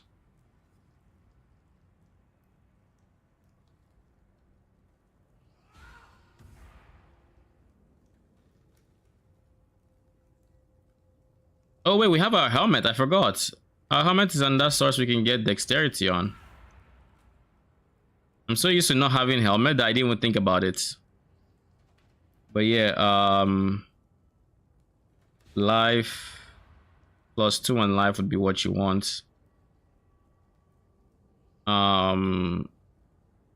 Suffixes.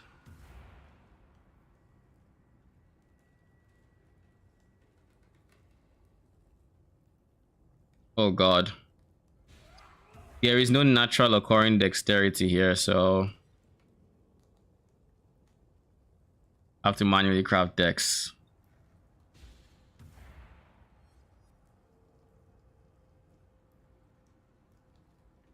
But yeah, with this, we have everything we need.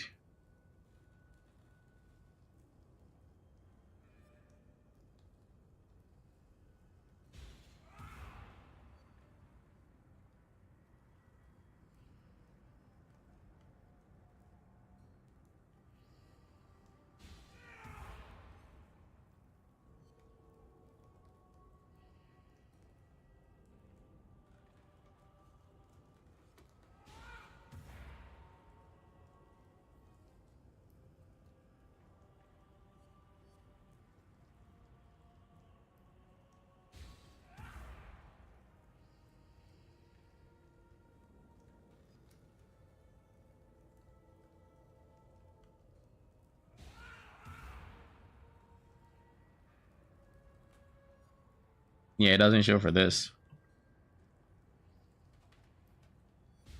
It's just like so this is your duration mod. And yeah, that's it. Oh wait, you know what I just remembered? Ah, that makes sense. It does show it.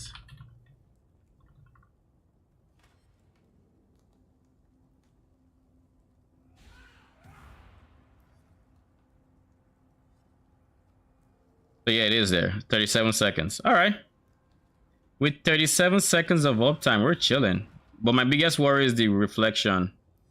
They have 27 seconds of uptime.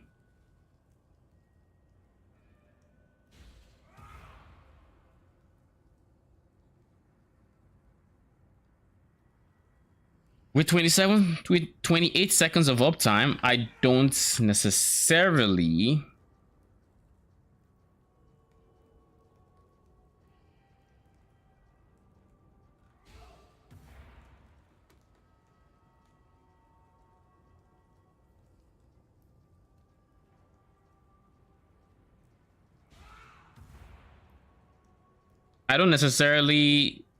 think it lasts long enough to where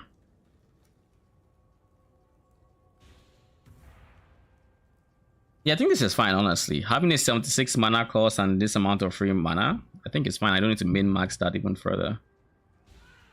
One thing I want to say is I might want to get... I just thought about the last aura I could get. That would be on the weapon 2. I could get clarity.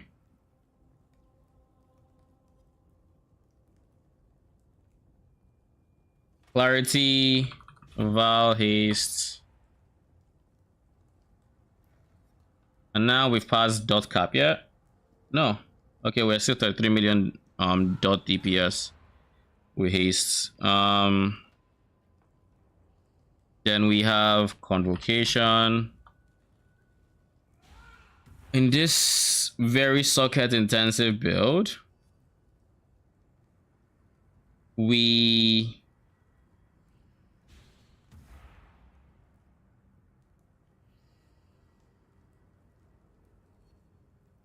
can do this. Shield charge. No. We can do this. Yeah. Because we're using a dagger, so I assume it doesn't work for daggers. Nah, this shit discriminates too much.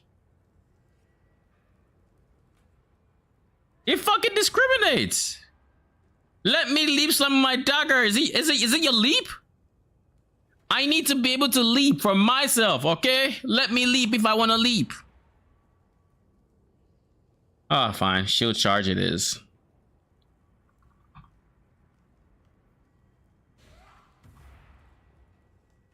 And then instead of life tap, I actually think life tap is not bad for here. Because then otherwise it's struggling with my self-reflection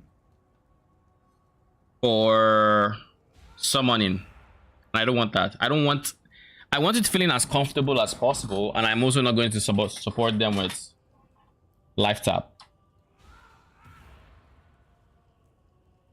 You know?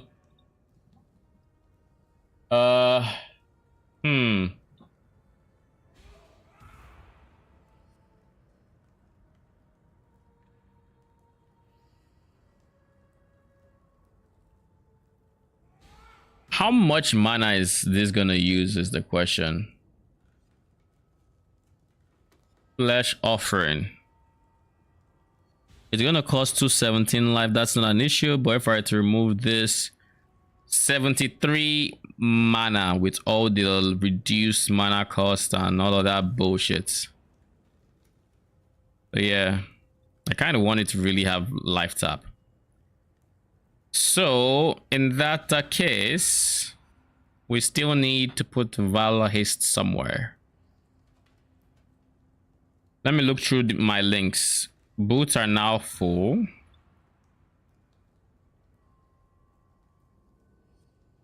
You have a socket open. So it's, you know what? What if I did determination and then turned on Val Haste for the empty spots? It kind of makes up for it. DPS is less, but the problem is this duration is also less. Well, it's just by 3-ish seconds. So we can live with hastening it 3 seconds sooner. We can, if it means... But is Val Haste really that important? With Val Haste, we can have determination. I think that's like the biggest thing. I have Val Haste, I can have determination, and I have pretty good uptime on Val Haste because of the ring, right? I should have decent uptime because I'll always be killing things, even on single targets.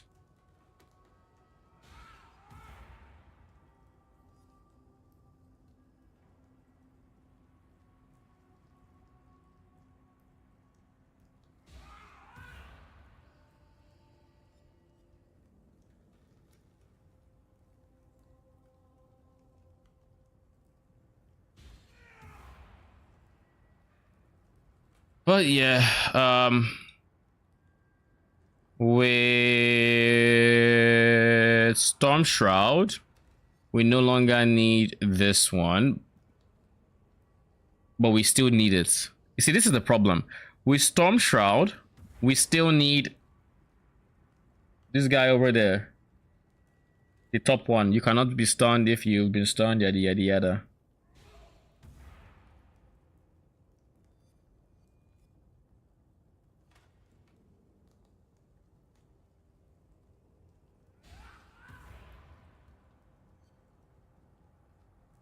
But I kind of also need this one for critical strikes. And this one for PDR.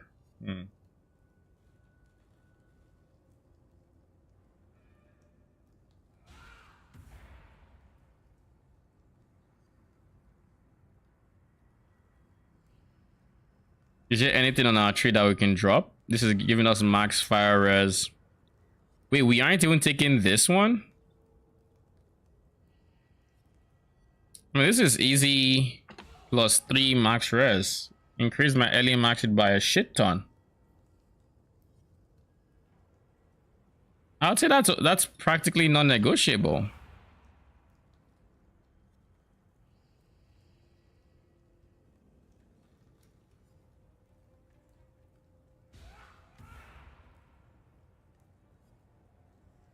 Each node here is 1,000,000 points.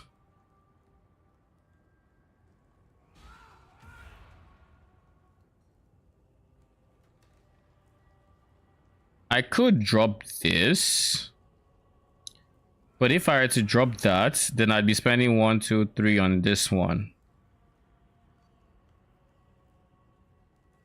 when I could also do the same thing for here.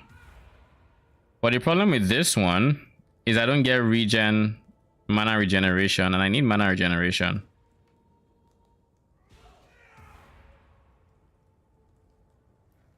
So if I drop here, did I go clarity? I did go clarity. What is my mana right now? Oh.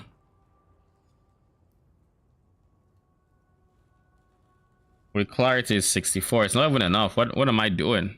Am I trolling?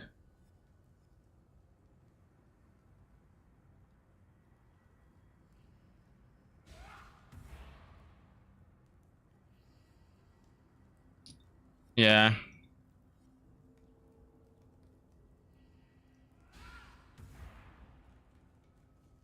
I also never plan on running clarity at full power, level 20.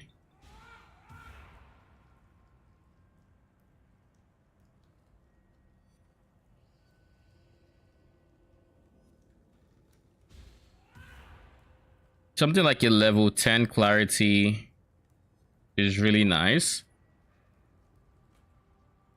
And the reason it's really nice is it's giving us flat mana per second, flat mana regen, and this is giving us percent increased mana regen. So they scale pretty well together. They scale pretty well together.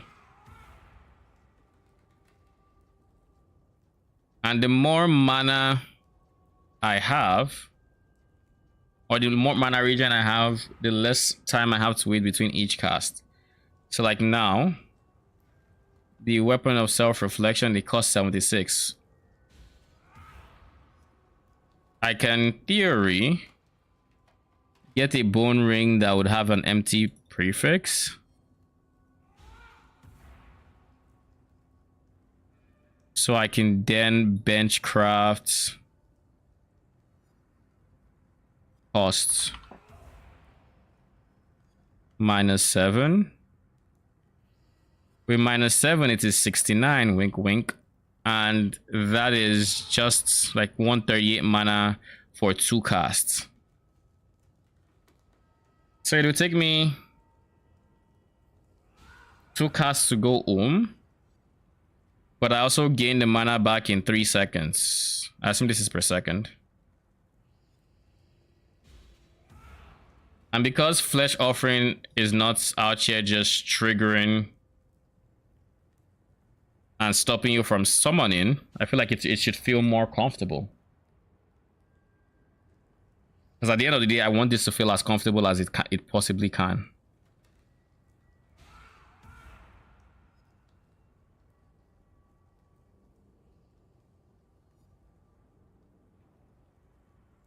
If we were to replace melee fizz with Predator, how much would we gain damage? 33.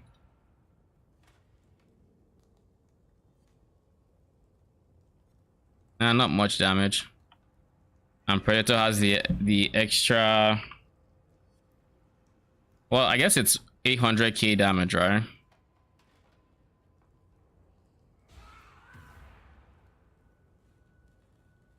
So Ruthless is contributing less than Awakened melee fizz. And of course, just everything else is contributing way more for the damage. Well, I guess Minion damage is competing with them, and then Awakened fire damage is like... So Ruthless is contributing more than Awakened fire damage? Really? So if I were to replace Awakened fire damage with... I'm not using Deadly Ailment. I guess I could use Efficacy. But I think Efficacy is not the best because Efficacy just makes your dots last longer. Honestly, Efficacy is not bad for the dots. I'm more thinking even for this, because then this lasts 28 seconds. But then our wave clear feels a bit more awkward because we are waiting, instead of having more upfront damage with our hits plus the dots, we're relying more on the dots and we'd have less upfront damage. So clear, we kind of have to wait for the dots a bit more, whereas with, like, let's say added chaos damage or added fire damage, what the chaos damage is actually, there's a big difference. But I think that's because we're reducing their chaos res as much as we can. Anyways, what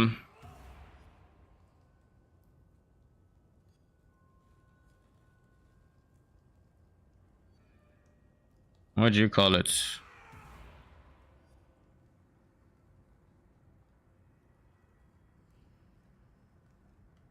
So yeah, we'll leave added chaos damage here. I'm kind of surprised that it's outperforming added fire damage, I'll be honest. Kind of surprised. Too many passive points. Yeah, I need to figure out passive points. This is from selecting this and getting to 88% max res.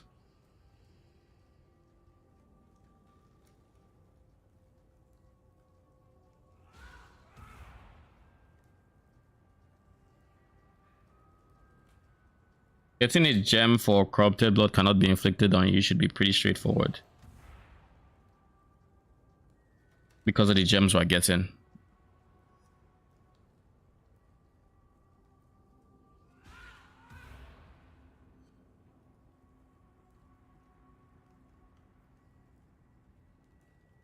We already have eternal use.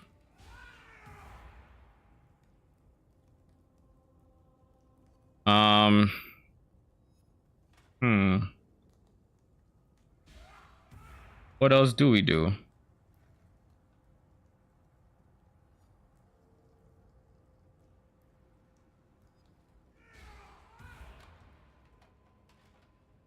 Is there any easy points we can save?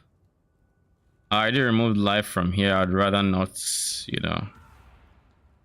What if I looked? I don't think there's any mana nodes there.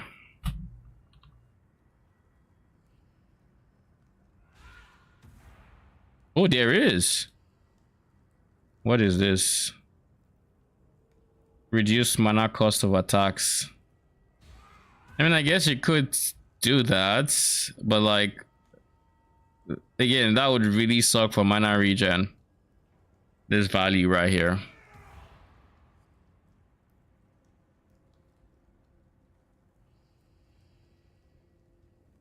How can we save a point?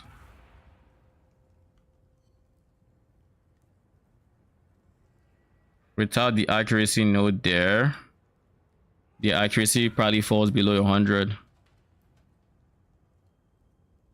Yeah, 99.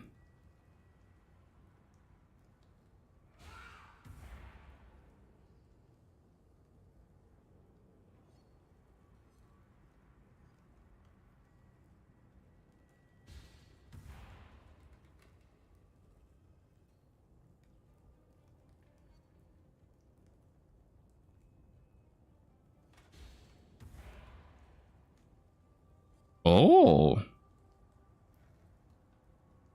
I mean it's DPS.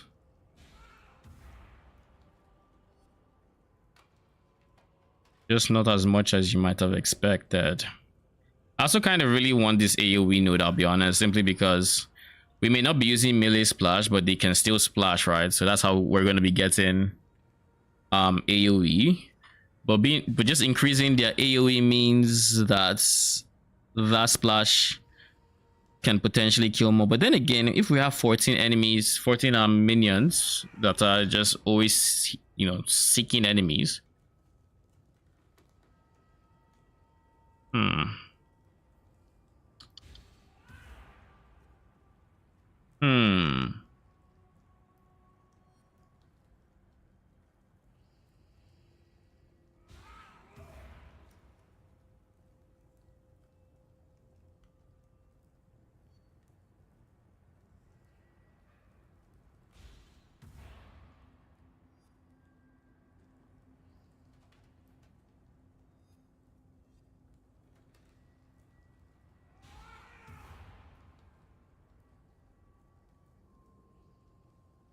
Well, I can't think of a way to save points except losing max res, which I kind of don't want to do.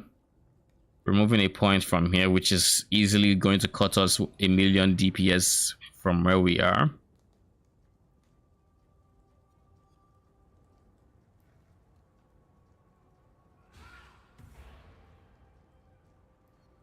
There's genuinely nothing.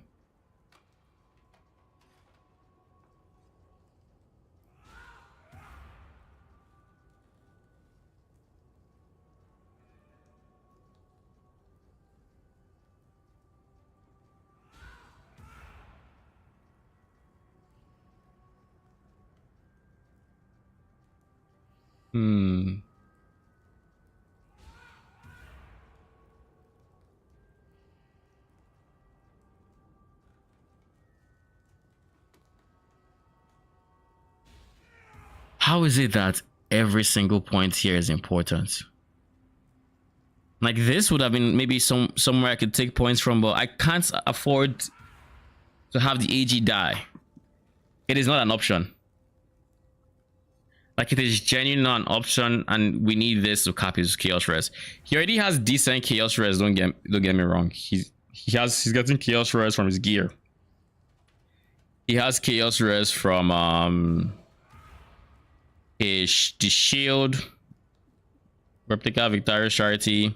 He's 11 chaos res. He has chaos res from his gloves, 26 chaos res. So that's already 37 chaos res. Easy. He gains life per enemy killed, flat life. He's going to be killing a lot because of the fact that this is Gravebind. He's going to be gaining life when minions die.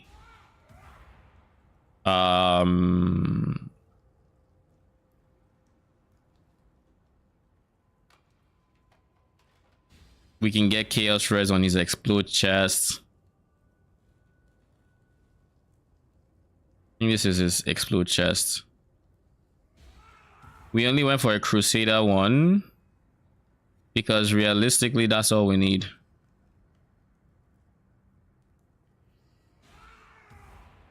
We only need this. We can in theory just lock prefixes, reforge, chaos, move, but I decided that locking prefixes and reforging physical would be the way to go. Oof. Just so he has more PDR, seeing as we are not getting this PDR node, but we're getting the chaos res and more max as ES nodes. So We're also not obviously opting for Mask of the Stitch Demon, which is why we're opting for so much regen elsewhere. Like here, I think I removed Renewal, right? Yeah, I don't have Renewal on anymore. But yeah, I have 1% life regen here, so that's passive life regen. And he recovers life when minions die. And then he has good ES. He has good chaos. Just like if I look in here and I go to my AG and he's using AG, he's overcapped on res except K. Why is his code res not capped? This is not good. This is not good at all. Now you may be wondering, what do I mean? His chaos res, his code res is capped. But the truth is, not really.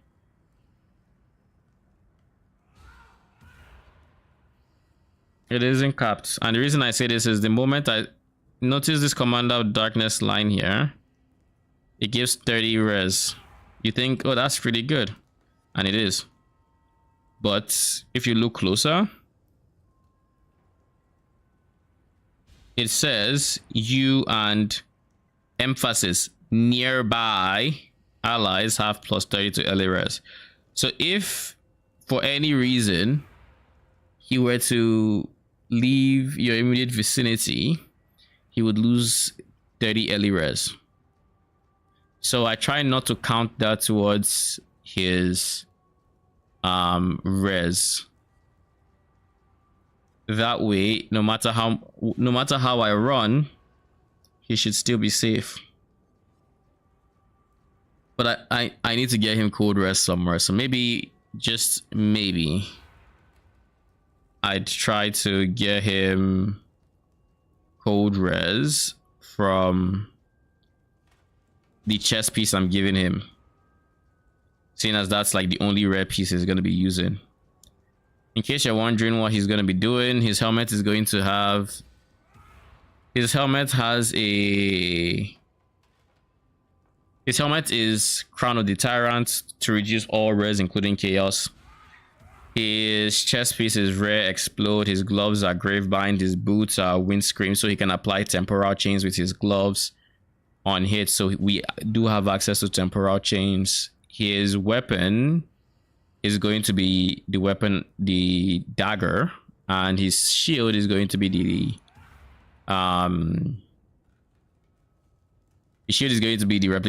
replica Victorious Charity, so we all get, so my minions and him gets endurance charges and frenzy charges, right? Yeah, it's frenzy.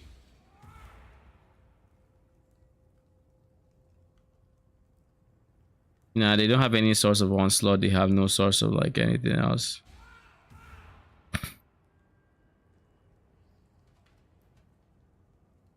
And this can go. Yeah, Intimidate isn't the biggest thing, so I don't mind replacing. I don't necessarily mind replacing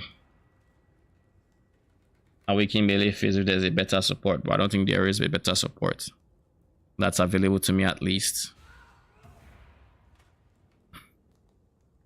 I guess I use Frenzy because I will also have Frenzy charges, but it's not like I'm using it for anything.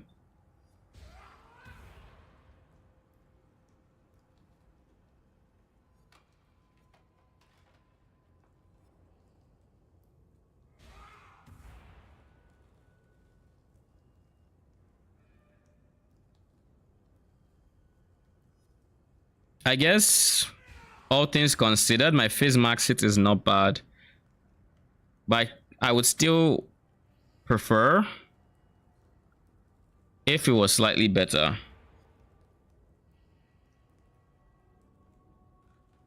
Even if it's just a little bit.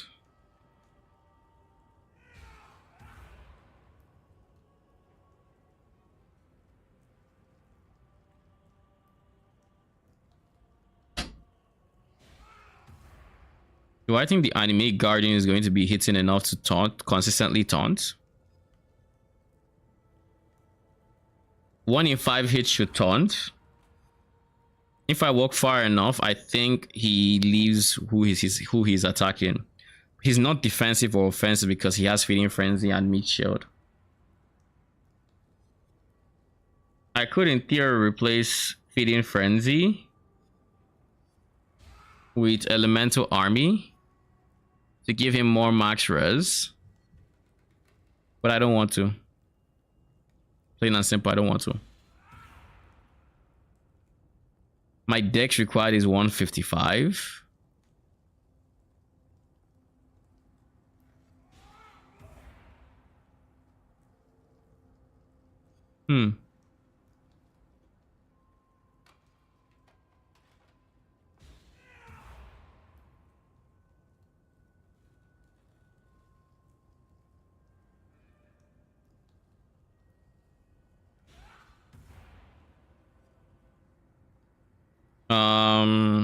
Bone ring. No. Ghastly Ijo. This is what I wanted to copy. For some of them,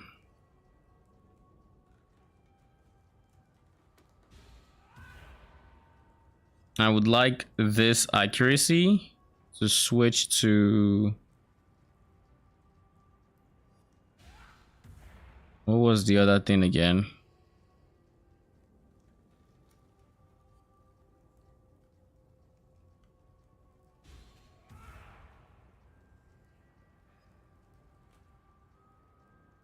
Dexterity. That's the one.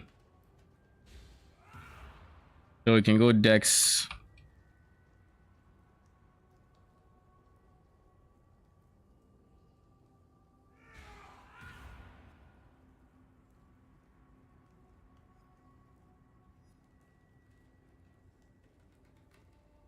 Anyone that already has accuracy on it, I'm not replacing, but like this one.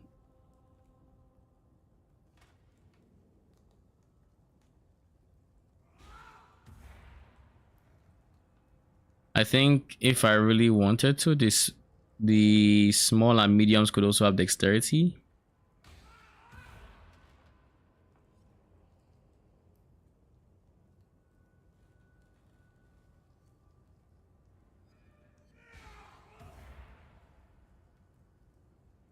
Large cluster doesn't have the space for it, right? Oh, it does. Okay then. There you go. More than enough decks. I think this is fine, to be honest. It's a good starting point. All things considered.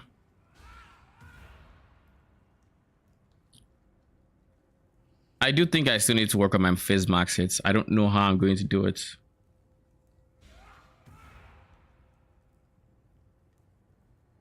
I do not know how I'm going to do it.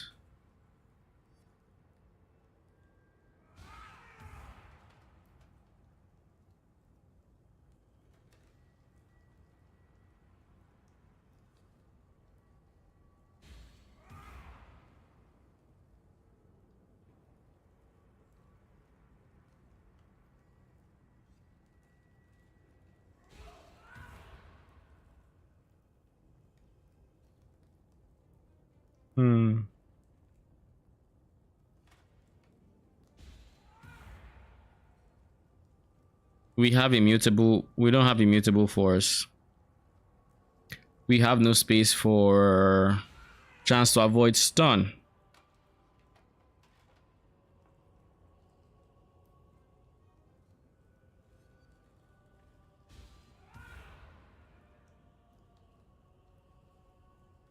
We could, in theory, remove Enduring Composure and put Immutable Force exactly where it is, and we would still have access to Endurance charges. But I suspect that is during mapping. You know what I also just thought about? There is a simple fact that we are going to be using Hateful Accuser. So in reality, we are going to be killing enemies with AG like we were clearing even in single targets. That said, we aren't killing curse effects. And because we're not scaling curse effect, it's still going to be only three enemies per 3 seconds or whatever it's called.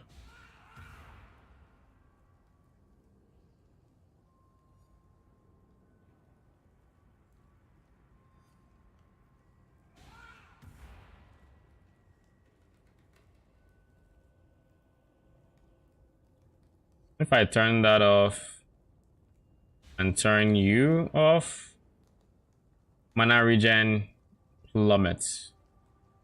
We then do not have mana. We would have to use Disc Flask to sustain our mana, which would not be a fun feeling. So instead, we need to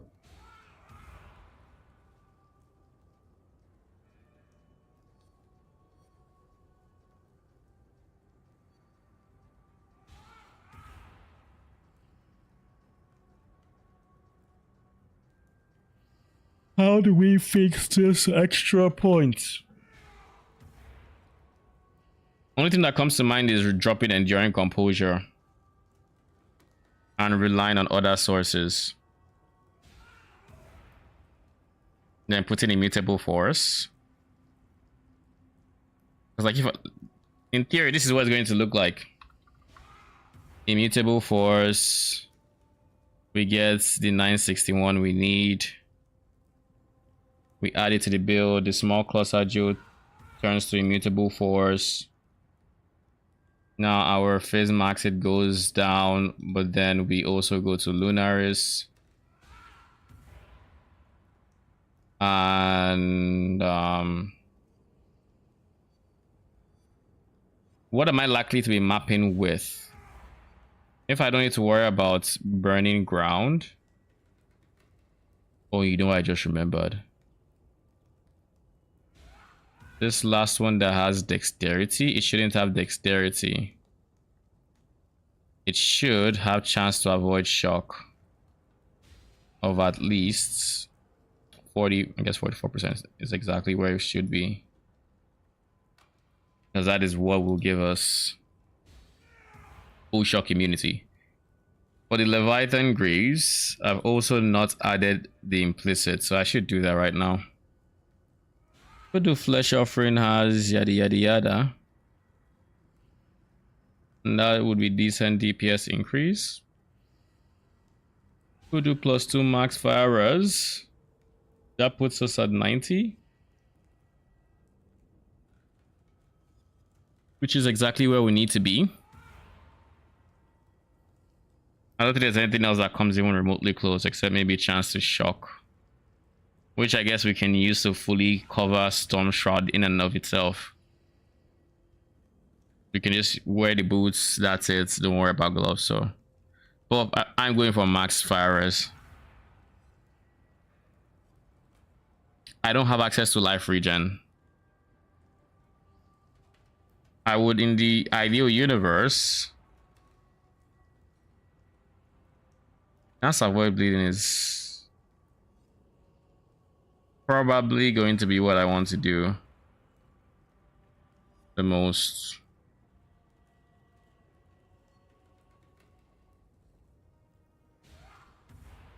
Yeah, I mean, might as well go for this one.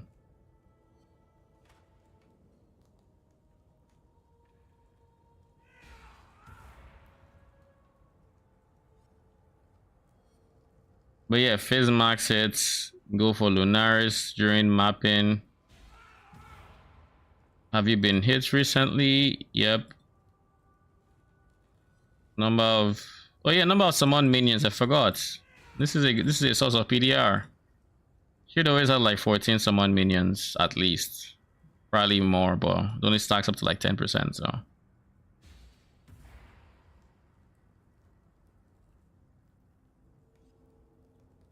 Number of corpses consumed recently? Why does this matter? This also shouldn't matter.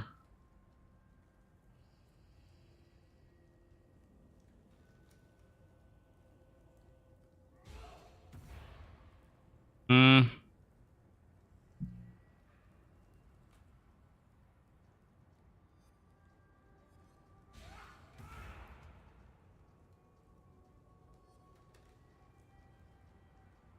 Hmm.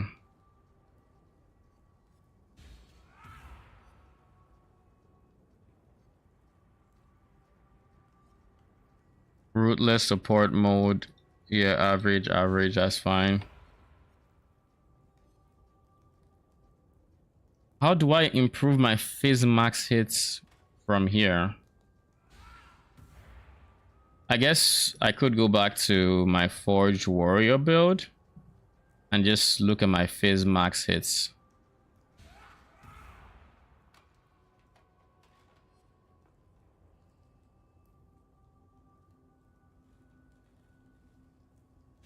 Oh, this is the race Spectre. I was like, no, I was like, that's so bloody wrong. Yeah, base PDR is 62. Soul of Kohama is 1. Bone Barrier, Soul of Lunaris. The chess piece. Watcher's Eye. Oh, God. God. I hate to do something about Watcher's Eye. No. You know I screwed up when I'm testing out a build and it actually does CTPS. Lol, what build is this? What build are you testing out? I'm very curious. And if you say it can't kill mobs, not even... You know, when I hear ZDPS in first lab, I think, oh, it's not doing damage to Izaro. I think not killing mobs is wild. I think that one is wild.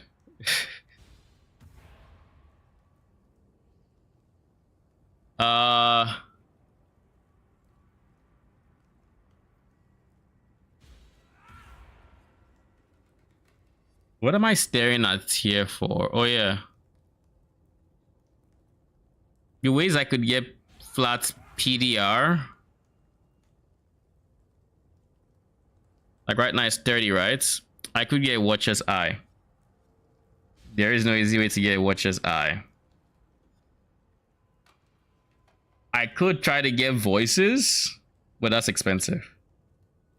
I have a 3 passive voice in game, which I got from Simulacrum.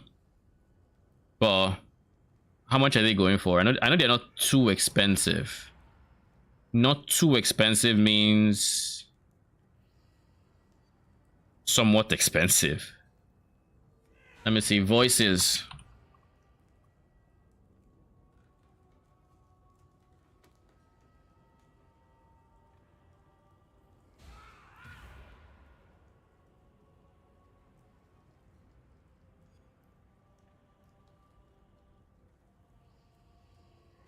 Three passive voices cost 40 divines. Yeah, that's money. Okay, so I might just have a 7 passive voice then.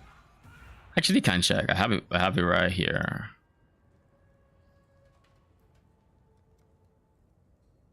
Oh yeah, 7 passive. It's 7 passive voices.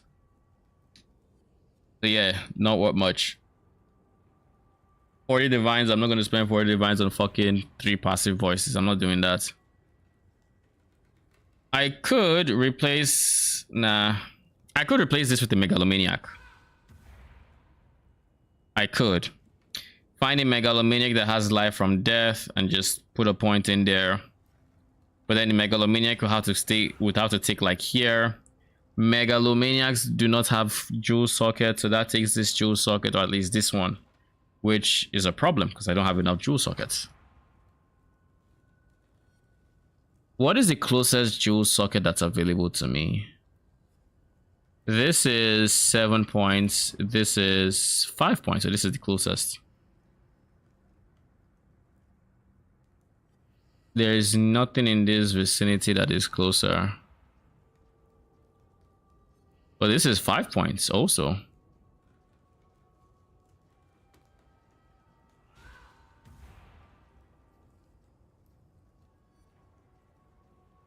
Is there a universe where I get...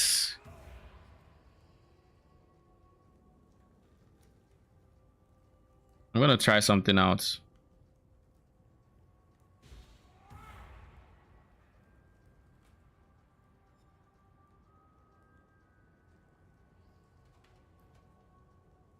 Oh god, it's so bad.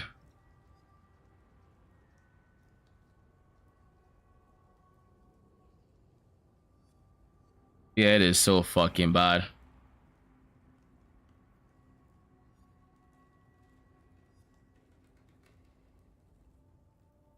Because I'm just thinking maybe I use chance to poison to get to 100%, save some pressure on my ghastly eye jewels. Because I have 7 ghastly eye jewels. In theory, I can replace one with a watcher's eye. But I really can't. I really can't.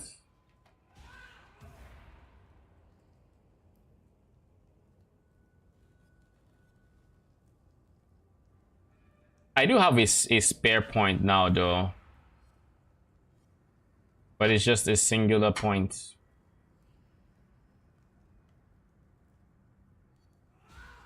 Most likely to be spent on a mastery like this.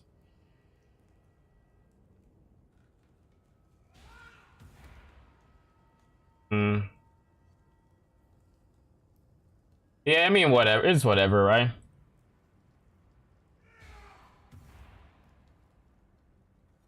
Winds of Fates with Dance with Death notable. So Winds of Fate, what the hell is that?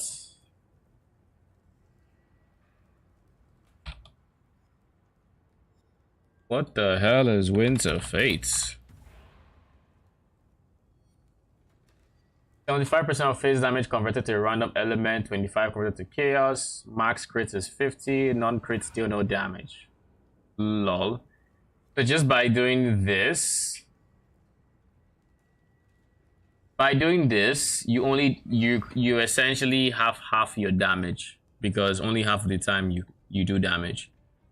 But when you do damage, when you do damage, you're not going to necessarily just do double because you can have crit multi and yada yada. You have 100% global crit multi, so that is big damage to account for this downside. Then you just skill crits. And you said with Dance with Death notable.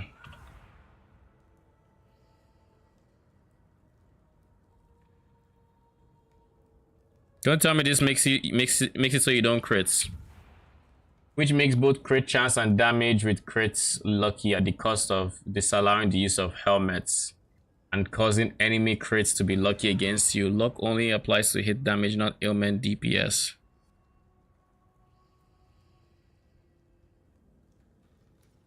Wait, this information might actually be useful here.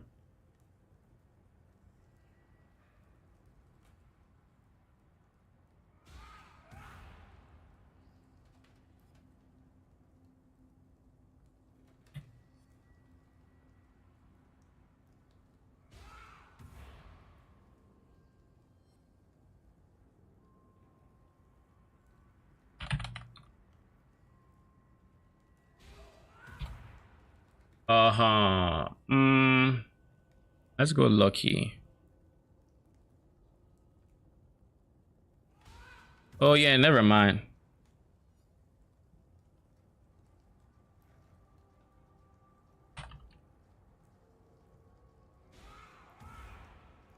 So chaos damage being lucky doesn't affect poison.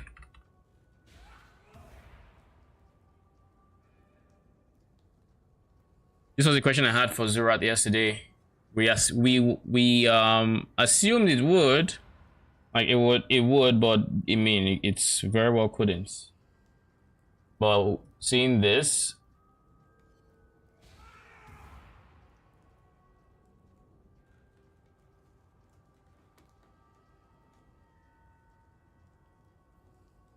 So yeah.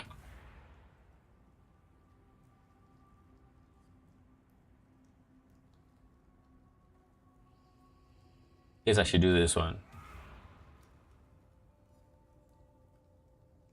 There we go. Anywho, at least now we know. But why is this making you do DPS? You're supposed to have like a what 75% chance to crit with lucky? Or is your helmet very important for your build or something?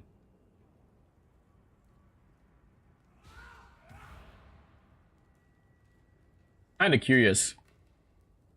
But yeah, we're going to be leveling a new character for this build, by the way. Once I figure out the physical damage reduction, because this number needs to go up when everything is down, including flasks, which will happen. You know, shit happens, yada yada. We no longer need the perpetual ruby flask even, so we can now go for like a permanent quartz or a permanent some other flask. We could even go progenesis for all we know. Like, that's an option that's available to us.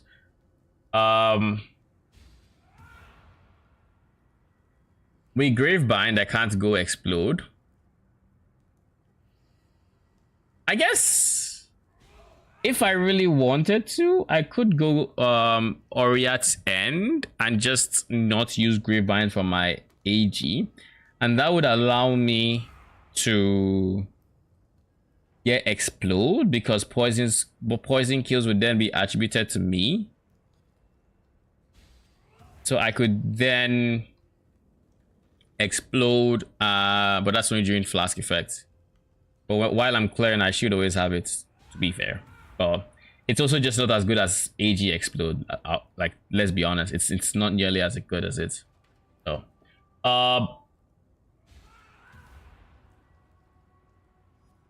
we're going to use Forbidden Taste for now, I think.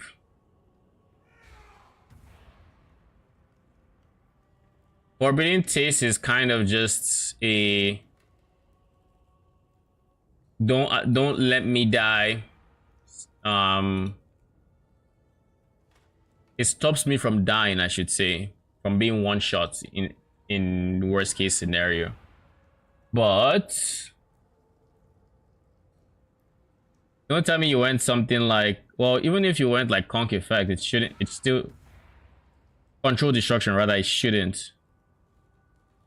Add Resolute. Of course you did. That explains it. Yeah, I just knew you had to have something stopping you from critting.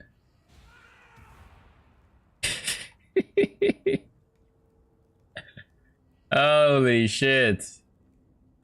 That's funny.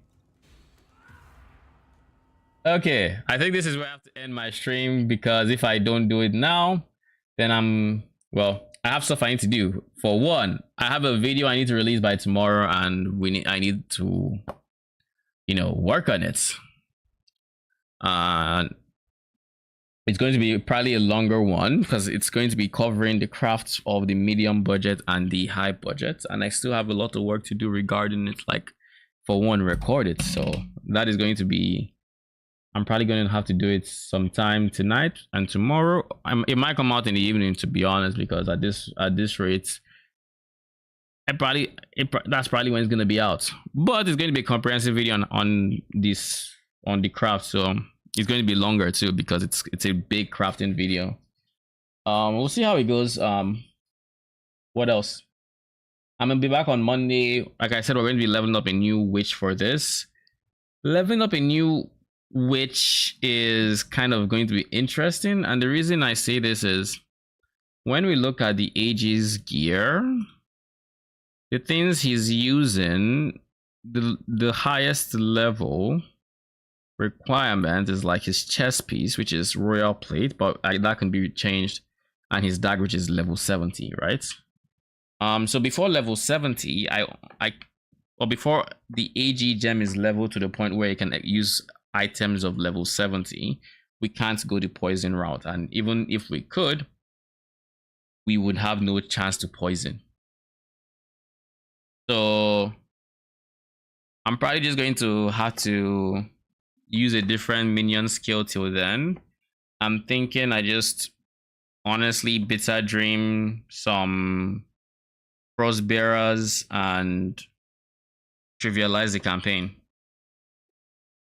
That's what I'm thinking, to be honest. Like, I see no reason why not. So I'm probably going to do something along those lines. My unreserved mana is, oh, I know why. I switched to AG, yada yada yada. Okay, I'm gonna see you guys on Monday. Take care. Thank you for stopping by. Appreciate it. And good night.